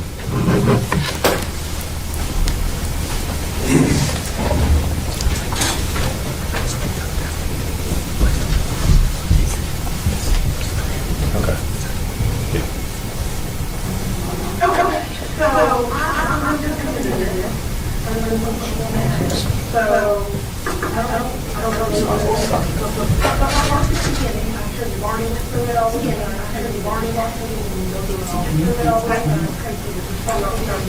on a second. Hold on. Pause it. It won't pause.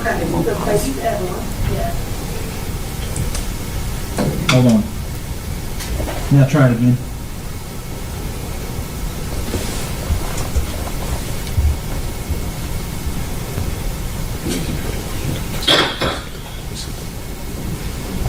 Okay, so,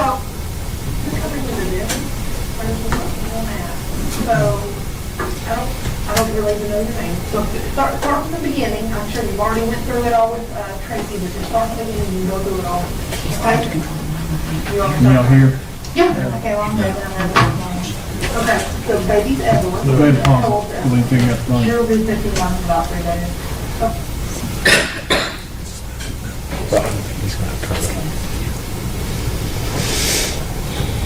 That's the only volume control that I have. How's it go on your screen?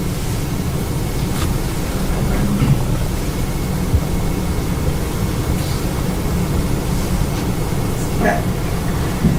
When did you have it? Well, I had her and then her dad came home from the army. No.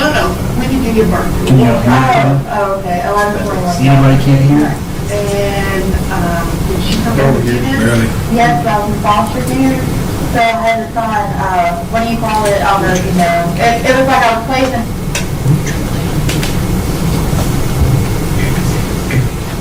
I don't know what, there's no master volume switch up that I have, that I know of.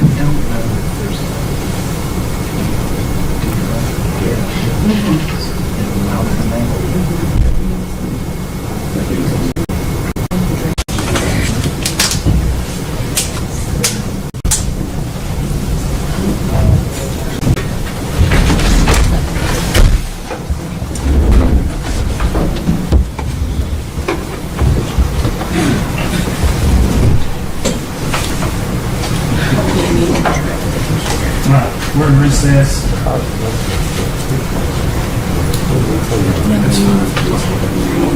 I'm gonna be off.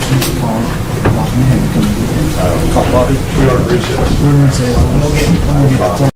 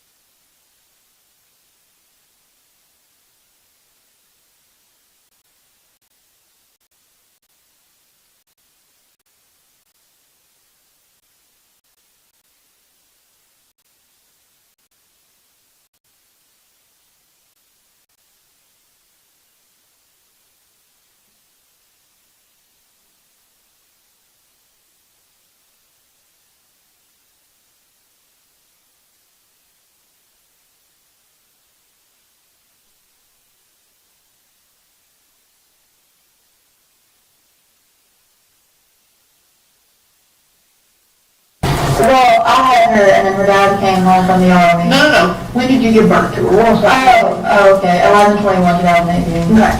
And did she come home with you then? Yes, I was in foster care. So I had to sign, what do you call it? I don't know if you know. It was like I was placing her in custody, but so she could be with me. Like nothing happened for her being there. Okay. It was like a custody placement agreement or something like Did you that. live in foster care then? Yes, I was in Rhode Island. And who's the baby daddy? Ethan. Ethan. And did he live with you? No. Okay, so it was you and your foster parents? Yeah. Okay. So, how long did y'all live there? From, well, I was there in October. She wasn't born until November, and I came home like at the beginning of February. That's 2019. So about a year ago. Okay, so you come home. Did she come with you? Yes. All right, and where's home for you? To my dad. Sorry. What's your dad? Where's your dad live? I'm Muddy Creek. Muddy Creek. All right. So you left foster care. You maybe went to dad's. Did baby daddy ever come with you then? No. No. Okay. Where did baby daddy live? At the time, he was in like the Army. Okay. And he was in Texas for a little bit, and then I think he went back to like the base, wherever he was at. Okay. So where's he at right now? Well, they said he's in Louisiana, so I guess that's where he's at. Okay.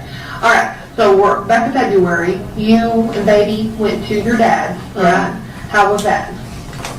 What do you mean? Was it good? Y'all stay there long? No, we might not get into all of it. All right. So that didn't work out very well. Where'd y'all go then? My grandma's was on All right. When'd y'all go to grandma's? I guess in April. All right. So in April. Fourth thing of April. All right. So you didn't stay at dad's very long. No. Baby go with you to grandma's? Yes. All right. Where does grandma live? At the bottom of the hill for my dad. All right. So she lives near dad on Muddy Creek. All right. So you all go with grandma. Is it just grandma or grandma? Grandma.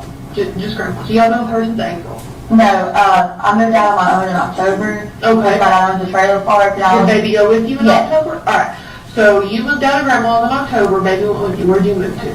My dad's trailer park, also like Sugar Hollow and Buffalo. It's called Boswell Mobile Home So Park. did you and baby? Yes, it's just me and baby. All right. So you and Evelyn get your own place in October. All right. So from October until now, walk me through. Okay. Ethan came. I went to Texas to see Ethan for like a couple of weeks. When was that? November, December. Did baby go with you? Yes. All right. So you and baby went to Texas to see Ethan. Yes. Okay. And I was the first time that he met her because he didn't really have anything to do with her up until that point. Okay. Okay. So sometime in December, me and her moved in together. Hunter's boyfriend? Yes. Okay. But at that time, Evelyn was not with me when I started staying there because Ethan had her. All right. So when you and baby went to Texas in November, the first time she met Ethan, did she come back with you? Yes. All right. So y'all went to Texas, had a couple weeks. Yeah. She come back with you. And then walk me through from November to December. Okay. I had her up until, me and her didn't start staying together until probably like the middle towards the end of December. Okay. So up until that point, I lived in the trailer at my dad's. Right. I know it wasn't any longer than like December 25th because I was with Hunter on Christmas, and also that's when the lights got cut off because I just completely like moved all my stuff out. Okay. Okay, and then Ethan got hurt. When? On Christmas Day, me and Hunter, we came back from Pigeon Forge because on Christmas Eve, me, my dad, and Hunter, like everybody took a trip to Pigeon Forge, and then Christmas morning we came back and he got her then. Did he come up and get her? Did you take her to him? No, we took her to him. Where did you take her? Wherever his grandparents' house is, like a long gravel driveway, it's on part of town of Blountville. Okay, so it's local. All right. So what made you all take her to him? Because he's not been in her life. Well, because he was like complaining about wanting to know her, and I mean, like that's her dad. I was trying to give him a fair shot, you know what I mean? Was your plan to leave her? No, I wanted to get her back. Okay, so. But I wanted to let her have time to bond with her dad, and then after like. Did you stay there? Or did you just drop her off and say sayonara? I mean, I sat there for a little bit, and then she was fine. She kind of knew her from Texas. Okay, so let's back up. He texted you saying he wanted to be in her life. And he said, hey, I'm at Hardtown, I'm assuming. Yeah. So you say that would be great for you to be in your daughter's life. Yeah. So you and Hunter, or just you? Me and Hunter. You and Hunter take Evelyn to where Ethan is, all right? What happens then? Well, Ethan would not let me come on the driveway. He made me walk all the way up his driveway, like, you know. And I walked up there first for myself, and I was like, you're being ridiculous, let me pull up the driveway. You know, because he was mad Hunter was with me. And I told him Hunter was coming with me when I got there. Like, before I got there, I called him. This was when I still had my own phone. I called him, and I was like, hey, like, I'm going to come up there. You know, he got her some stuff for Christmas, and I was like, okay, that's fine. I went to my brother's and got what he had gotten her for Christmas and stuff, you know, and I was like, I'll send it with you. I will get her clothes and stuff, and we'll go up there. You know, I was like, that's fine. I was like, Hunter's gonna come with me, and he's like, okay, that's fine. I get there, and he's like, no, I don't want to come up my driveway. Okay. So at first I walked up there by myself, you know, I tried to talk to him to let me pull up the driveway. I really didn't walk her up there, you know what I'm saying? Walked myself back down, got her out of the car, and went back up there. Okay. And then I sat there for maybe like 23 minutes, she was fine, I left. When you and Hunter took the baby there, did you and Ethan have a talk about how long she was going to be staying with him? So you took your baby, correct me if I'm wrong on any of this, Okay. you took your baby that you've cared for since the day she was born to her dad's house that she's had nothing to do with, and you stayed for 30 minutes, and he was being an ass, made you walk all the way up the driveway, was being difficult, and you left your baby with this man. Well, I mean, I trusted him, so I was like, it's her dad. So just because it's her dad, you trusted him, and he's not been in her life at all. Well, I mean, I tried to give him the benefit of the doubt. But I don't think Ethan's a bad person. But this is your baby. Well, You see where I'm coming from? I see that, but like, you also have to understand that was like her dad. Okay, so I'll give you the benefit of the doubt. I'm sorry, I'm not trying to argue with you. I know it sounds like I am, but like, This story, I feel like you're being honest, but there's a big chunk that you're not telling us. And I'm just going to call it like it is, okay? Something within the story has happened. There's a huge chunk that you're just not telling us. I think you took her to him, probably around that time. But there's something missing, and we've got to find that missing piece, okay? And just looking at you, I can tell something ain't making sense. Can you gather that? Mm-hmm. Okay. She gathers it too. So, you leave her with Ethan on Christmas, all right? Mm-hmm. Walk me through from Christmas till now. okay, he talked to me like the next day, and he just kind of stopped like talking to me, not answering the phone, you know, and he got mad, and he got drunk, and he told me he was going to come kill me, because he does that. When was this? New Year's, I think. All right, so he had the baby. Did you trace the baby back? I went by where I picked her up, and she wasn't there. Okay, so I'm trying to wrap my head around this again. You're a mom who's dropped your kid off with a dad that she don't know. Well, then I tried to... And now you can't find her, but you don't notify us. You just have a good New Year's and carry on with life? Well, I mean, he told me he was going to his friend's house. Okay, what friend? I don't know their names, but I kind of know around about where they live. So now this man that don't know your child is taking your child to someone's house that you don't even know their name? Well, it was his friend.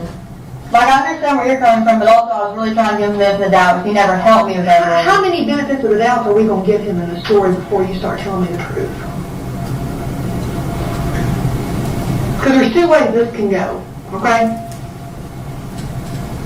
In order to do our job, we got to have your cooperation, and you've got to be honest with us, okay? But if you sit here and you continue to lie, which I know you're doing, it's not going to end well, okay? Because at the end of the day, we're going to figure out what happened. We are. Okay? So, do we need to back up, Edie, and start over, and have you start telling us the truth? He got mad because he didn't want Evelyn to be around Hunter. Okay. And then he just stopped talking to me. Like, on New Year's, he got mad, and he used to get mad all the time at me and be like, well, I'm going to kill you, blah, blah, blah. And then me and him broke up because he was, like, threatening my little brother. So you have not talked to him since New Year's, is what you're telling me. And he's messaged me maybe one time. I've tried leaving him several voicemails, he won't answer me. You got your phone on you? I don't have a phone. Where is your phone? Me and my dad got into it, I'll be honest with you, probably like a couple days after Christmas, because that's the last time I've been around my dad, and I was kind of smashed because I want to talk to him. I just really not have the money over another run. So within the messages you would send Ethan, how would you do that if you don't have a phone? From Hunter's phone. From Hunter's phone. Okay.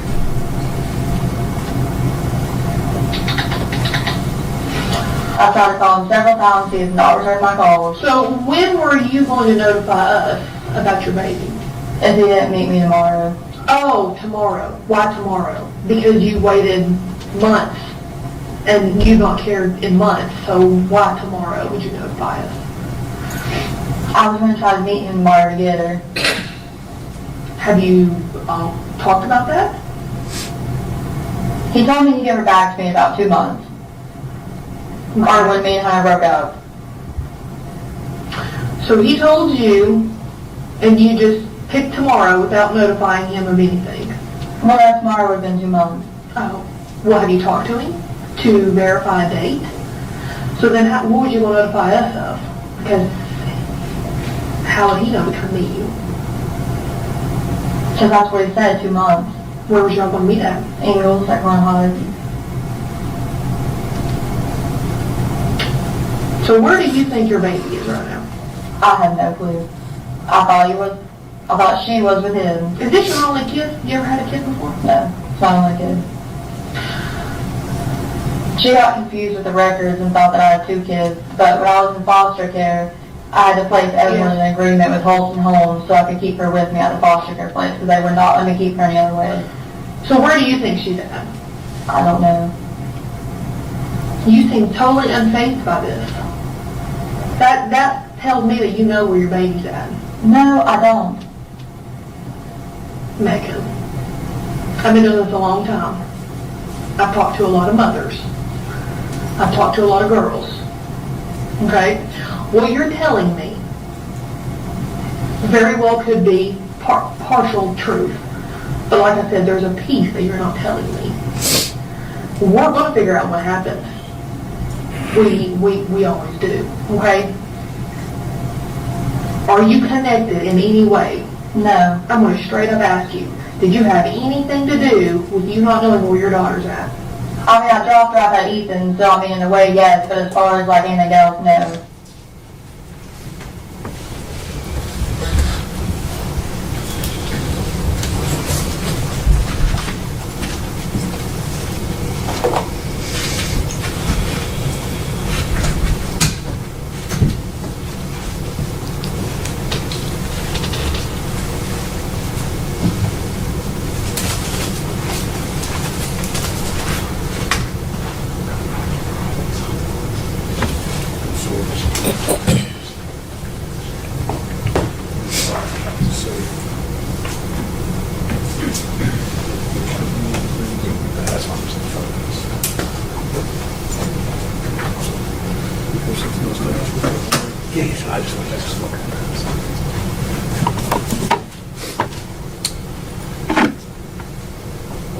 You ready to continue, Judge? Lieutenant Gillum, in addition to interviewing the defendant on February 18th, 2020, did you continue to work on the investigation into the missing child? Yes. Okay. And on March the 6th of 2020, were you present when investigators learned that there was evidence that had been located at the residence of Tommy Boswell? Yes, I was on scene. Okay. And so did you go to his residence? I did. Okay. Where was that located? Off Muddy Creek. Okay. And what was it that you did once you arrived there at Tommy's property? We received consent from Tommy to search a storage shed and connecting dollhouse type structure. Okay. And were there other officers that assisted you in searching that property? Yes, there was 3 others. Okay. And did you in fact search that shed area? We did. All right.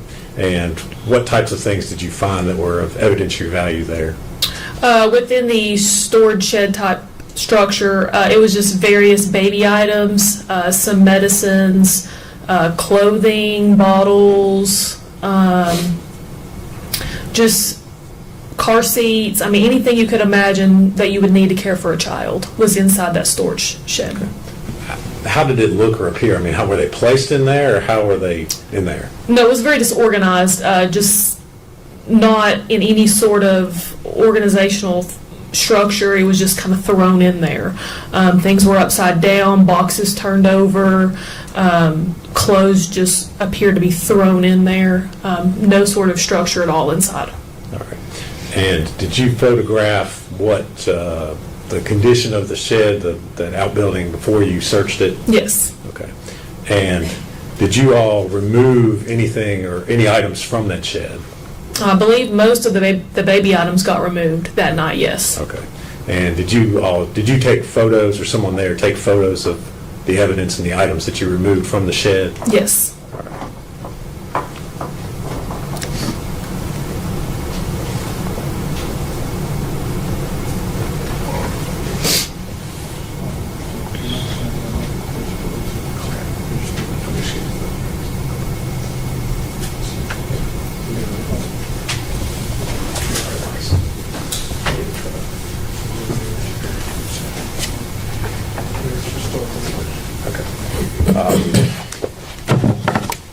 Lieutenant Gillum, I'm going to hand you some photographs and ask you if you recognize them. Mr. Scott's still going through some of them, but if you would go ahead and take a look at those, see if you can identify what's been handed to you.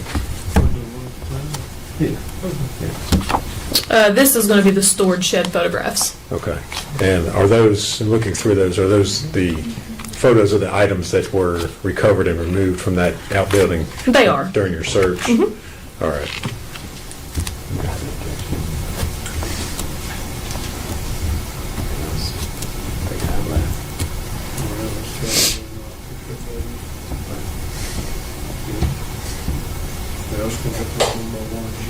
Okay. As far as Okay. All right. I'll do that. Okay. If you would. Okay.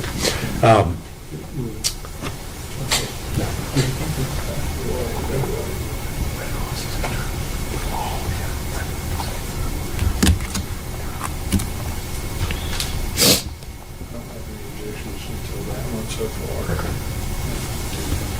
You would not hold the ones out I have objections to. All right. We'll just kind of go through these one by one. We'll try to go quickly. Okay. The first photograph that's there on the top, what is it a photograph of? This is the outside of the storage shed, just with the door open, showing the contents inside and how they looked before anything was touched. Okay. And is that accurately depict the shed, that outbuilding there before you all removed any of the items? It does. Judge, we move to make that Exhibit 101.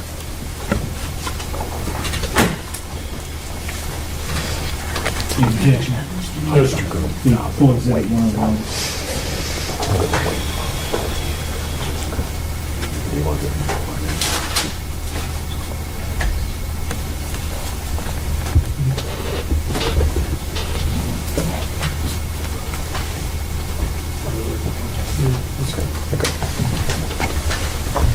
All right, and the next photograph, what is that a photograph of? This is inside the shed. Again, just showing the various items. There's a swing type thing and looks like a bag of clothes and some more baby items. All right, and again, is that a true and accurate photograph of the? It is. Judge, we move to make that Exhibit 102. Exhibit 102. And the next photograph? Same type thing inside the shed. This one is showing a picture of a bottle. It still actually has a little bit of milk in it. Is that a true and accurate photograph? It is. We have to make that 103, Judge. Be 103.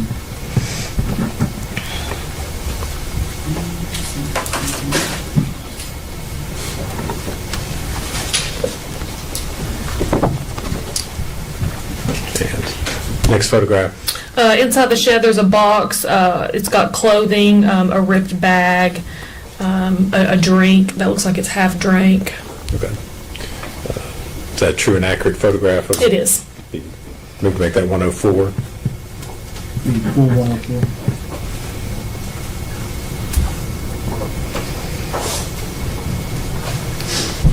Next photograph, please. Zoomed in on that box. It shows the nipple to a bottle. It looks very dirty. Okay. And again, is that photograph taken before anything was removed? No. That's before anything was touched. All right. True and accurate photograph? Yes, sir. Move to make that Exhibit 105. Full exhibit 105. Scott, I'm assuming you've seen these. If you have any objection to photograph. That's correct. Next photograph, please. This is an even further zoomed in picture of the dirty nipple to the bottle in the box. All right. It's a true and accurate photograph. Yes. Move to make that 106. Full exhibit 106. And the next photograph? This is an item just used to take care of a baby and everyday needs. It had been removed from the shed. It's like a squeegee type thing. Is that a true and accurate photograph of that item? Yes, that one right there had been removed from the shed before the picture was took. All right. But it was located in the shed? It was. All right. Judge, we move to make that 107. Full 107. Next photograph. This is a yellow bottle. Again, there's still liquid inside of it, and it's dirty. That was located inside the shed, and it's a true and accurate. Judge, we move to make that exhibit 108. 108. And the next photograph, please. This is going to be baby clothing. It appears to be like shorts. It had been removed from the shed before the picture was taken. Is that a true and accurate photograph? Yes. Move to make that exhibit 109. 109. And the next photograph, please. It's a picture of just right inside the door of the shed. You see a little onesie laying there on the ground, various diapers, a pillow with some sort of stain on it. Is that a true and accurate photograph of those Yes. items? Make that 1010, Judge, please.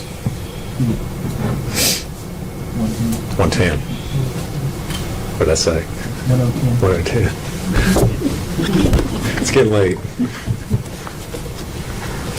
This next one's going to be a close-up of the onesie. It shows a stain on the inside where her bow would have went.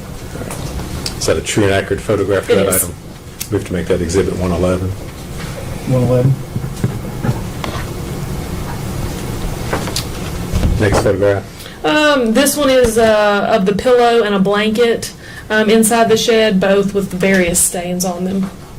Is that a true and accurate photograph of those items? Yes. Move to make that exhibit 112. Full exhibit 112. This next one is just going to be a close-up of the pillow and the blanket that I just described. Is that a true and accurate photograph? It is. Move to make that exhibit 113. Full exhibit 113. Next photo. This one's going to be of a cloth bib, again with various stains on it. That been located inside the shed? Yes, inside the shed. Judge, we move to make that exhibit 114. Full exhibit 114. Next photograph. This is going to be inside the shed as well. It's just showing kind of what all was thrown in there. Looks like a cat carrier, some bibs, cloth bibs, diapers, and I believe that's going to be one of them diaper dispenser things there in the corner. Is that a true and accurate photograph? It is. We move to make that exhibit 115. Full exhibit. Next photograph, please. This is as well going to be inside the shed before anything was touched, and it's just showing various things that was thrown around in there. Looks like this is going to be a smart pump, some more clothes, and diapers. Judge, we move to make that exhibit 116. Full exhibit 116. Next photograph. This is as well going to be inside the shed. There's a picture of a ladder, some more clothes tossed around. Is that a true and accurate photograph? It is. Move to make that 118. 118. 117. I'm sorry, 117. Is it 117? I'm sorry. 117, sorry. I'm ahead of myself. Next photograph. It's going to be a close-up of a dirty sock and like a medicine syringe. And were they located inside the shed They as were, well? yes. They were within the ladder. Make that 118, Judge. 118. Next photo. It's going to be a close-up of the medicine syringe that was inside the shed. Is that a true and accurate photo? It is. Move to make that 119. 119. Next Next photograph, please. These next couple are taken from outside the shed once they had already been removed, and this is a picture of a baby swing, and it's got just a whole bunch of stains on it. All right. Is that a true and accurate photograph of what it looked like? Yes. Move to make that Exhibit 120. 120.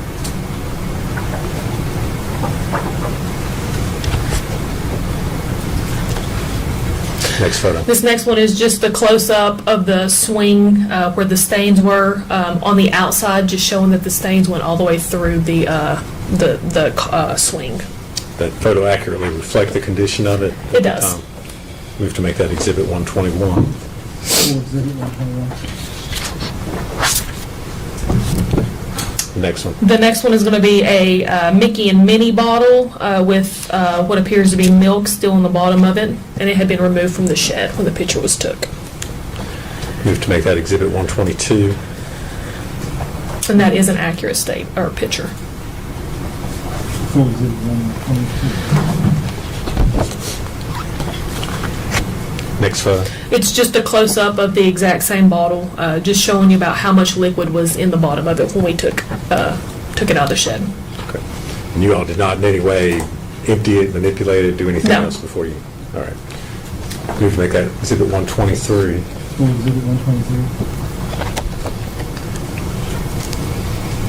Next photograph. This is the onesie that I was talking about at the beginning. I don't know if y'all remember me talking about a onesie that was laying on the floor of the shed. This is going to be a close-up of the onesie once we removed it from the shed. It shows that there's brown stains toward where her butt would have been, and there's yellow, orangish stains toward the collar of the onesie and the sleeve. Move to make that Exhibit 124. Full Exhibit 124. Next photo, please. And this is just going to be a close-up of the stain where her butt would have been on the onesie, where it's a brownish green. Is that the same onesie that was from It's the same prior? onesie, yeah. It's just a close-up. Move to make that Exhibit 125. Full Exhibit. Next photograph. Just various baby toys that was found from inside the shed that we removed. Is it a true and accurate photograph? Yes. Move to make that Exhibit 126. Full Exhibit 126. Next photo. The next photo is going to be the medicine syringe that we removed from the shed. Move to make that Exhibit 127. Full Exhibit 127. Next photo. It's going to be a bottle that we removed from the shed, and it's discolored with some sort of brown substance. All right. Is that a true and accurate photograph? It is. Move to make that Exhibit 128. Full Exhibit 128. Next photo. It's just going to be baby pants that we removed from the shed. Move to make that Exhibit 129. Full Exhibit 129. Next one. It's going to be the cloth bib that I talked about in a prior picture that we removed from the shed.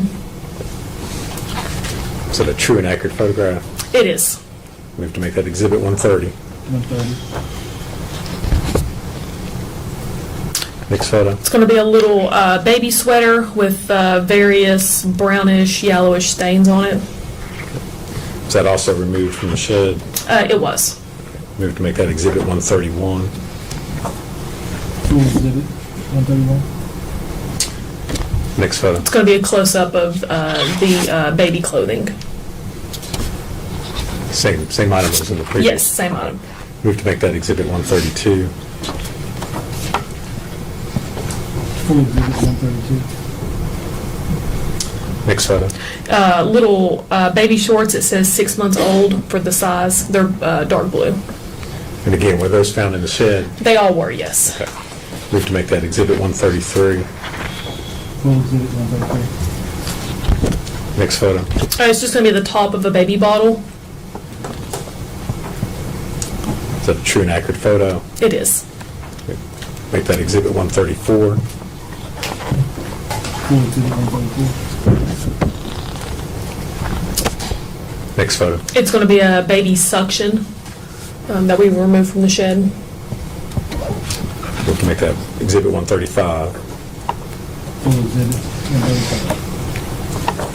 Next photo, please. A baby blanket that we removed from the shed with yellow stains on it. Is that a true and accurate photograph? of It that is. item? We have to make that Exhibit 136. 136. Next photo. This is a white trash bag that we removed from inside the shed. It appears to have various blankets inside. We have to make that Exhibit 137. Full exhibit 137. Next photo. It's going to be the contents inside that white trash bag, and it looks like it's going to be a couple blankets and a cloth bib. And have those items been removed from the bag that they were originally in? Yes, they were removed from the bag. We have to make that Exhibit 138. 138. Next photo. It's going to be a child's toy. It's a little pink bear we removed from the shed. We can make that Exhibit 139. Full exhibit 139.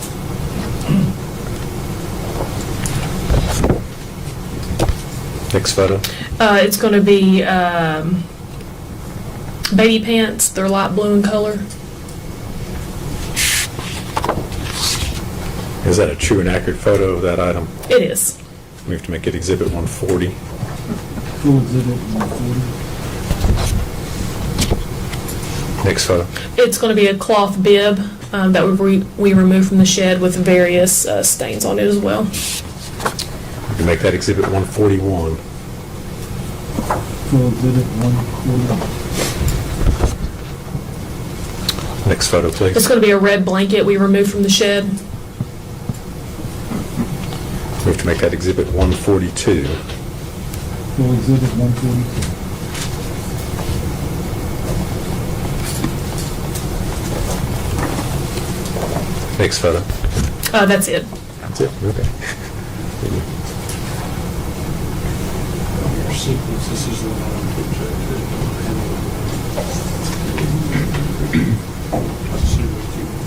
Yeah, but we approached it.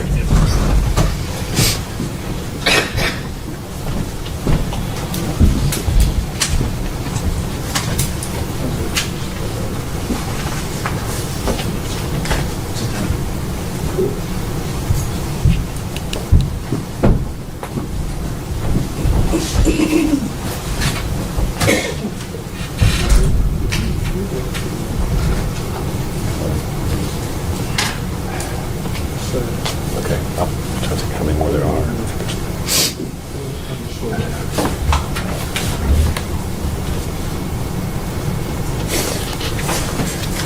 I'm going to hand you up, I think, was about 40 more photos. Okay. How do you look through them and see if you can identify what those are photos of?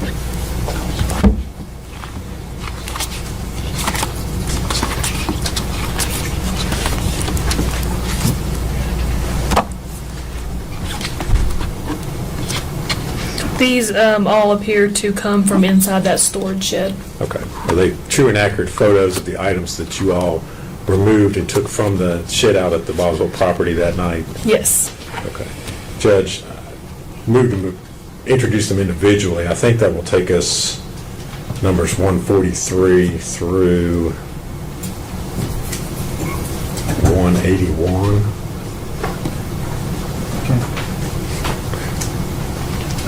I know it takes a long time, but I try to keep a list. Okay. So later in the trial, we have to go to a specific photograph. All right. You want me to just have her go through them Just the way individually? you would do it. All right, that's fine. All right. Start back up, Lieutenant Gillum. If you would, for the first photograph there, tell me what you're looking at. It's going to be another medicine syringe. Judge, we move to make that 143. Actually, if there's no objection, they'll all be moved in as their respective number, so I don't have to, you say 143, I have to say it. They're all going to be full exhibits, just read the number when you get it. Okay. so you'll know what it is. Okay. That way, and I can keep writing it down. Okay. That's fine. Next photo, please. It's going to be a pink bottle with various brown stains on it. We move to make that 144. Next photo. It's various baby clothing, cloth bibs, and a toy rattle. We move to make that 145. This next one's going to be just a closer view of those exact items I just described. Yeah, The same picture, just 145. zoomed All right. in. And we move to make that 146. Next photo. Just various bottles and the caps of bottles. Move to make that exhibit 147. Next photo. A little Mickey and Minnie sweatshirt for a baby. Move that in as exhibit 148.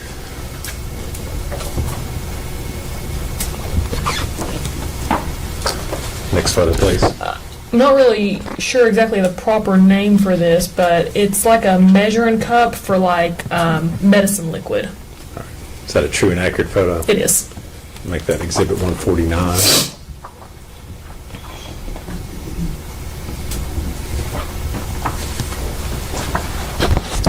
Next photo. A little jumper, a little onesie. We have to make that 150.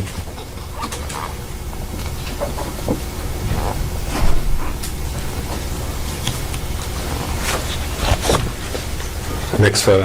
The pillow that I described in the first set of photos with the brownish stain on it, that's going to be that pillow removed from the shed. A picture of it. We have to make that 151.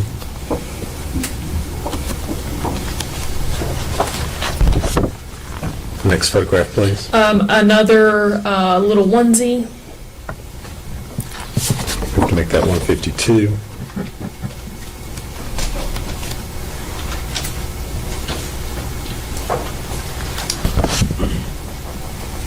Next photo. This is another onesie covered in what appears to be dirt. We have to make that 153.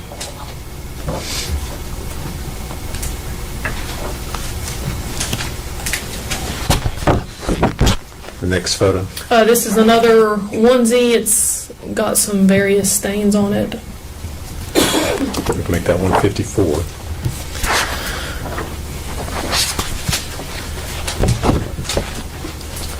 Next photograph, please. Another medicine syringe. Make that 155.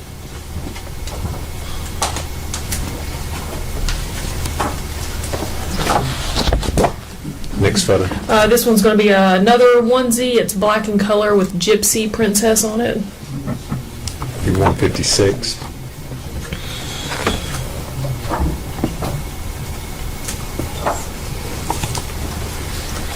The next photo, please. This is going to be medicine. It looks like it's prescribed to Evelyn M. Boswell, and it's some sort of ointment. I can't pronounce that the name of the ointment. All right, is that a true and accurate photograph which It is is. collected? Be exhibit 157.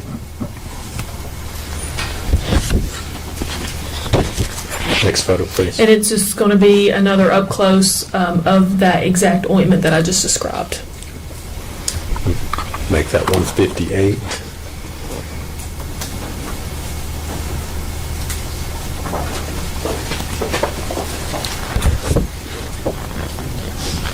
Next photograph, please. The tube of the ointment was brought out of the packaging, and that's what this is going to be a picture of. It looks like it's supposed to go in the eye. We have to make that exhibit 159.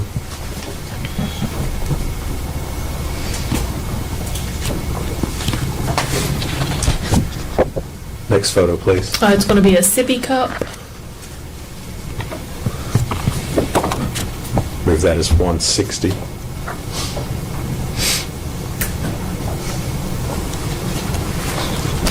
Next photo.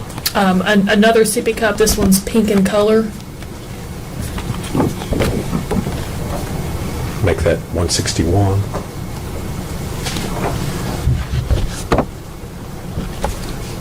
Next one, please. It's going to be a close-up of that pink sippy cup that I just described. Move that as 162.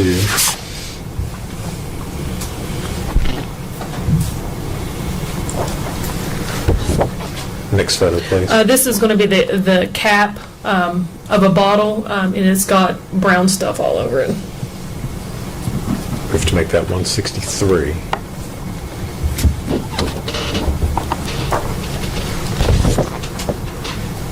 Next photo. It's going to be a passy. Exhibit 164.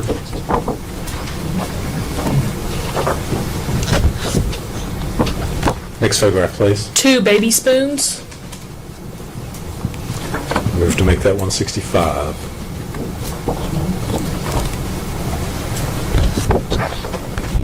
Next photo. This is going to be a diaper bag that is unzipped, but all the items are still inside untouched, and it appears to be some medicine, a Mountain Dew can, some diapers, and just various things that I can see so far. We have to make that exhibit 166. Next photo. This is going to be the medicine inside the diaper bag. It looks like it's going to be children's Tylenol. We have to make that 167.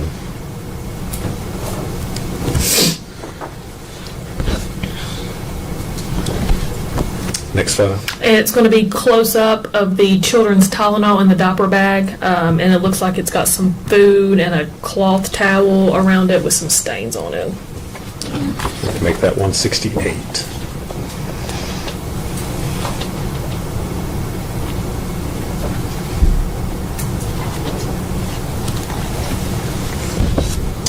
Next photo. This is going to be another picture of the inside of the diaper bag showing the same thing, the Mountain Dew can with the cloth towel. We have to make that 169.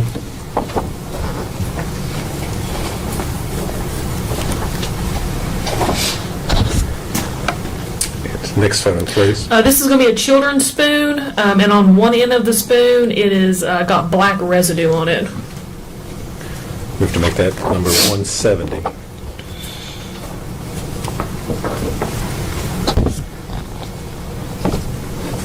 Next photo. Mac and cheese baby food. Move that as exhibit 171.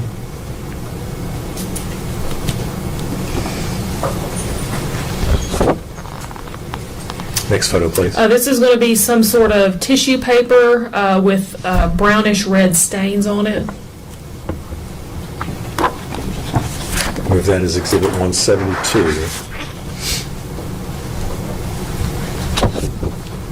And next photo. It's just going to be another angle of the tissue paper with the brownish red stain.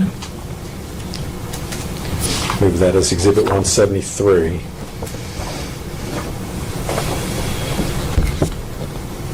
Next photo. It's going to be a suitcase with various clothing items inside. Move that as exhibit 174.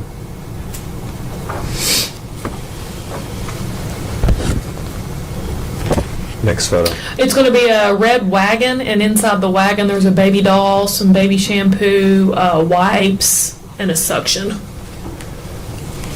Move to make that exhibit 175.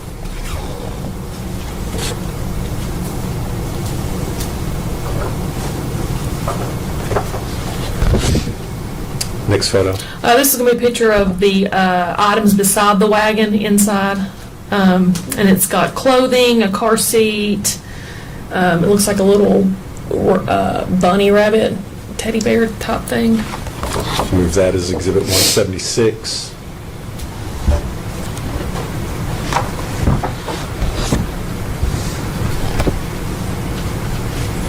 Next photo. This is going to be inside of another diaper bag, and it's stained with brownish, reddish type substance. Move that as exhibit 177.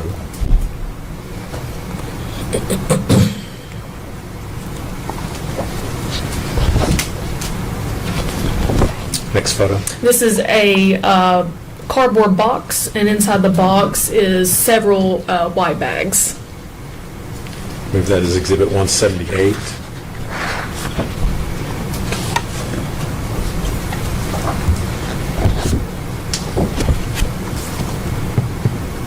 Next photo. And this is going to be a big black trash bag, and inside of it is clothing, toys, all things for a baby. Move that as Exhibit 179.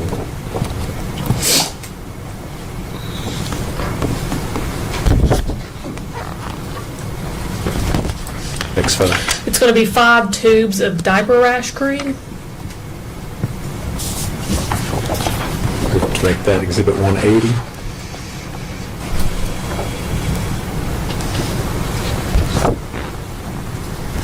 Next photo. It's going to be a Mickey mini blanket with a brownish red stain in the middle. Move to make that Exhibit 181.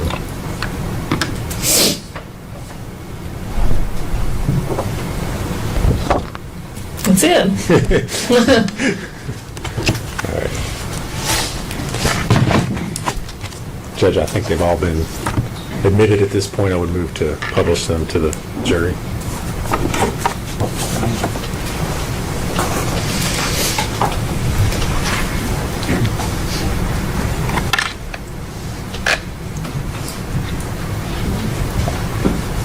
Take the deal, and I put up what's been introduced as Exhibit 101. What are we looking at there? That's going back to the very first picture. It's going to be outside the shed when the door was opened, exactly how the contents were when the door was opened, untouched. Okay. You all had not moved anything at this point? No, sir.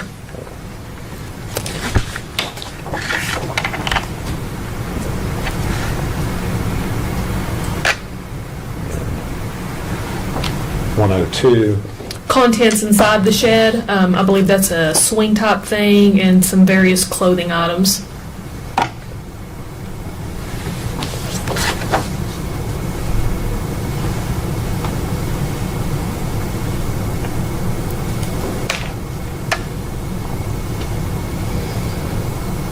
.103.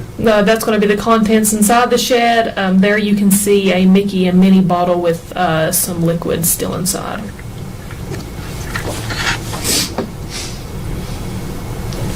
.104. And that's going to be a cardboard box with clothes and a bag on top.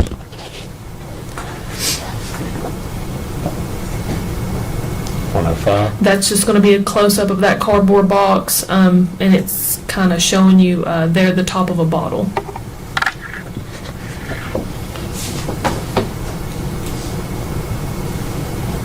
.106. Again, it's zoomed in on the top of the bottle.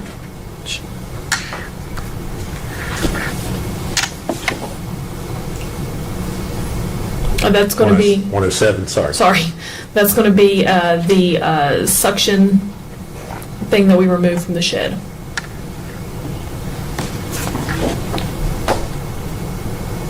.108. That's going to be a bottle that we located inside the shed.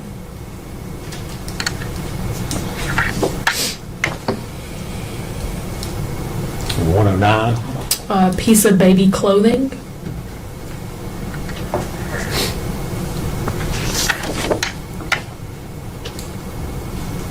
.110.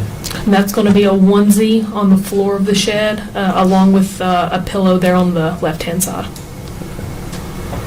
Are those the items that are sitting below the pillow? Can you tell what those are there? Looks like diapers.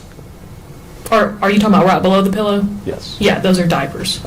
And I think you have a laser pointer sitting beside you there on the stand. Looks like a Oh, yes. Sorry.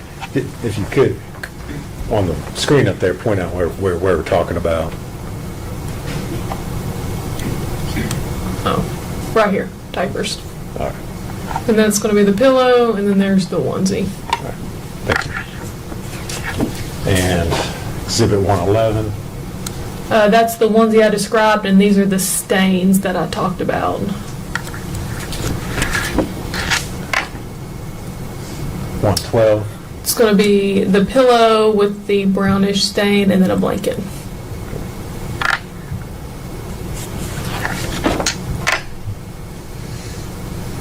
.113. Again, it's the same picture, just a little bit closer up to show you that pillow and blanket.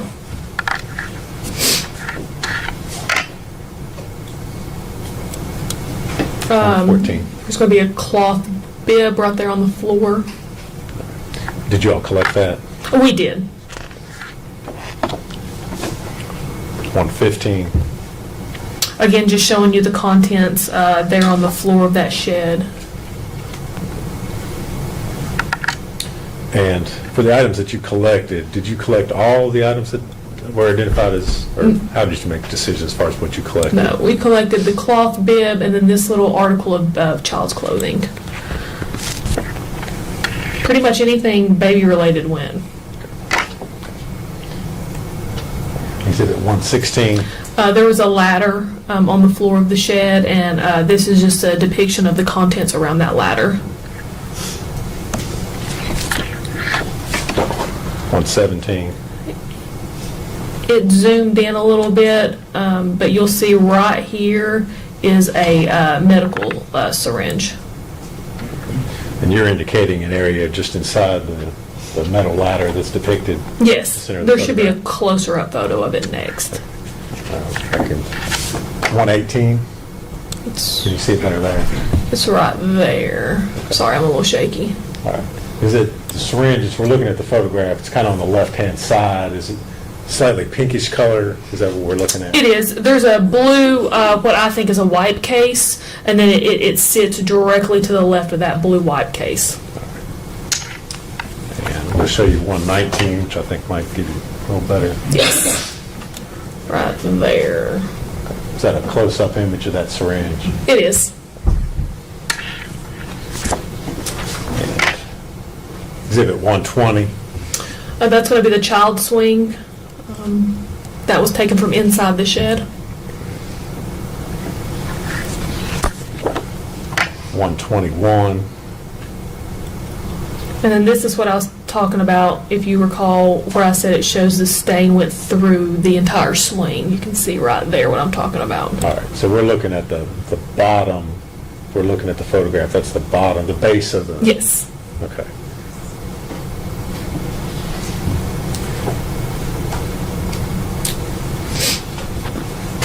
Exhibit 122. It's going to be a Mickey Minnie bottle. Did there appear to be any sort of substance inside the bottle? There appears to be some milky, whitish looking liquid just shy of the bottom of the cup.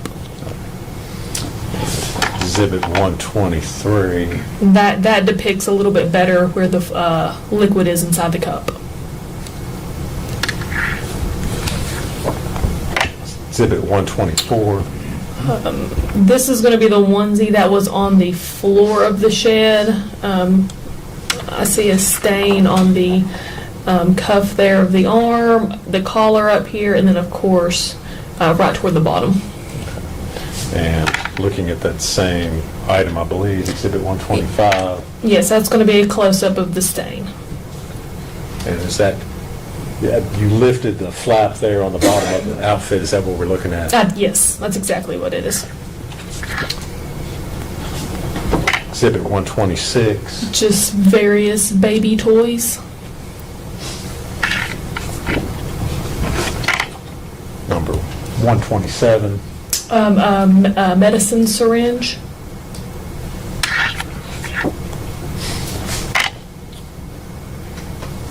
$128. A bottle.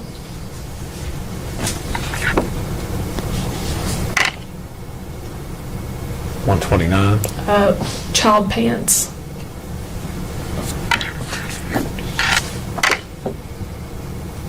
$130. A cloth bib.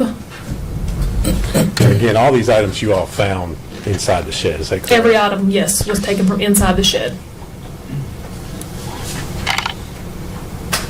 Number 131. Another article of baby clothing, and then there's a stain, I believe it's right there. Let me show you 132, which may give a little better view. Yes, Is that- that's the that's exact same- same article of clothing where the stain is right there. Exhibit 133. Baby shorts.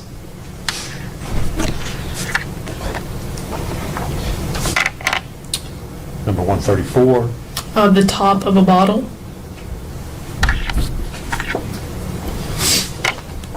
$135. A baby's suction.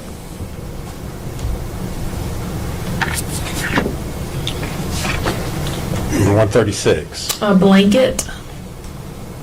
And these photos that are taken of these individual items, you all have removed them from the shed. Is that correct? Yes, that is correct. And took them back over to, it looks like, to the sheriff's office to photograph them. Yes, they were in our evidence. Number 137. That's going to be a white trash bag with various blankets inside.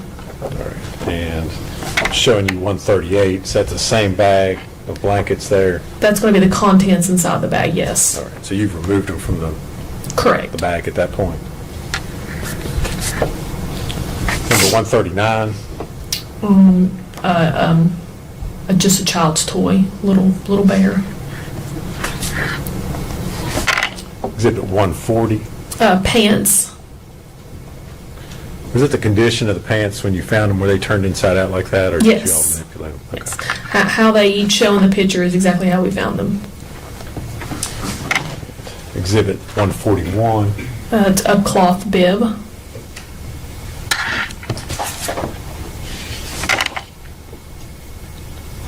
Number 142. A red blanket.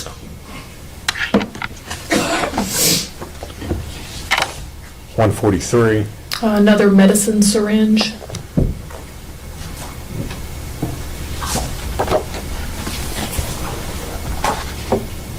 144. A baby's bottle.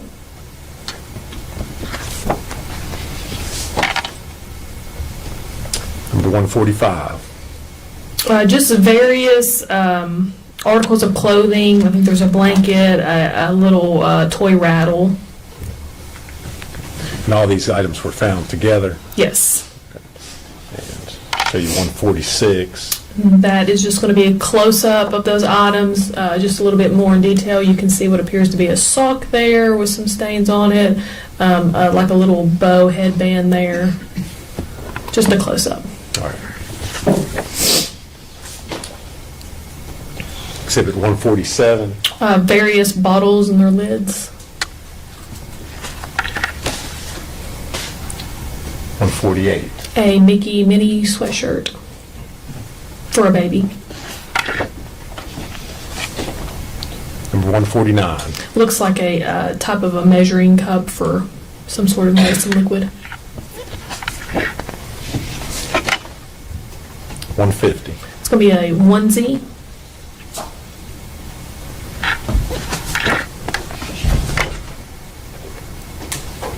151. That is going to be the pillow from inside the shed once it was removed.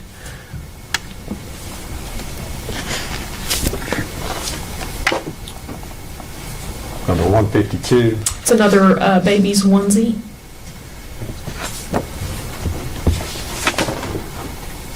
And 153.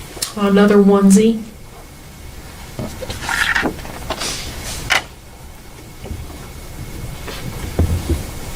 $154. And that's going to be another onesie with various stains. You can see it toward the collar here and then more toward the bottom. Number 155. Medicine syringe.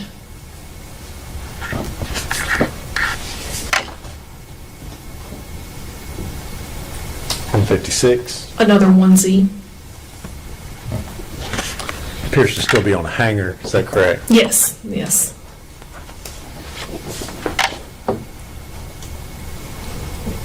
Exhibit 157. That's going to be the eye ointment. 158. The ointment removed from the box. 159. A close-up of the ointment tube. All right. It looks like it says it's erythromycin Yes. ophthalmic ointment. Yes.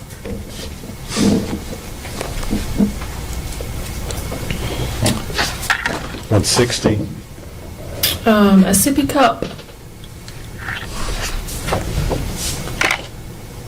161. Another sippy cup. 162. And that's just going to be a close-up of the previous sippy cup.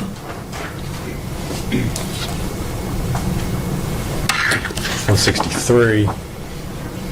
That's going to be the lid of a sippy cup and just shows the various stains on it, the blackish brownish stains. 164. A passy.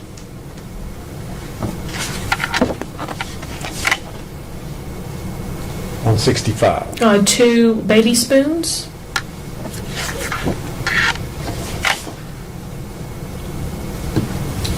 166. It looks to be a diaper bag, and that's the contents inside the diaper bag. Is that before you removed any of the items from the diaper bag? Yes, sir. 167. That's going to be the bottle of children's Tylenol that was inside the diaper bag. So that was found in the diaper bag that was shown in the previous Yes, sir. exhibit. 168. There it is in the diaper bag beside the baby's food and the cloth.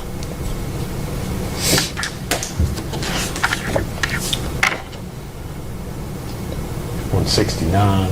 Just another angle of inside the diaper bag.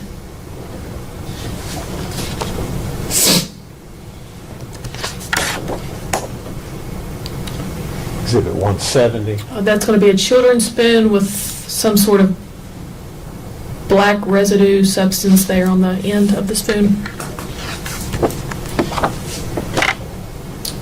Exhibit 171. That's going to be the mac and cheese. Had it been opened or was it unopened? I can't, it looks like it's been, an end has been opened. Just the way the packaging was.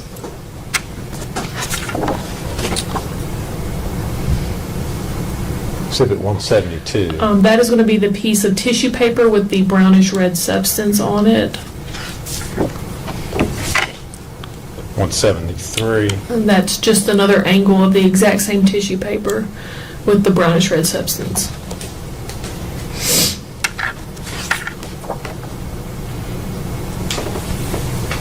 For 174. A suitcase with just various clothing items inside.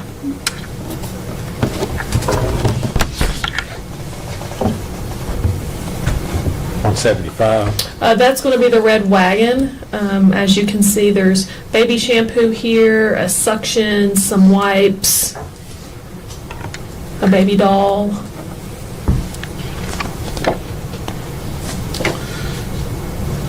For 176. There's going to be a car seat and just some various clothing items.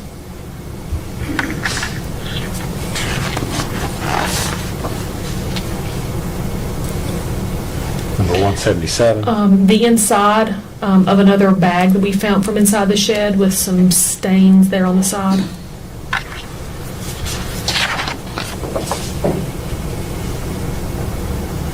Exhibit 178. It's going to be a cardboard box with several white bags.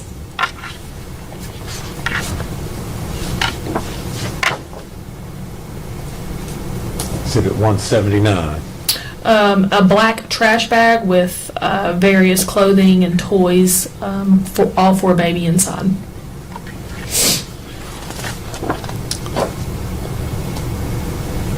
Number 180. The 5 tubes of diaper rash cream.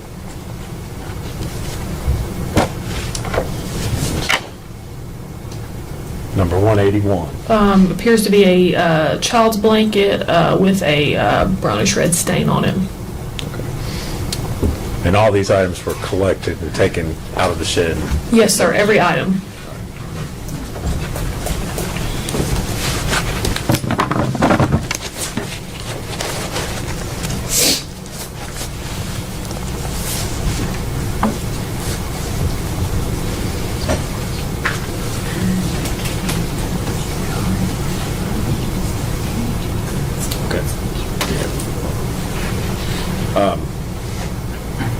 Detective Gill, you testified earlier about the interview that you did with Ms. Boswell over the sheriff's office. Yes. Sheriff's office located here in Blountville, correct? Correct. That's Sullivan County? Yes. All right. The property that you went out to search, Tommy Boswell's, is out on Muddy Creek Road? Yes, Muddy Creek is in Blountville inside Sullivan County. All right. If you would answer any questions that Mr. Scott had for you. Y'all come up here a minute.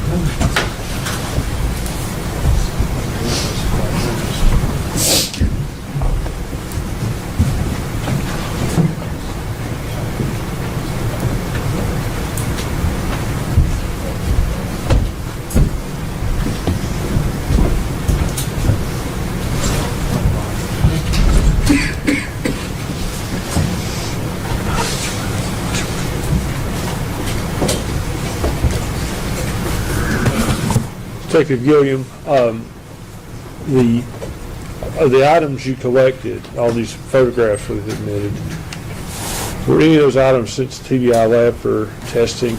I'm not sure if they were or not. You weren't involved in that? No, I was not. You just collected them? Correct. Okay. Let's go back an hour and a half or so to the interview we watched. Uh-huh. You talked to Megan on February the 18th, is that correct? Yes, sir. What time of day was that? It was in the evening. It was after working hours. Okay, if you could help me narrow it down a little bit more than that. So when do working hours end? Between 4 and 5. That interview probably took place around 6, 6:30, maybe even 7. Okay. She had an earlier interview with Tracy Haraz and a DCS worker. I think you seemed to reference that in your interview. Yes, sir. Okay. What kind of time gap between those two interviews?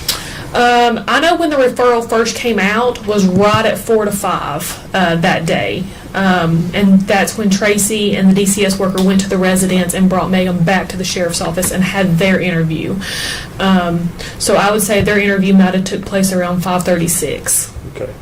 And your interview was basically just a follow-up on their interview? Yes, sir. Continuation, so to speak? Yes. All right. All the questions I have? Redirect. Nothing further, Judge. Will she still be under the subpoena, or can she be released?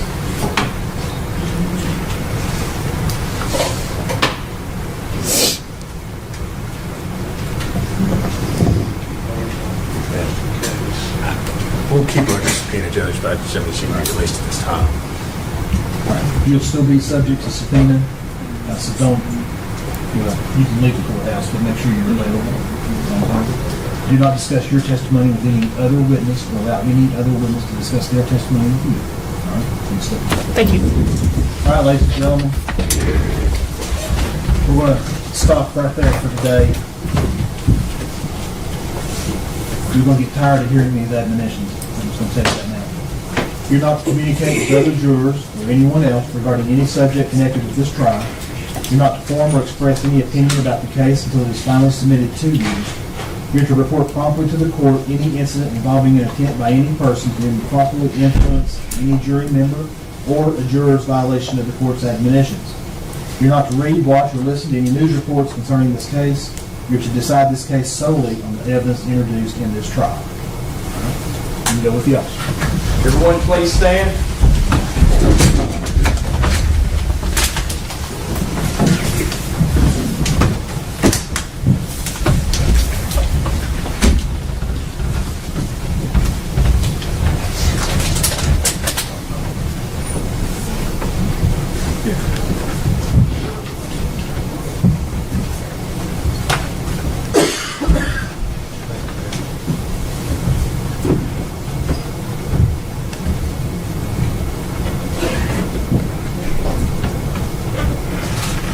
You may be seated. Leave lawyers at the sidewalk.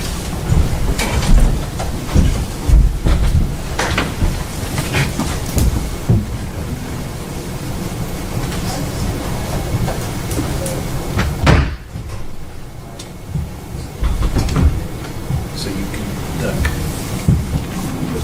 Duck. Look for what that means. Talk to them, you don't want to be in the way. Oh, okay. All right, folks, with the media. Now, I don't know how many times I said, don't put the camera somewhere and then listen to me. Your freedom depends on it. I don't know how many times I said, leading up to this trial and the first day of this trial, that you're not to zoom in close close-ups of the defense lawyer, his client, his computer were the same for the state. Now, I get a note from my assistant just a moment ago that you're zooming in on Mr. Scott's laptop to the point that you can see exactly what he was doing. That's an absolute violation of Rule 30. It's an absolute violation of this court's order. And I'm going to tell you right now, I'm going to give you one warning. If it happens again, the media will be excluded from the rest of the trial, and you'll find yourself in jail. Now, I know that there was another person in here running the camera earlier today. At least I thought there was another person in here, not you. No, sir, it wouldn't. I don't think that would be the case. Okay. You talk to whoever else is going to be operating that camera. And you had better heed my warning. Okay? Yes, sir. And if I did do that, it was inadvertent. I wasn't trying to shoot anything on the computer screen. Well, I'm going to tell you right now, People. my assistant came in here and she wouldn't have done it. And I told her to have the feed up in there and be monitoring it because I'm worried about the jury. But now I'm worried about attorney-client privilege. Okay? Don't let it happen again. Now, we'll be in recess till, I think we're going to start at about, do y'all want to start at 10 or 10:30? I was thinking 10:30 to about 4 tomorrow. If you have that many witnesses, you can lie. Huh?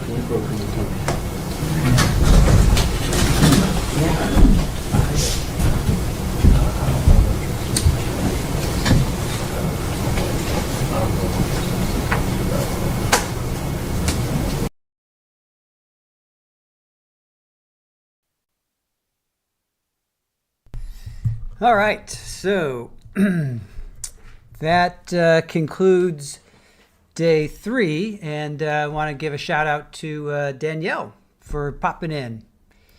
Danielle Chiffon. It's been a long day. Danielle Chiffon. So happy to see you joining us today. Yeah, no malicious content. Exactly. All right, so let's do a quick recap. You guys just saw Super Bowl. She's getting ready for her night out, taking a bath. The vampire's waking up. All right, so this was a big day, right? So this is the cast of characters we have up here. Again, Ethan Perry, we heard from him. He now has long hair. Aw. Well, thank you. And we love what you do, too. Guys, if you don't know about Danielle, definitely go check her out. You produce some really fun, cool stuff. All right, let us recap. All right, let us recap what we did so far, what we've heard so far. Where did we stop? Okay, so we had a break there. All right, Randy Wood. Yeah, there was kind of funkiness with the feeds, you know, in between the two feeds, but Erin saved the day. She actually found us a clean feed because I saw a recap, and I saw that excuse me, I saw Ethan Perry was being shown. I'm like, no, there's no way that there's no way we can miss Ethan Perry. Oh, that would have really, really stunk. All right, so Randy Wood, who is the father of Hunter, and apparently Caleb, who is the son of Erica Stacy, gave a interview, and now he's the biological dad. We got to find this out. You know, chat, go out and try and find that interview, because I'll play it if we can find it. All right, so Randy Wood, father of Hunter, he opened up Hunter T's Chicken Shack, and in that interview that we showed yesterday, Hunter was saying that he owned it, but of course it was Randy that owned it. And Randy actually hired Megan. He opened the first Monday in December. Megan was working that day. His son Hunter was employed. It was Jason that ran the place, though. Hunter was living with Randy at the lake house. He had a Ford truck. I'm not sure where that BMW comes in, but I guess it comes in somewhere at some point. Megan got her car repossessed at the Chicken Shack and made Hunter take her to the doctor. Then they started, as Randy says, they started to run around at that point. Didn't have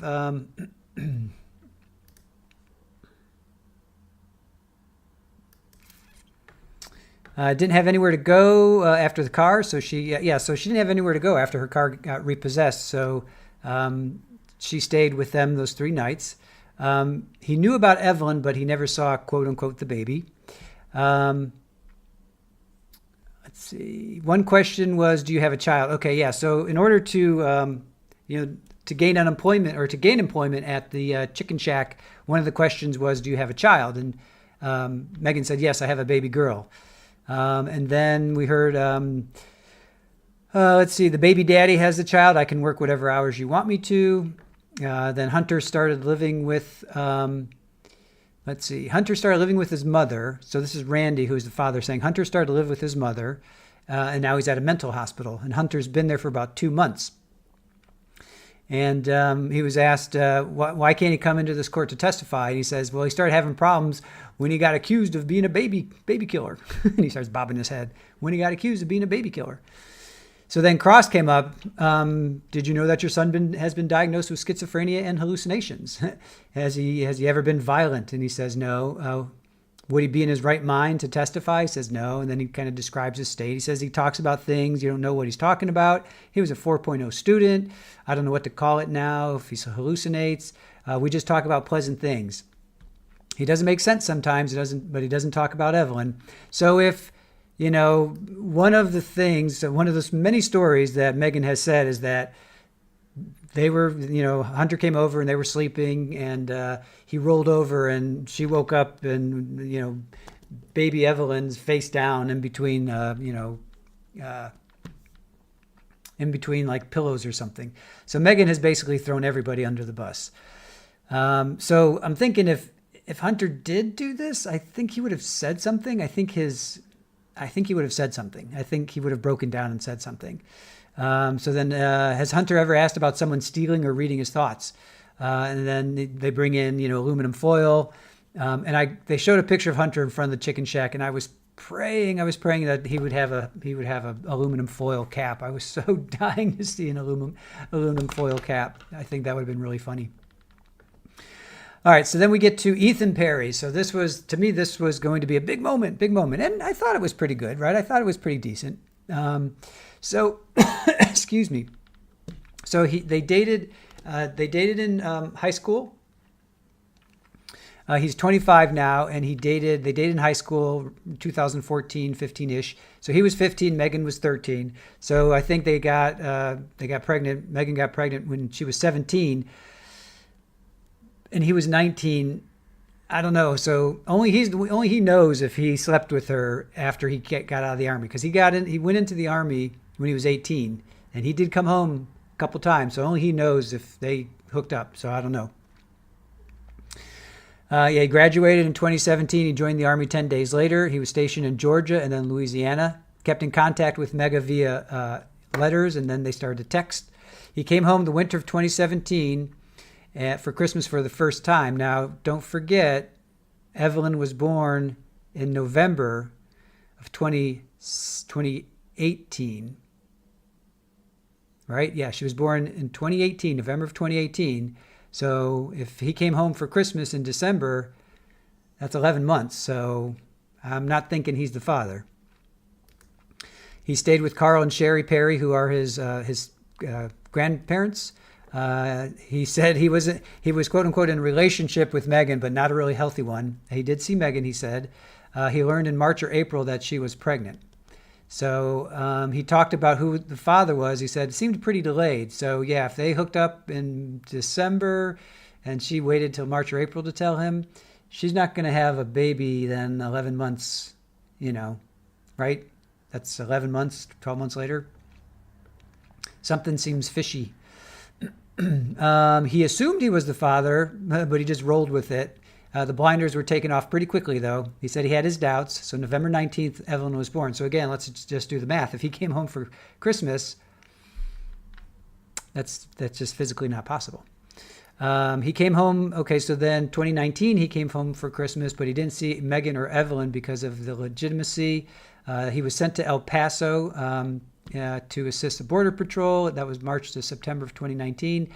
And then Megan came to visit him. Megan wanted to come visit him, and he said, Megan wanted him to take leave, and he's like, I can't, I'm on a mission. I just can't get up and leave. So she drove to El Paso, and he says he receives a picture of the hotel, and he's like, what the heck's going on? And she's out there. So part of him wanted to turn them away. The other part wanted them to stay since they came all that way. Seems like Ethan's a pretty cool guy, right? I'm down with Ethan. I think he's pretty cool. I can't believe I just said that. I think Ethan's a pretty cool guy. They spent 3 or 4 days. They hung out in the hotel, basically. He did meet Evelyn, and they went to the El Paso Zoo. And the last thing they did was they went to an IHOP. And that was the last day. He still had doubts, but he was still rolling with it. And then Christmas in 2019, he didn't see Evelyn, but he asked to see her.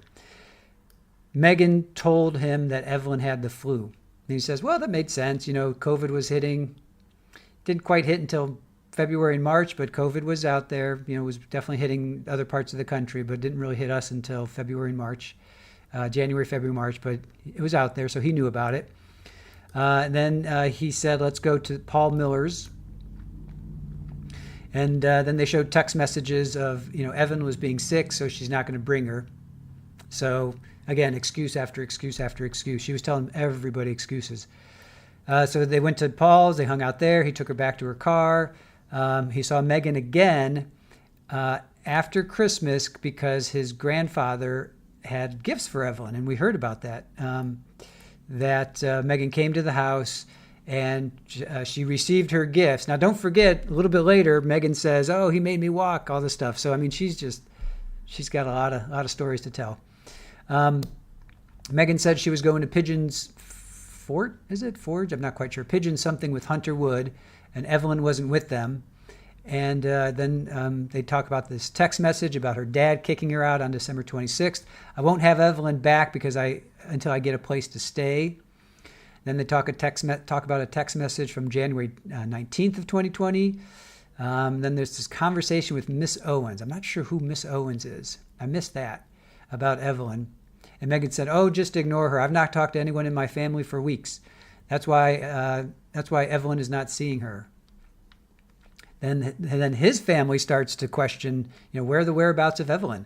And this is where the Army comes in. Can you imagine this poor kid, man? He's like, what did I do to deserve this? And then DCS was called in. He was interrogated. He said the CID came in.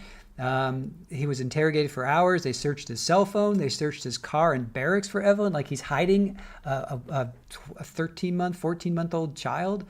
I mean, serious? On barracks? Are you kidding me? In his car? I mean, he gave DNA. He said he cooperated with law enforcement, and he only saw Evelyn in El Paso. And then here was the mic drop. He said he is not the biological dad. So we found out for sure that he was not the biological dad. Pigeon Forge is a tourist town in Tennessee. Okay, cool. Thank you, Widespread. Appreciate that. I think I looked that up. When we first heard about that, and I think I looked it up. Thank you for that. So I need to now officially revise the thumbnail. Ethan Perry is not the biological father. Then Cross came in. The only time he saw Evelyn was in El Paso. He did tell Megan the name of the hotel, and she just showed up. The majority of the time was spent in the hotel. They went to the zoo and IHOP. Evelyn appeared healthy, other than he saw a small bruise on her arm or leg and thought it was from a fall. Not a big deal. She's a toddler. Did she appear to love Evelyn? He's like, I don't know. Evelyn was clean and no issues with that. No neglect issues. So, yeah, only fan though. The lengths she went to screw up his life, for sure. Then Carl Perry came on. That's Ethan's grandfather. Sherry is his wife, so we were just kind of hearing about them. Hold on, there was another person that was on that was older. Oh, he said Paul Miller. Oh, Paul Miller. Yes, okay. Paul Miller was on earlier. That's Ethan Perry's step-grandfather. So that's Paul Miller. Okay, Paul Miller was on day 2. He testified that he had gifts he wanted to give to Gift to Megan. All right, so Carl Perry gets up, shares his wife. Ethan lived with them. He took Ethan to the recruiter. Ethan wanted to sign up for the Army because a buddy of his, and that was their plan. Ethan came to visit Christmas of 2019. He didn't see Megan, but he knows who Evelyn is. He did say Megan was on their property in high school, and he told them immediately once he found out Megan was pregnant or whatever, go get DNA tested. But he never saw Evelyn. He never babysat, never spent a night at their house. He found out through the news that Evelyn was missing. And then the reporters came after these allegations. Can you imagine these poor people? I mean, they're just like going about their business, and then all of a sudden, like, news shows up and be like, "Where's Evelyn? Where's Evelyn? What have you done with Evelyn?" And they're like, "What are you guys talking about?" Law enforcement came, and he says once they saw my wife's condition, which was she had major cancer, they knew that she was not a babysitter, that Megan had been saying so. Lie after lie after lie. And there was no cross on Carl.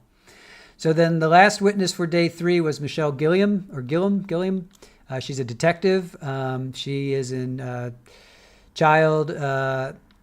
she deals with children and bad things that happen to them. And then she mentioned Lewis and Raz, and we've heard that they're Tracy Raz. We've heard their names before, so maybe they'll testify. They have not testified yet. Yeah, they have not testified as of yet. So they're the ones that went to go get Megan. Actually, Lewis did. I'm sorry. No, that was Fraley. Okay, yeah, we haven't heard from them yet. They went to go get Megan, and they're the ones that talked to her first, but then Michelle came in and she talked to Megan. And they played the interview. So, the story just wasn't adding up, wasn't making sense. So Megan says she moved out of her dad's and went to a trailer in October. Ethan came to Texas in November. I don't get that. November or December. I'm not quite sure about that. First time because he didn't have anything to do with her. Evelyn came back with, oh, okay. God, I'm trying to understand my notes. Evelyn came back with, okay. First time. Yes, okay. She kept saying that Ethan didn't want to have anything to do with Evelyn, right? And so let's see. November, December, she started dating Hunter in mid-December, which we found out. Christmas morning, they came back after they went to this trip to that Pigeon Forge, and she took Evelyn to Ethan's grandparents, which we know was a lie.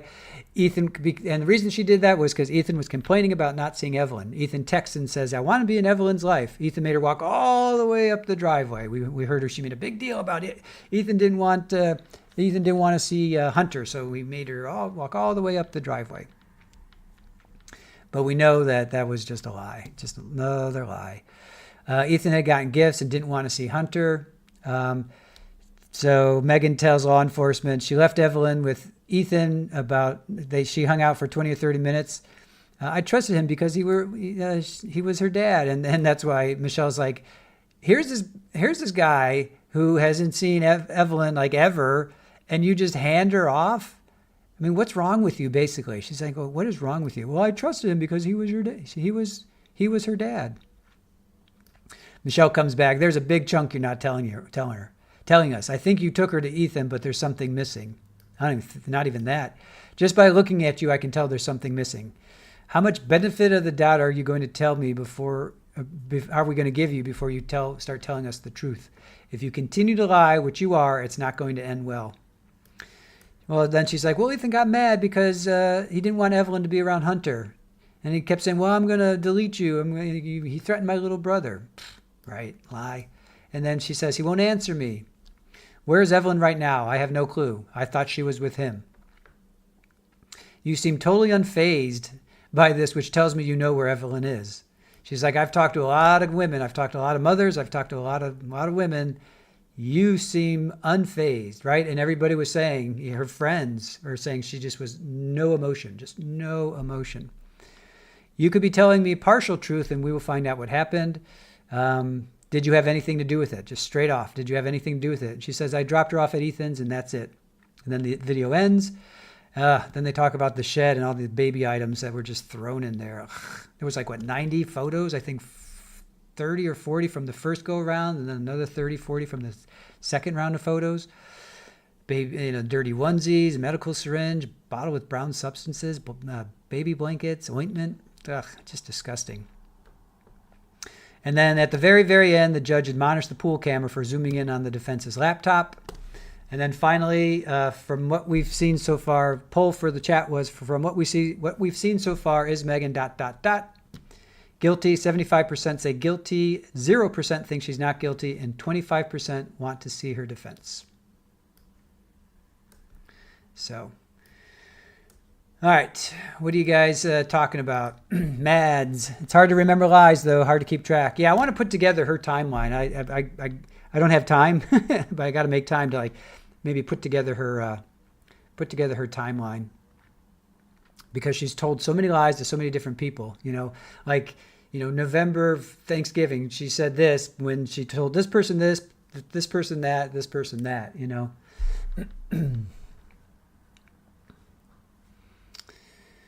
Dwayne says, I think I went to an amusement park in Pigeon Forge, Dollywood. Maybe? Yep.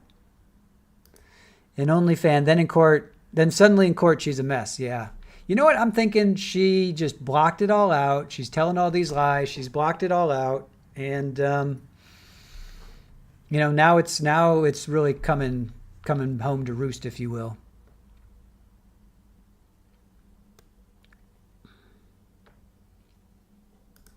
Matt says she changed her vote. He changed your vote. Whoever, I'm sorry, don't mean to put that on you. You changed your vote. OnlyFan, at least lie convincingly? I don't know. I'm not even sure if that's possible. Charlie Roth says, yeah, no fans. Just a hookup. Noted. I almost said booty call. Yep. Carolina Hurtado says, I remember her doing an interview challenging TBI to go get her daughter in Minado. She's just a horrible human being. Horrific. Yeah. She is, man. She is a piece of work. Piece of work. All right. What else you guys got going? We have Florida PI Sam is live right now. So Aaron has set up a redirect. So we'll bounce over there. We'll do a little raid on her. She is talking about probing the process and investigation into the power of the prosecution, part 2, misconduct. So Tanika's 2 cents is over there. Legal Minded Friends, Karen Cole. So we'll go do a raid on her in a second or two. All right, guys. Yeah, I think we'll call it a night. It's been a long day. So let's see. We're off tomorrow. We're going to next week. We've got a lot of things. We've got Megan. We've got Monica Sementili. We've got Maya Kowalski. We're going to have therapist on a shoot the shit on Wednesday. It's going to be a good one. We're going to be talking about supernatural experiences. So definitely join us for that. We've got Jules is going to be on with the whole Maya Kowalski thing. They're appealing. They basically want to throw. They want a retrial for Maya Kowalski. They want a retrial. So, real happy. I need to catch up on Cementilli Estate. Still in there? Yes, they are. They have not called. The ME still has not called. ME has not been called to the stand yet on Cementilli. So, yeah, thank you guys. Thank you to Aaron. Thank you to our mods, OnlyFan, Julie, Therapist Hellcat, Widespread Panic, Florida PI Sam, who now has a show going on, so we'll go raid her. Rachel B. Brat, he's on vacation, so he still gets a thank you. All right, yep, come on over to Florida PI Sam channel. We'll do a redirect. Let's go do a raid. Let's go do a Trial TV Live raid. All right, guys, thank you for joining us. Appreciate you all.